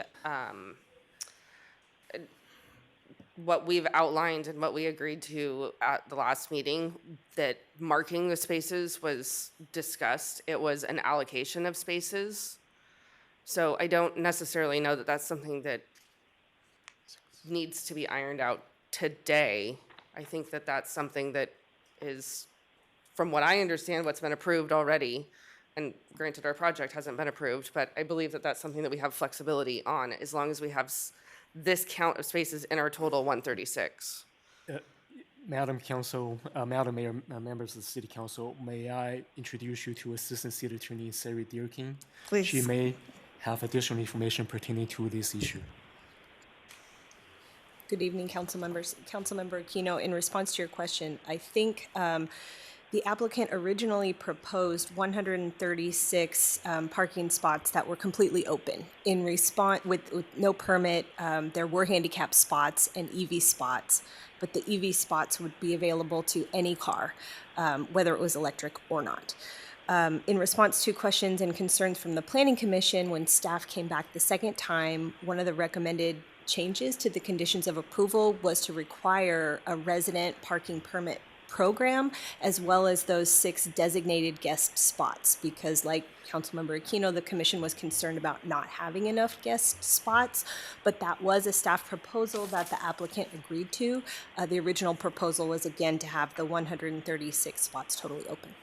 In other words, the City Council does have discretion to modify that condition if the council deems appropriate. We will cross that bridge if we come to it. Thank you. Any other questions? Yes. I have a couple, and they're on totally different topics and for our planner. Sit. I think so, yes. Actually, one question possibly is for somebody else. The Route 30 stage line, is it still active? The quote-unquote prison bus? I'll ask Mr. Rakovan to respond. You know, from Regional I'm Transit sorry is still for running not that line. knowing that, but is it still run in the morning and the evening? Councilmember Kozlowski, I was actually just looking that up on the Sacramento Regional Transit website. It does still show up on their website as a AM and PM weekday route only in its current form. Gotcha. Okay. Yeah. So the discussion earlier about there not being public transit, we can make sure that stage line continues to run, and it is a route that literally passes right in front of this project in the morning and the evening as a to work from work kind of time thing, and runs across town to the light rail stations at Glen and Iron Point past Walmart. Is that the number 10? That's the number 30. It's a peak route, so it only runs. It's limited in its service, but it runs 2 times in the morning each way and 2 times in the late afternoon each way. And Councilmember Kozlowski, and I would also point out that it is a common practice of regional transit to do unmet needs hearings and short-range transit plans. So should the project be approved, it would create potentially an unmet need for regional transit to reassess the schedule for Route 30. Yeah. Okay. Very good. Thank you for that. I just wanted to make sure that everybody understood that there is a route that passes right by here. It's limited, but it could potentially be expanded if necessary. And then I guess I wanted to just ask about the road planning to the west of the project. The bridge section that goes over the trail, is that a lane each direction plus a bike lane plus a sidewalk? I'm sorry for not knowing because it's like 2,000 feet from where we're sitting, but is there a full sidewalk right there? I guess is my principal concern. So if they do sidewalks along their full frontage, we'll be connecting with sidewalk from Cimarron Court all the way to back into the historic district. Because so I wanted to clarify that bit. So crossing the street, I guess, which was discussed, quite a lot, may not be necessary under most normal circumstances unless you are determined to cross over at Cimarron Court in the admittedly difficult, strange pedestrian crossing right there here? to get to the trail. So right here, this is when I walk out here, I cross right here. But and then that's for purposes to get to that trail east-west. But if you walk down the street to the west from the project. Right here? Yeah, so keep going west. So now you're right there, you pick up either the trail that can go down and under, or you pick up a sidewalk that can continue across the bridge right there, right? Correct. Okay, so you can continue at grade of East Natoma on a sidewalk all the way back to Fargo. Let me see if I can clarify. Yeah, So there's thank an you. existing sidewalk on the south side of East Natoma that crosses the bridge. Yeah. And it continues past the bridge 50, 60 feet. Connects to the trail. And then the Class 1 trail comes right up next to it, and it connects to the Class 1 trail, which runs parallel to East Natoma Street, which takes you to the intersection of Prison Road. in East Okay, Natoma. so then, thank you for coming up, because my next question is the right turn lane, if you are eastbound, that's going to be introduced. Yes. How far back does it go from Prison Road? Or how far back, how close to the bridge does it get? What is the length of that right turn lane? Yeah, I think you actually have a slide that shows that. I think that's worth. Let's look at the site plan and see that. Yeah, I think that's worth noting right there. The engineer for the applicant could probably give you the actual length of that right turn pocket. Yeah, And so it the will right be 12 turn pocket goes all the way back to where the bridge structure is. Okay, very good. And then the narrowing of the road back to a single lane, which also was brought up as a concern, that happens at the intersection, correct? So there is one eastbound lane that goes through the intersection. Correct. And there is a turn pocket to turn right. Correct. So there isn't traffic that's remerging. No, you're creating a right turn pocket for vehicles turning right into this project site. Yeah. The through lane will continue to be a through lane, but will be widened to 12 feet from 11 feet. Okay, and to your point earlier, from the secondary driveway, which will be for fire and trash access, there's going to be a sidewalk added back to connect to Cimarron. Correct. The black lines you hear are the sidewalk, and the sidewalk will continue So all the way. heading eastbound. It'll continue all the way to the existing sidewalk on Cimarron, yes. Okay, so not with regard to this project, but I hate the small raised curbs that we have all over the city that act as a tire blower outer. And I really feel for Mr. Eli that talked earlier, because those are, they're strange barriers that we have. And if there's a better way to do that, that would be a good place to test it out. Okay, so the concentration of the tree canopy in that open space, the arborist is satisfied that those trees will survive Yes. construction? Yeah, the arborist has reviewed the arborist setbacks report. can She's be been to the maintained? site many times, and she may still be on the phone this evening participating in this meeting if you wanted to ask her a I trust question. that you can speak for her in that regard. Okay. Yeah, and I just, notwithstanding anything else here, I think the thing to consider, and I really want to compliment the neighbors who have, zealously tried to protect this little secret garden, because I feel that myself for the open spaces that are in Folsom. It's hard to see them developed. But the residents of this project seem like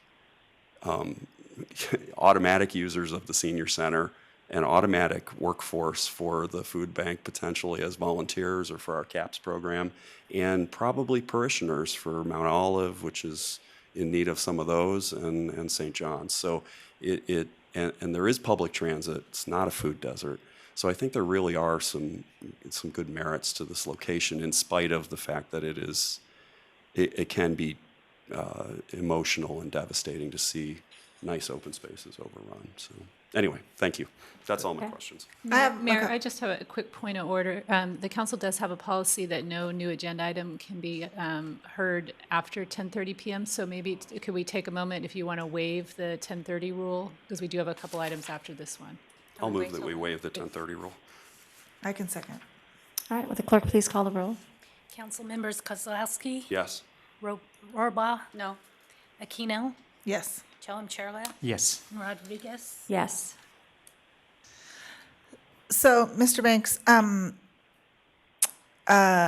was just curious about the turn pocket to turn right into the development, because it would seem like the people going down Prison Road would get a lot more traffic than this development would. And on there, I'm really bad with directions. I guess that's westbound, East Natoma Street. They don't have a turn pocket to turn right onto Prison Road. And so I was just kind of curious about that. Mr. Rackman, do you have any comments on? It's a good question, Councilmember Aquino. That's just been the way that intersection has always been laid out. There is sufficient room because of the presence of the bike lane and the vehicle lane width. You know, I drive that every day, and there's always a line of cars scooting around me to the right and squeezing in next to my car to make the right turn. Does it merit a right turn? It's a dedicated right turn lane? It probably does. But the prison has never approached us about making that improvement, and it hasn't been brought up as a priority for us as well. Got it. Okay, thank you. And then could we talk about the second driveway a little bit? Because I know the conditions or whatever were changed on that. So my understanding is that's going to be restricted to our solid waste trucks and emergency vehicles, police and fire, correct? That's correct. Okay.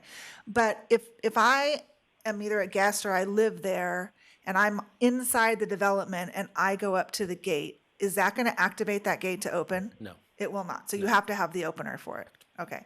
So is it still, so for our solid waste and emergency vehicles, is it still a right turn only when you come out of there?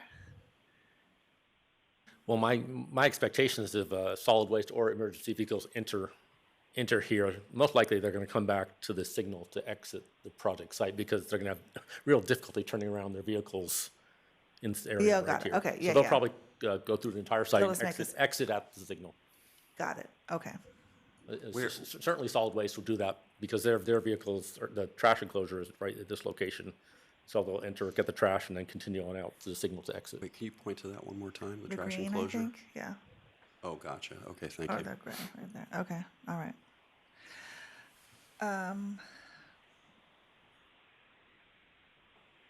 I have a question for Mr. Edgerton, I think, probably.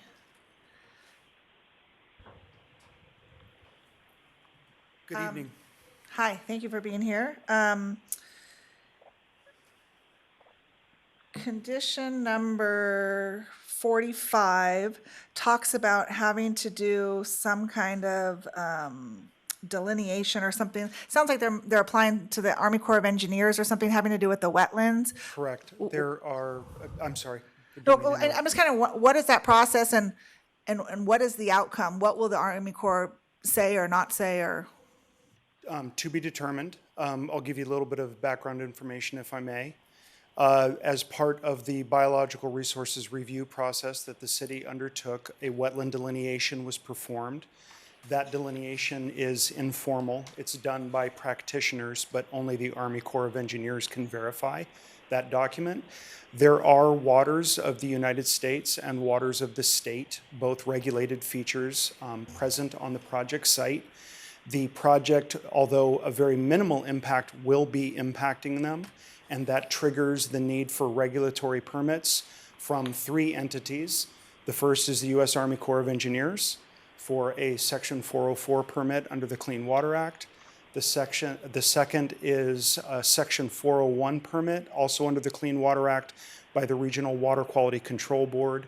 And then the third is a lake and streambed alteration agreement from the California Department of Fish and Wildlife.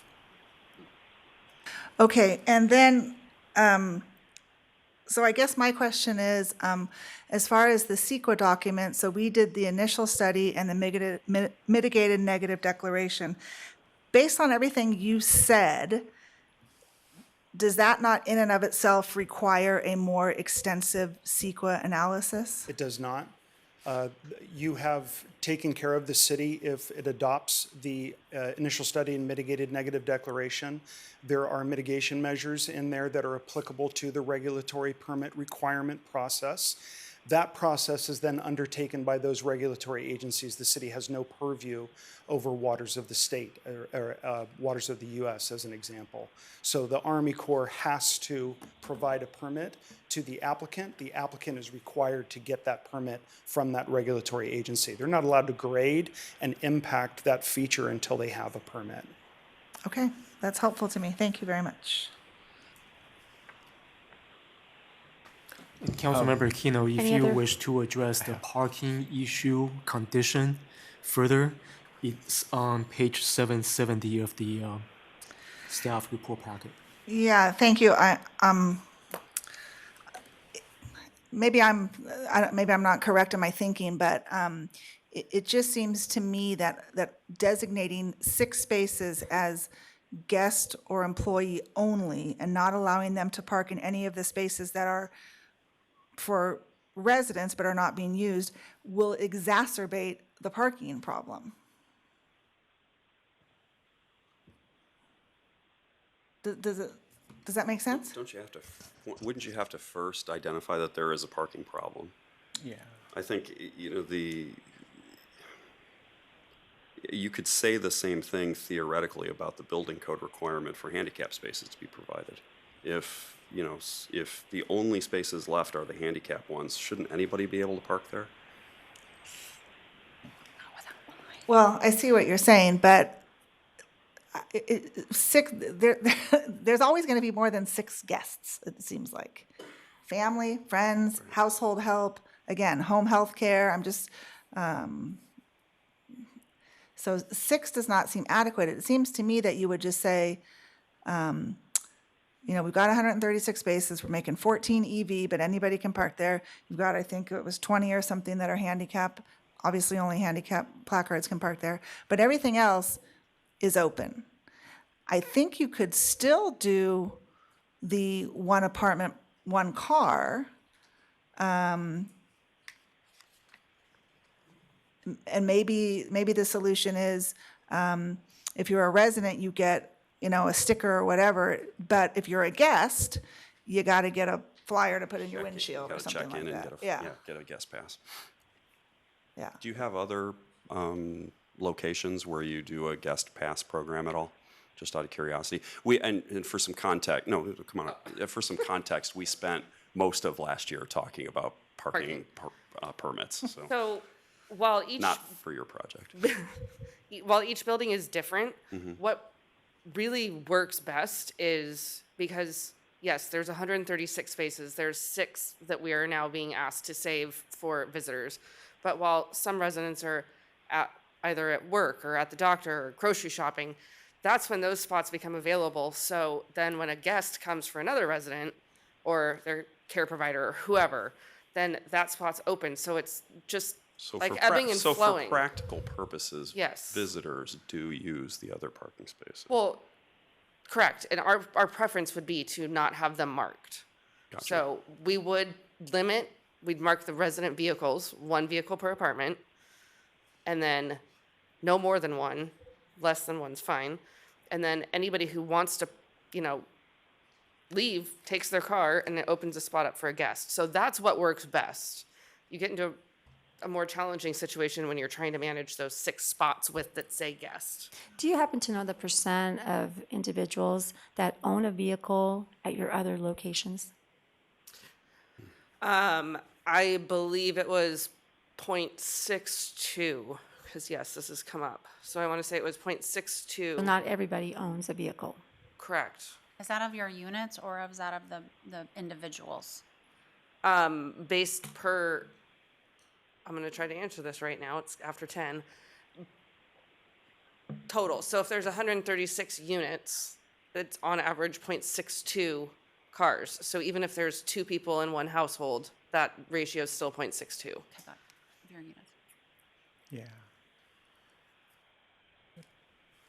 Well, I have a general comment. Go ahead. Okay, ma'am? Go for it. Yeah. You know, we just want to make sure we are listening to our residents, and at the same time, we are listening to our project applicant, including Ms. Jones, the way you started with, you know, transportation, no public transport, and no food shopping, you know, all the way.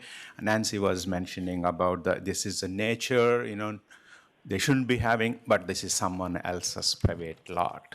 So city has no control, even though it is a nature and, you know, 50 plus nice trees are there. And also LI, I think accidents, and Teresa said there are some inconsistencies. We are trying to validate, even though we read the hundreds of pages before, now we are talking to both parties to see what best we can evaluate before we get into the deliberations. So we just want to sincerely thank for all the residents coming and voicing your concerns. That's why I was asking upfront to you, what made you to choose this site, right? You know, it's interesting to see your answer as well. They hear that answer. So since this is safety is, you know, major issue, maybe Mr. Steve. Are we going to have a crosswalk here if there is no walkway on the prison side? That is a prison property. So are we going to have a crosswalk, Steve? It's on the Cimarron. Oh, I'm sorry, Right as here. Cimarron is exiting. Up front. Here. Prison Council- Road? Councilmember Chalem Churla, the answer to your question is for that side of the Prison Road intersection, no, sir, there is no crosswalk proposed. There is an existing crosswalk on the west side of the intersection. Yeah. And then the aforementioned bicycle and pedestrian crossing that's at the Cimarron intersection up the road. Yeah. I see it at the Cimarron. I know I can't see it here. I know people were making comments that, what if they, cross, from here, there, it's going to be prison land, there's no sidewalk kind of thing. But that's not an option at all. Yeah, no, sir, there are no sidewalks. I believe there's no sidewalks on the prison access road.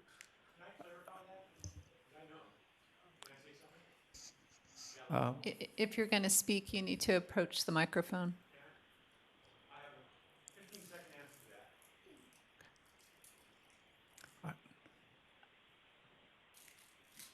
It's up to the mayor. In the booklet we got. You said 15 seconds. There's gonna be, there's a button you push, 22 seconds to walk across. Thank you. It's in the booklet. That was 6 seconds. It's in the booklet. All right. My last one, maybe for Mr. Rockman. I do see the right turn coming out. Am I at the right place?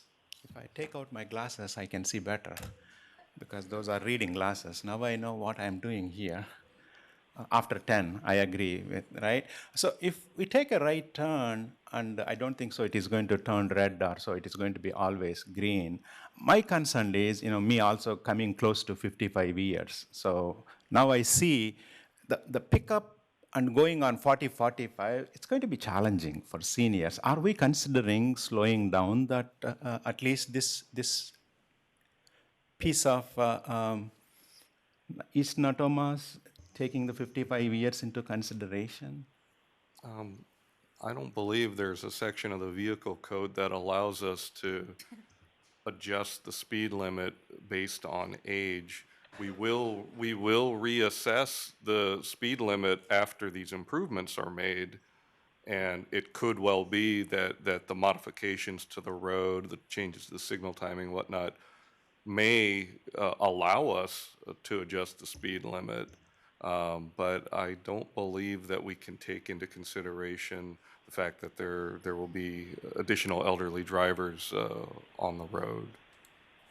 Does that answer your question, sir? It does, but you are open, that's all, right? We all see on the roads, senior people, they drive slowly, pick up, and these are coming so fast because the 45 is coming out. Because we are all talking about the public safety here, people. Even though science is not talking, sometimes common sense has to say it. Anyway. There's nothing stopping us from making it right turn on green only and adjusting the crosswalk time, is there?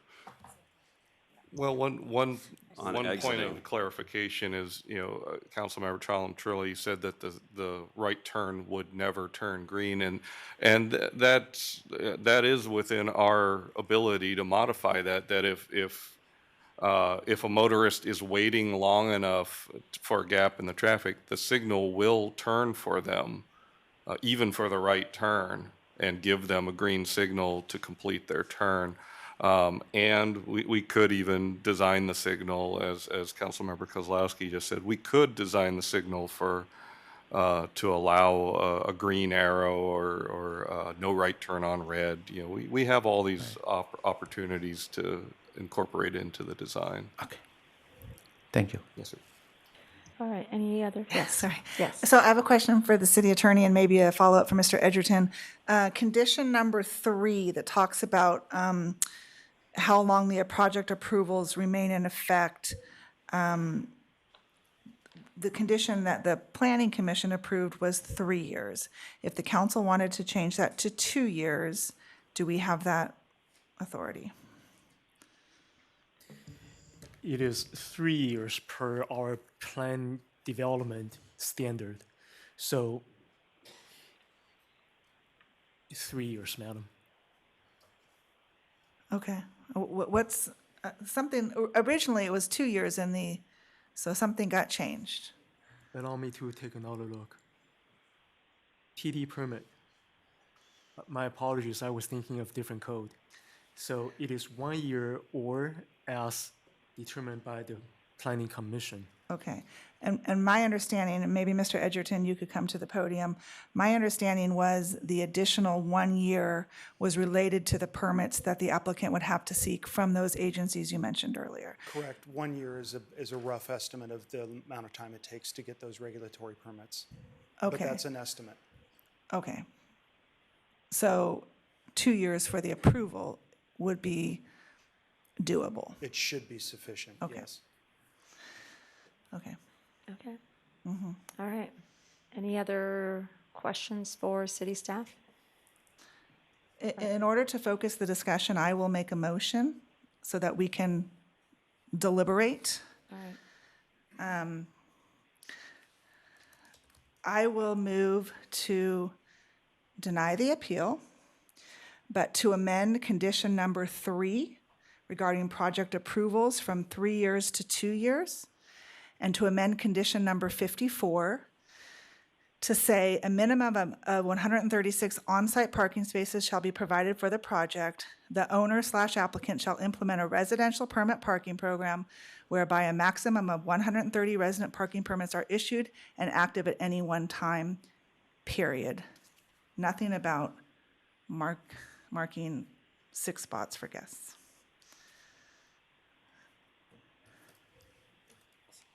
I'll second that. All right, will the clerk please call the roll? Oh, sorry, yeah. All right, so wait, so just for the clarity, do I close the appeal right now?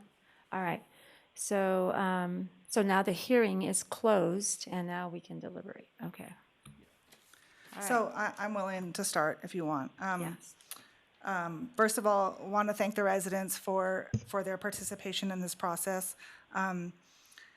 I think it's fair to say that you don't want to see anything developed there, and I understand it. Probably we would all prefer to have oak trees than concrete, but there is such a thing as private property rights. They have a right to develop the property. And, you know, I wish it were 2 stories and not 3 stories. But I really do feel also like the state continues to usurp our authority to make local land use decisions, and that's just as frustrating to us as it is to you. I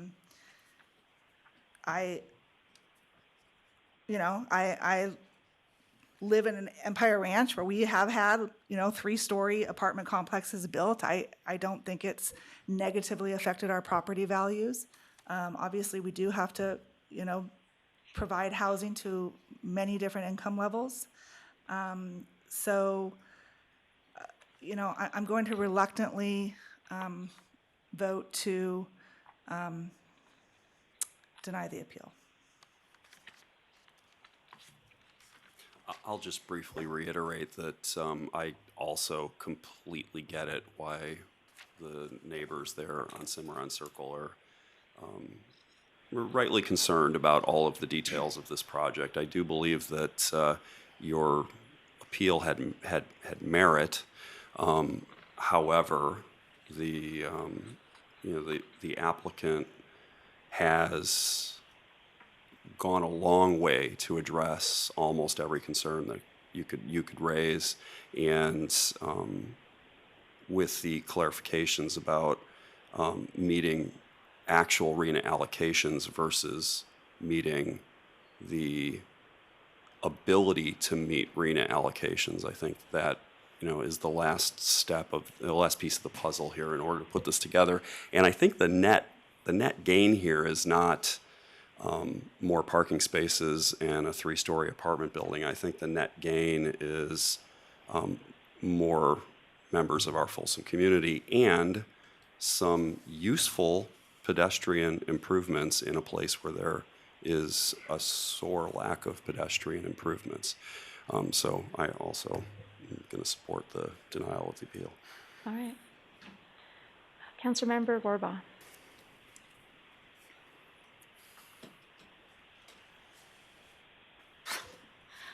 First, I want to say, watching back the Planning Commission discuss this for hours at length. Watching how they deliberated, I'm proud of our Planning Commission. I'm also very proud of what I heard from the residents, that they felt heard by the Planning Commission, at least the ones I talked to. I'm also, you guys are really smart, so I'm really proud that you live in our city and that we represent you.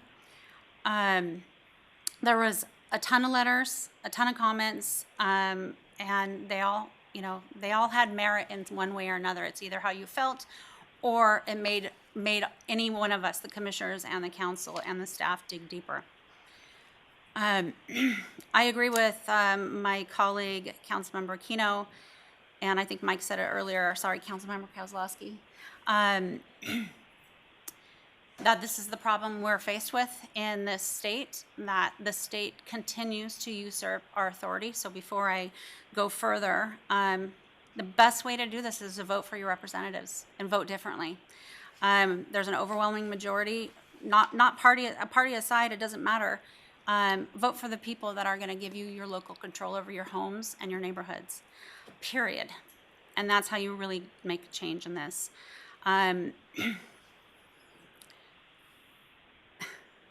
At some point, someone has to stand up. And I don't like, there's no mitigation for parking issues. 5 out of the 7, the majority of the study that happened said there wasn't sufficient parking. To me, that means that it's gonna be unsafe on Cimarron Circle. The burden is gonna be those first 10 houses along that street with no sidewalks. This is very much, and I appreciate your comments on it, this is very much a family community. And if we start ignoring that we're having kids running around and they're going to and from wherever, going across the street to get to the Johnny Cash Trail, if we start ignoring what's really important to us, then we start losing what makes Folsom special. I appreciate the comment about we're distinctive by nature. I saw a lot of shaking heads. I don't think that you guys don't want anything there. And I don't think this has anything to do with affordable housing. I think it has to do with accessibility, parking restrictions, safety issues, bringing more people, 3-story building, bringing more and more people out there. I think this would be a completely different conversation if we were talking about businesses or if we were talking about residential homes. I think it would be completely different. But because it's not, we're faced with the rules from the state. I believe there's a real potential to have safety issues. I don't like that older residents of this complex are going to have to walk down and up a hill on a trail to get and go past the senior center to go cross the East Natoma by City Hall. Instead of making a 1/4 of a mile, it's over 1/3 of a mile. That doesn't seem like that long. But it is hard for some people just to stand up here. I think the potential in the future for there to be lawsuits is the same as there's potential right now for there to be the Attorney General to look back at us and say, you can't do this for this reason. My understanding, Elk Grove didn't have a good reason. Huntington Beach did not have a good reason. I think that we have some things that that we could still look at. I would like, and I understand that we can't make this happen, but I would like to see us work with the state land on the other side and get a sidewalk. So you could cross out of the development, cross over across East Natoma, and then walk straightly to the senior center. There's nothing else in your way. I think that having the senior center there, having the library right behind it, makes a lot of sense. Some of it makes sense.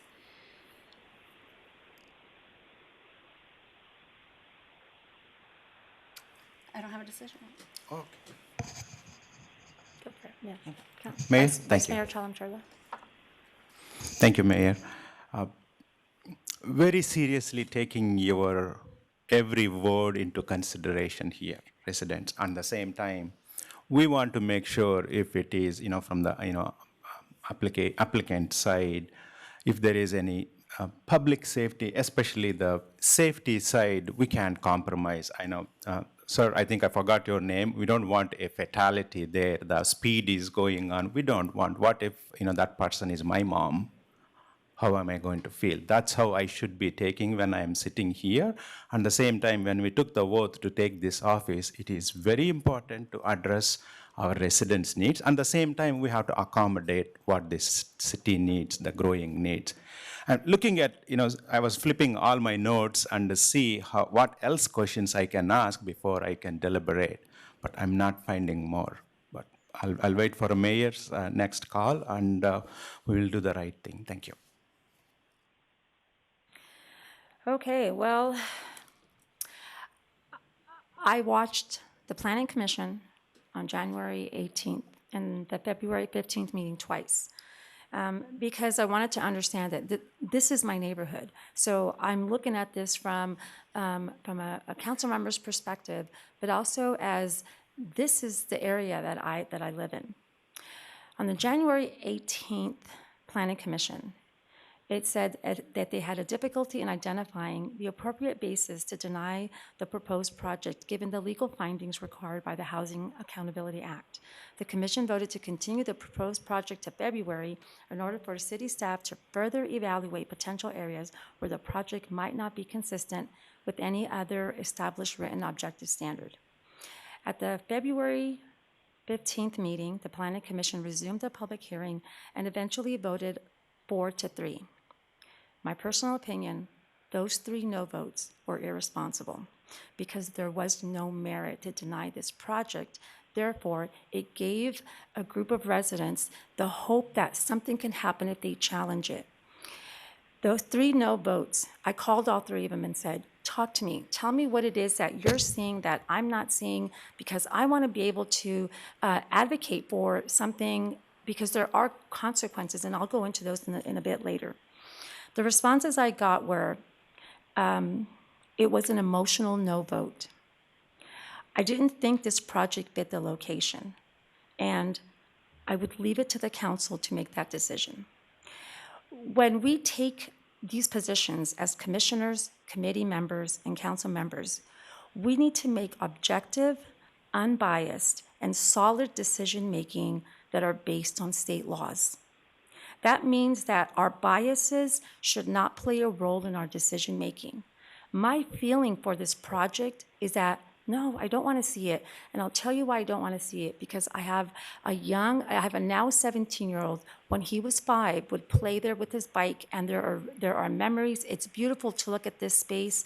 I appreciate this open space, but we don't own this space in order for us to keep it from getting developed. I'm going to go a little bit into, there were a couple of questions that came up, and I want to go into that because one of the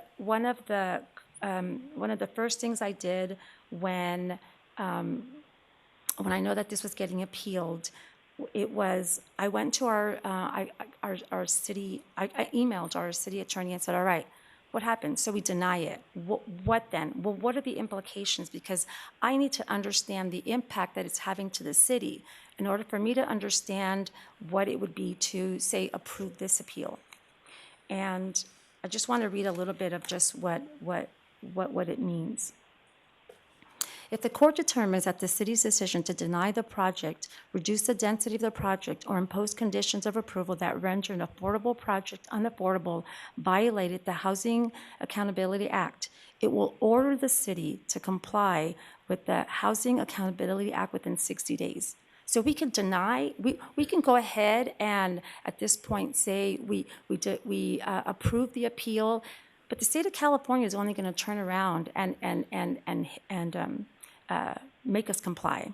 If the court finds that the city acted in bad faith by, for example, denying the project without merit, it can simply order the city to approve the project.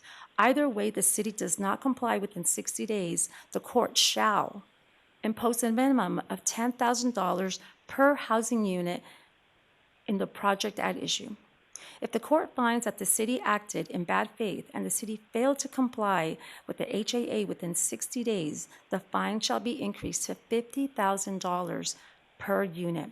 What does that look like? It's 136 units times 10,000 is 1.3, almost $1.4 million. Exceeding those 60 days, it would be $6.8 million of an impact to the city. So then I went on further because I really researched this particular project because in my heart of hearts, I wanted to deny it. I would love to keep it the way that it is right now. But the Vintage Senior Apartments project meets the definition of a housing development project as defined by the HAA. It also meets the definition of an affordable project since 100% of the units will be affordable to seniors. Therefore, to grant the appeal and deny the conditional use permit to allow senior housing on this subject parcel, the council would need to meet one of those. And the project meets what it needs to meet in order for it to get approved. I also want to respond to a letter that I received. Because I think the information here is pretty valid. It said, and it's written to me as a Mayor Rodriguez, that those that voted to approve seem to have only done so out of fear of a lawsuit. Those lawsuits have great financial implications to the city of Folsom. These are not only your taxpayer dollars, it is taxpayer dollars for every resident in the city of Folsom. It also is we are in the understanding that the state has placed strict laws and regulations that try to restrict what cities can do. The city is well within its right to deny this project, and that is correct. We can. We would like for the city of Folsom to stand up and fight for us and not cower to the state of developers. So, as far as I'm concerned, we have not fought the state of California on any particular affordable affordable housing project. And so the question to me is, well then, what makes this one so distinctive that we would have to go and fight for it? The other comment I want to address is, we would like to impress upon you that as an elected official of the city of Folsom, it is your first duty to represent the residents. You were not elected to appease the state, city planners, staff, city attorneys, and most definitely not developers, especially those from out of state. I also want to state that as an elected official, I was voted to do what is in the best interest of the city, elected to be a good steward of public funds, and elected to be fair and objective decision maker that sets good policies. The other part of this letter I want to address is, Madam Mayor, your representation to us is twofold. First, as a resident of Folsom, but most specifically as a resident in your district. Those of us who voted for you and supported you are looking to you to represent our interests. To not do so would put us in a position of having to look for other representation in the future. And all I can say to that is, what I am being asked to do is to be unfair and biased in order for me to take this project and treat it any different than I have treated all the other affordable housing projects that I've looked at in the past 2 years. In my attempt for re-election in '24, I hope that voters will see that I am a person of integrity, I've been honest, I've been fair, and I've been a good steward of public funds. I want to address this last one here that says, it has also recently come to our attention that you are considering recusing yourself from this project. And then it goes on to say that, and I just want to let this whoever wrote, this, whether it's a group, you obviously don't know me. I am very comfortable in this position, as a business owner and as a resident. I am very comfortable with conflict. On 2/21, I was notified of the appeal through our Cimarron Circle Facebook page, February 21st. On February 22nd, the first thing I did was I met with our city attorney, I met with our assistant city attorney, and I met with the community development director, because I wanted to know, where do I live and how far, because I want to be a part of this hearing. That was something that was really important to me. And then also, just to add us a little here, I'm a very strong advocate of doing the right thing. I am a fighter. I will fight for what is right. And if you've watched the last several council meetings, you will know that I am a believer of treating the city as a whole. I don't look at, even though this is my neighborhood, I cannot look at this any different than I do the rest of the city of Folsom. And then I want to address just a couple of other things here. Last thing I want to read is, so when we look at case studies. All right, so the California Housing Defense Fund holds municipal government accountable when acting in violation of California state laws. As of Friday, February 3rd, Californians for Home Ownership, California Housing Defense Fund, and the YIMBY, Yes in My Backyard, has filed 12 lawsuits in Contra Costa, Santa Clara, Marin, and San Mateo Superior Court with the intention to file more in the coming weeks. The cities and counties sued include Belvedere, Burlingame, Cupertino, Daly City, Fairfax, Martinez, Novato, Palo Alto, Pinole, Pleasant Hill, Richmond, and Santa Clara County. Each municipality has been sued by one or more of those nonprofits. CARLA, which is the California Renters Legal Advocacy and Education, pursues legal action where developers have not, bringing suit against cities that failed to approve compliant housing of the Housing Accountability Act. 40th North Street, Main Street in Los Altos, and they won the litigation. 8041 Ellis Avenue, Huntington Beach, settled out of court and won. And by winning, I mean it's these nonprofits that go in and file suits with these cities because this is what they do. They're advocates for affordable housing. Calabasas ADU ordinance, settled out of court and won. San Francisco ADU ordinance, settled out of court and won. 149th Street in Sonoma, settled out of court and won. Ashton at Dublin Station, Dublin, settled out of court and won. 1310 Haskins Street, Berkeley, won the lawsuit. 3233 Deer Hill Road in Lafayette, settled out of court. On March 9, 2023, California sues Huntington Beach for violating state housing laws. Huntington Beach elected officials are the poster child of NIMBYism, and my administration will take every measure necessary to hold communities accountable for their failure to build their fair share of housing, and that was said by Governor Newsom. On March 16, 2023, Elk Grove, California, Elk Grove violated state law when they denied a low-income housing project for the city's historic downtown district, according to Attorney General Bob Bonta. Bonta issued a letter to the mayor of Elk Grove saying that the denial of the housing project violated laws including the Housing Accountability Act and fair housing laws meant to ban discrimination land use practices. The reason why I share that is because this council has a decision to make, and that decision is, will this council approve an appeal that will no doubt end up as a lawsuit under the Housing Accountability Act? Are we willing to put our taxpayers' money into this, what is a losing battle? District elections is a great example. We really were left with no choice but to move into district elections, but we chose to do the right thing for the city of Folsom, and we moved forward with it. Same thing happened with the ADUs in the historic district. We could have fought that, but it would have been a losing battle.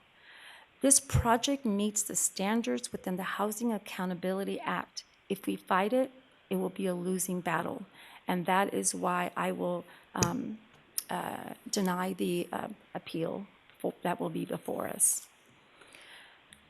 Any other comments or questions or any other? We're good? All right, so I guess we can move into call the roll. All right. Council members Kozlowski. Can you restate the motion? How it's Yes, stated? I'd be happy to. I moved to deny the appeal, but amend condition number 3 to make the project approvals be in effect for 2 years rather than 3 years.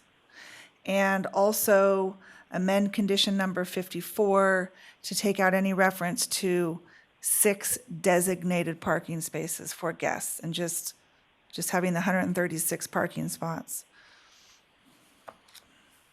Okay, we have a, I renew my second. oh, okay. We have a motion and a second. Council members Kozlowski, Yes. Rohrbaugh, No. Aquino, Yes. Chalem-Chella, Yes. and Rodriguez. Yes.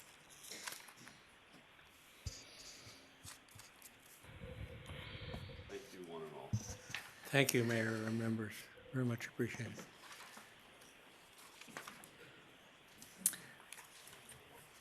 I would just like to make a comment also before she leaves. I think the assistant city attorney got a little bit of abuse during this process, and I want to say that I watched both planning commission meetings, and I thought she was absolutely outstanding. Yes. Taking a very, very complex topic and putting it in easy-to-understand terms for the layman. So thank you very much. I'm glad you said something, Councilmember. I agree. After watching it, actually, the entire staff has been really diligent. Yes, I agree.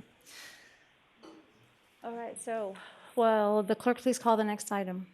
Next item is old business, item number 14, resolution number 11015, resolution adopting the City of Folsom Strategic Plan fiscal year 2023 to 24 through fiscal year 2027 to 28.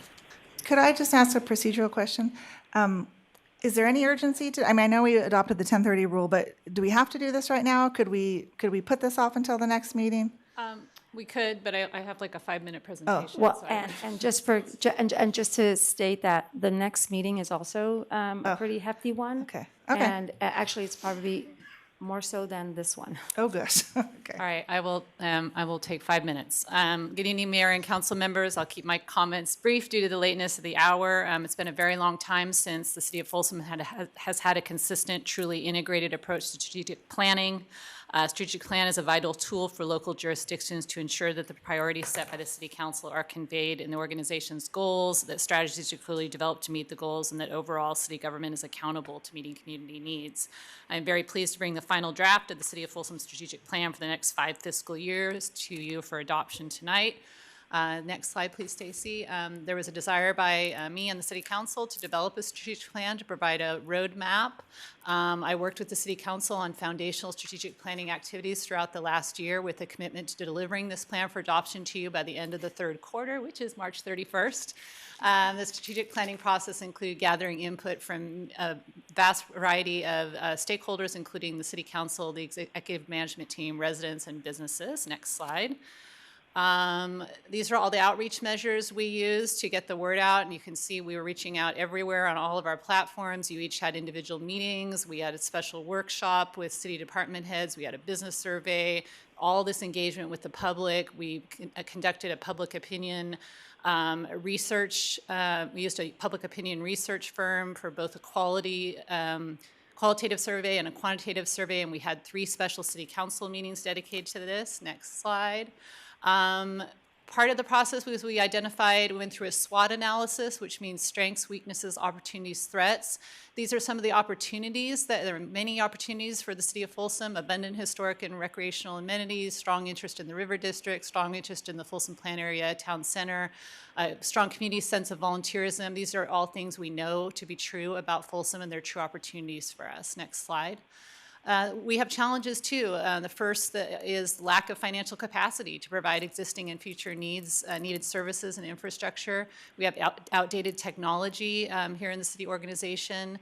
We need greater planning for future needs. We have a lot of employees who are hitting retirement age and a lot of turnover. We have a lack of affordable housing in the city. We have a growing population with new needs. And back to first bullet, we have the inability to maintain current service levels because of our financial constraints.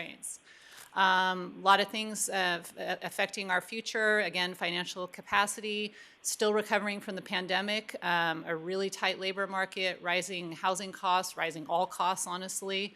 Folsom Plan area, the threat of wildfires, and as we were just talking about, state constraints and unfunded state mandates. As part of this process, the City Council refreshed our mission, vision, values, and goals. And so our vision is intended to be aspirational, a statement of the future. So the City of Folsom's vision is now to serve as a role model and regional leader that blends its rich historical roots and diverse cultural, recreational, and business resources into a great community. And then our mission statement, which represents the purpose of the city, is the City of Folsom provides a safe, healthy, and vibrant community through innovative, responsive, and effective delivery of public services to maintain and enhance the quality of life of our residents. And then our values reflect expected behaviors of all members of the City of Folsom organization, including staff, appointed officials, everyone that's up here on this dais. We are proud of where we are going as a city and how we go about our work, and so our values are integrity, professionalism, and financial stability. We have ambitious goals as we seek to respond to community interests and organizational needs, and the goals that were identified by and supported by the City Council are 4 of them. The first one is financial stability and sustainability. Second is public safety and infrastructure, economic and community development, and organization effectiveness. The City Council identified its top priorities for the first 2 years, and there are priorities that are associated with strategies that are associated with each of the goals, and the City Council identified these 5 as their priorities, and they are: identify a funding plan to expand police department facilities to meet department needs, identify funding to increase police department staffing to meet community needs, initiate technology solutions to streamline organization, improve efficiency, complete the River District Master Plan, and develop a funding sponsorship plan for the Johnny Cash Trail Art Trail right next door. So what comes next? An implementation action plan correlates and supports the strategic plan. The implementation action plan is an internal staff document that will contain a schedule, roles, and responsibilities and key steps toward achieving the plan. Upon adoption of the plan, staff will use this action plan to carry out the strategic plan and monitor progress, reporting back to the council on a regular basis. The strategic plan will guide financial, operational, and policy decisions starting from moment of adoption with oversight by the city manager through fiscal year 2027-28. And the city manager will bring the strategic plan back to the city council for review, updates, and changes each year as needed. With that, I'd be happy to answer any questions or receive any comments. And as your city manager, I respectfully request that the City Council approve resolution number 11015, a resolution adopting the City of Folsom Strategic Plan fiscal year 2023-24 through fiscal year 27-28. That was 6 minutes, sorry. You talked really fast. Yeah, you did so fast. Any comments? I do have 2 requests that I would like to make. Under the strategies, number 9 talks about updating the public facilities financing plan for the Folsom Plan area, and currently has the check mark in the second column, which would mean that we would not get to that for a few years. If I am understanding correctly, if we wanted to increase the fees, we could amend that document, right? And I don't know that we want to do that, but if we do, it seems like we would do it sooner rather than later when there are still more projects to be developed, rather than waiting a couple years worth. See what I'm saying? So it seems to me like that check mark should be in the first column. We can bring it to the first column, and those columns mean when you begin. So yeah, I think okay. that makes sense as long as Ms. Tamani concurs, yes. Okay. And then number 18 talks about preparing an update to the Parks and Recreation Master Plan, and I kind of talked about this as a strategic planning. I love our Parks and Rec department, but because we do have such a constrained budget and limited funds, I realize that things may be out of date, but I still think, with the limited money that we have, I'd rather, as my dad used to say, projects in the ground and not plans on the shelf. So I'd rather take that out of the first column and put it into the second column, because updating the plan is just personally not a priority for me over the next few years. Could I ask if there's consensus on those 2 items from Councilmember Aquino? Okay, great. Any other questions or comments? I don't have a question. Well, I guess it is kind of a question. On the 5 that the council picked, the 5 top priorities, 4 of them, the Complete the River District, I believe there's already a plan kind of in place for that. Well, we've hired a consultant to push toward hiring a consultant to develop the master plan. So Right. There's a long process ahead. Right. But the other ones are identify a funding plan, identify a funding, initiate technology. And I just wanted to, if you don't have to do it today, but when might you be able to present these to council? And I think you said internal, but I always like to have a date certain. Otherwise, kind of like Councilmember Aquino said, it's just a plan. But so identify a funding plan to expand PD, the facilities. Can you put a date? Well, this is the City Council strategic plan, and you identified these as your 5 priorities for the next 2 years. Right. So we will be working together to, make our way through these priorities amid, the other city responsibilities. So within the next 2 years is what you said. So within the next 2 years, you'll identify a funding source. So is there a way that we could put dates? We'd like to see this in the first year, or? Yeah, there will be an implementation plan with roles and dates. Yes. And that'll come later? Yes. Okay, thank you.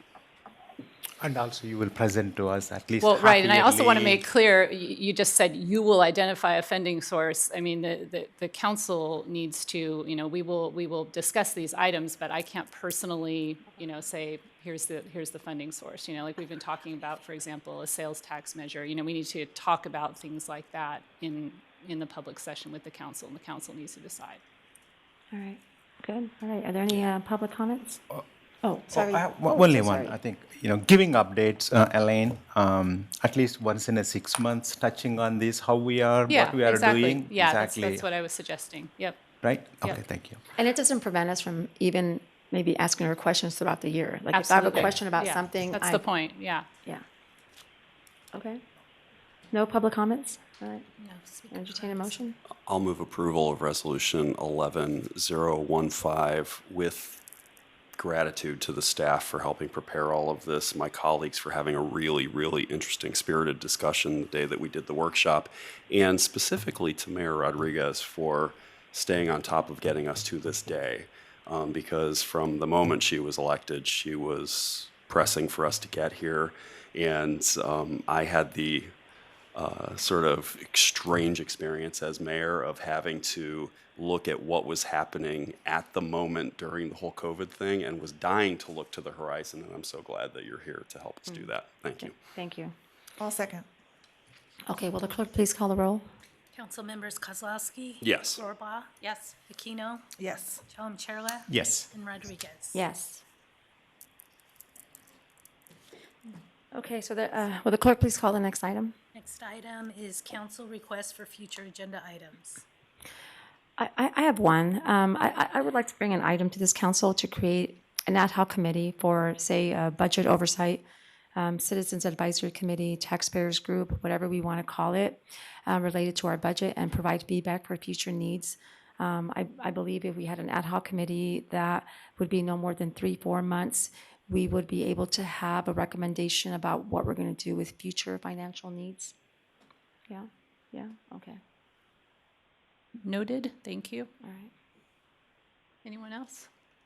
Okay, well, the I clerk don't, please. wait, I don't have a new one, but I just wanted to know if you had made plans on when we're going to do the joint session for the Traffic Safety Committee, with the Traffic Safety Committee. The mayor and I have not identified a precise date. Yeah, we were supposed to have the transportation study session today, but it got moved to the next meeting. And so that, if we do that, it's not going to be for a couple months out, 2 to 3 months somewhere maybe. All right, any other? Okay, will the clerk please call the next item? City manager reports. Thank you. Again, due to the lateness of the hour, I'm just going to skip most of my report, but I really just wanted mostly to say that we debuted a new city event this last Saturday called Landscape Fest out at Mangini Ranch Elementary School. We had 2,000 attendees. It was truly extraordinary, and I just want to thank all the city council members and the staff team that made it happen. It was just a very special day that, just really reinforced with me what I love about Folsom. So thank you to everyone involved. All right, Councilmember Aquino? I also want to thank all the staff for their hard work on Landscape Fest. I heard from a lot of folks who live south of 50 who were happy to have an event in their neck of the woods, but we had a lot of people there from north of 50 and also from other cities. So I do want to thank Lieutenant Chris Emery for joining me at the state capitol last week. As you may have heard, there is an Assembly Bill 742 by Mr. Corey Jackson from Riverside that would prevent law enforcement from using unleashed police dogs. So you wouldn't be able to use them for crowd control, which we don't use in the city of Folsom, but you also wouldn't be able to use them to send them in to get a suspect, and that is really concerning. As you remember, last year we had an issue with the apartment complex over across from Folsom Middle School where a suspect was holed up in the attic and wouldn't come out. And you have two choices. You either send in officers and risk their lives, or you send in a dog. And we were able to send in the dog. And if this piece of legislation passes and gets signed by the governor, we will not be able to do that. And speaking for me personally, I think it's really unfortunate when we remove non-lethal tools from law enforcement's toolbox, and then when they have no other option but to use lethal force, we're all outraged. So I felt comfortable going down there. The Citrus Heights police chief spoke out against this bill. There was a captain from another department who spoke out against it. He has experience as a canine handler. Our legislative platform and advocacy manual that we have adopted talks about preserving local control and enhancing quality of life through adequate public safety as some of our basic tenets. So I felt comfortable getting up there and saying, Sarah Aquino, City of Folsom, opposed. But what I would ask that we do now, because this bill did pass along party lines from public safety, it's going to appropriations next. I would ask that if you agree that our legislative platform kind of covers this, that we direct the city manager to send a letter to the appropriations chair and let them know, working with our police chief, that we are opposed to AB 742. Yes. I'm happy to do that, absolutely. And that's all I have. Thank you. All right. Councilmember Kozlowski. Two quick things. Down at first, actually three quick things. Had Regional Transit board meeting last night. Everything's going great at Regional Transit, and one little lightning bolt from the long presentation that they made is that the average pay of women employees at Regional Transit is higher than the average pay of male employees at Regional Transit. So Right on. let's go, ladies. Yeah. So that was the highlight for me from that meeting. The second thing is we had a meeting of the SACOG Board of Directors last week, and that was not a real eventful meeting, but what is in discussion there, and I've already started to get some questions from residents, is about the development of the blueprint process, which I have mentioned before.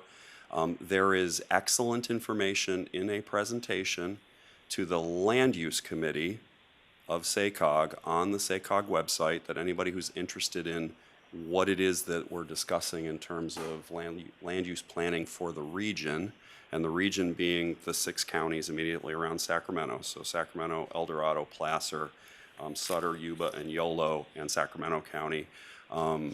The way that the staff broke down the process for what decision points there are to be made is excellent. And the sum total of it, though, is trying to have orderly development across all of our communities so that we don't spread out so much that we create traffic problems for ourselves and greenhouse gas emission problems for ourselves. So take a look at that. And then the last thing is that the most important track meet of the entire season is going to happen on Tuesday next week during spring break.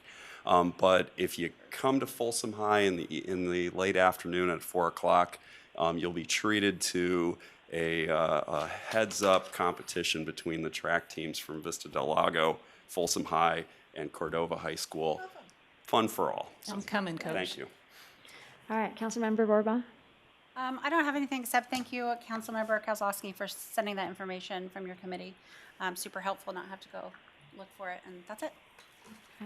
Vice Mayor Chalem-Chorda. Just to add on to what Mike was mentioning about SACRT, so we both met the CEO, Henry Lee, and his associates. So Folsom is getting approximately $50 million worth of projects and some funding to the light rail projects here. That's worth noting. He was excited. He's a Folsom resident, so I know why he is excited. But thanks to SACRT. And also Cap to Cap event is coming by end of next month. And I'm a part of the water lobbying team from Sacramento. So we are aiming to ask for a little over $30 million for various water projects and water bank as well. That's going good, and I'll be representing our city in that discussions. I think that's all we have. It's a very intense evening meeting with the appeals. Whenever we get it, I was mentioning to Elaine, I love to see more people, but sometimes it is a different atmosphere. So, but that's okay. We can handle it, right? It's all good. And thanks to staff, and thanks to residents, and good night, Folsom.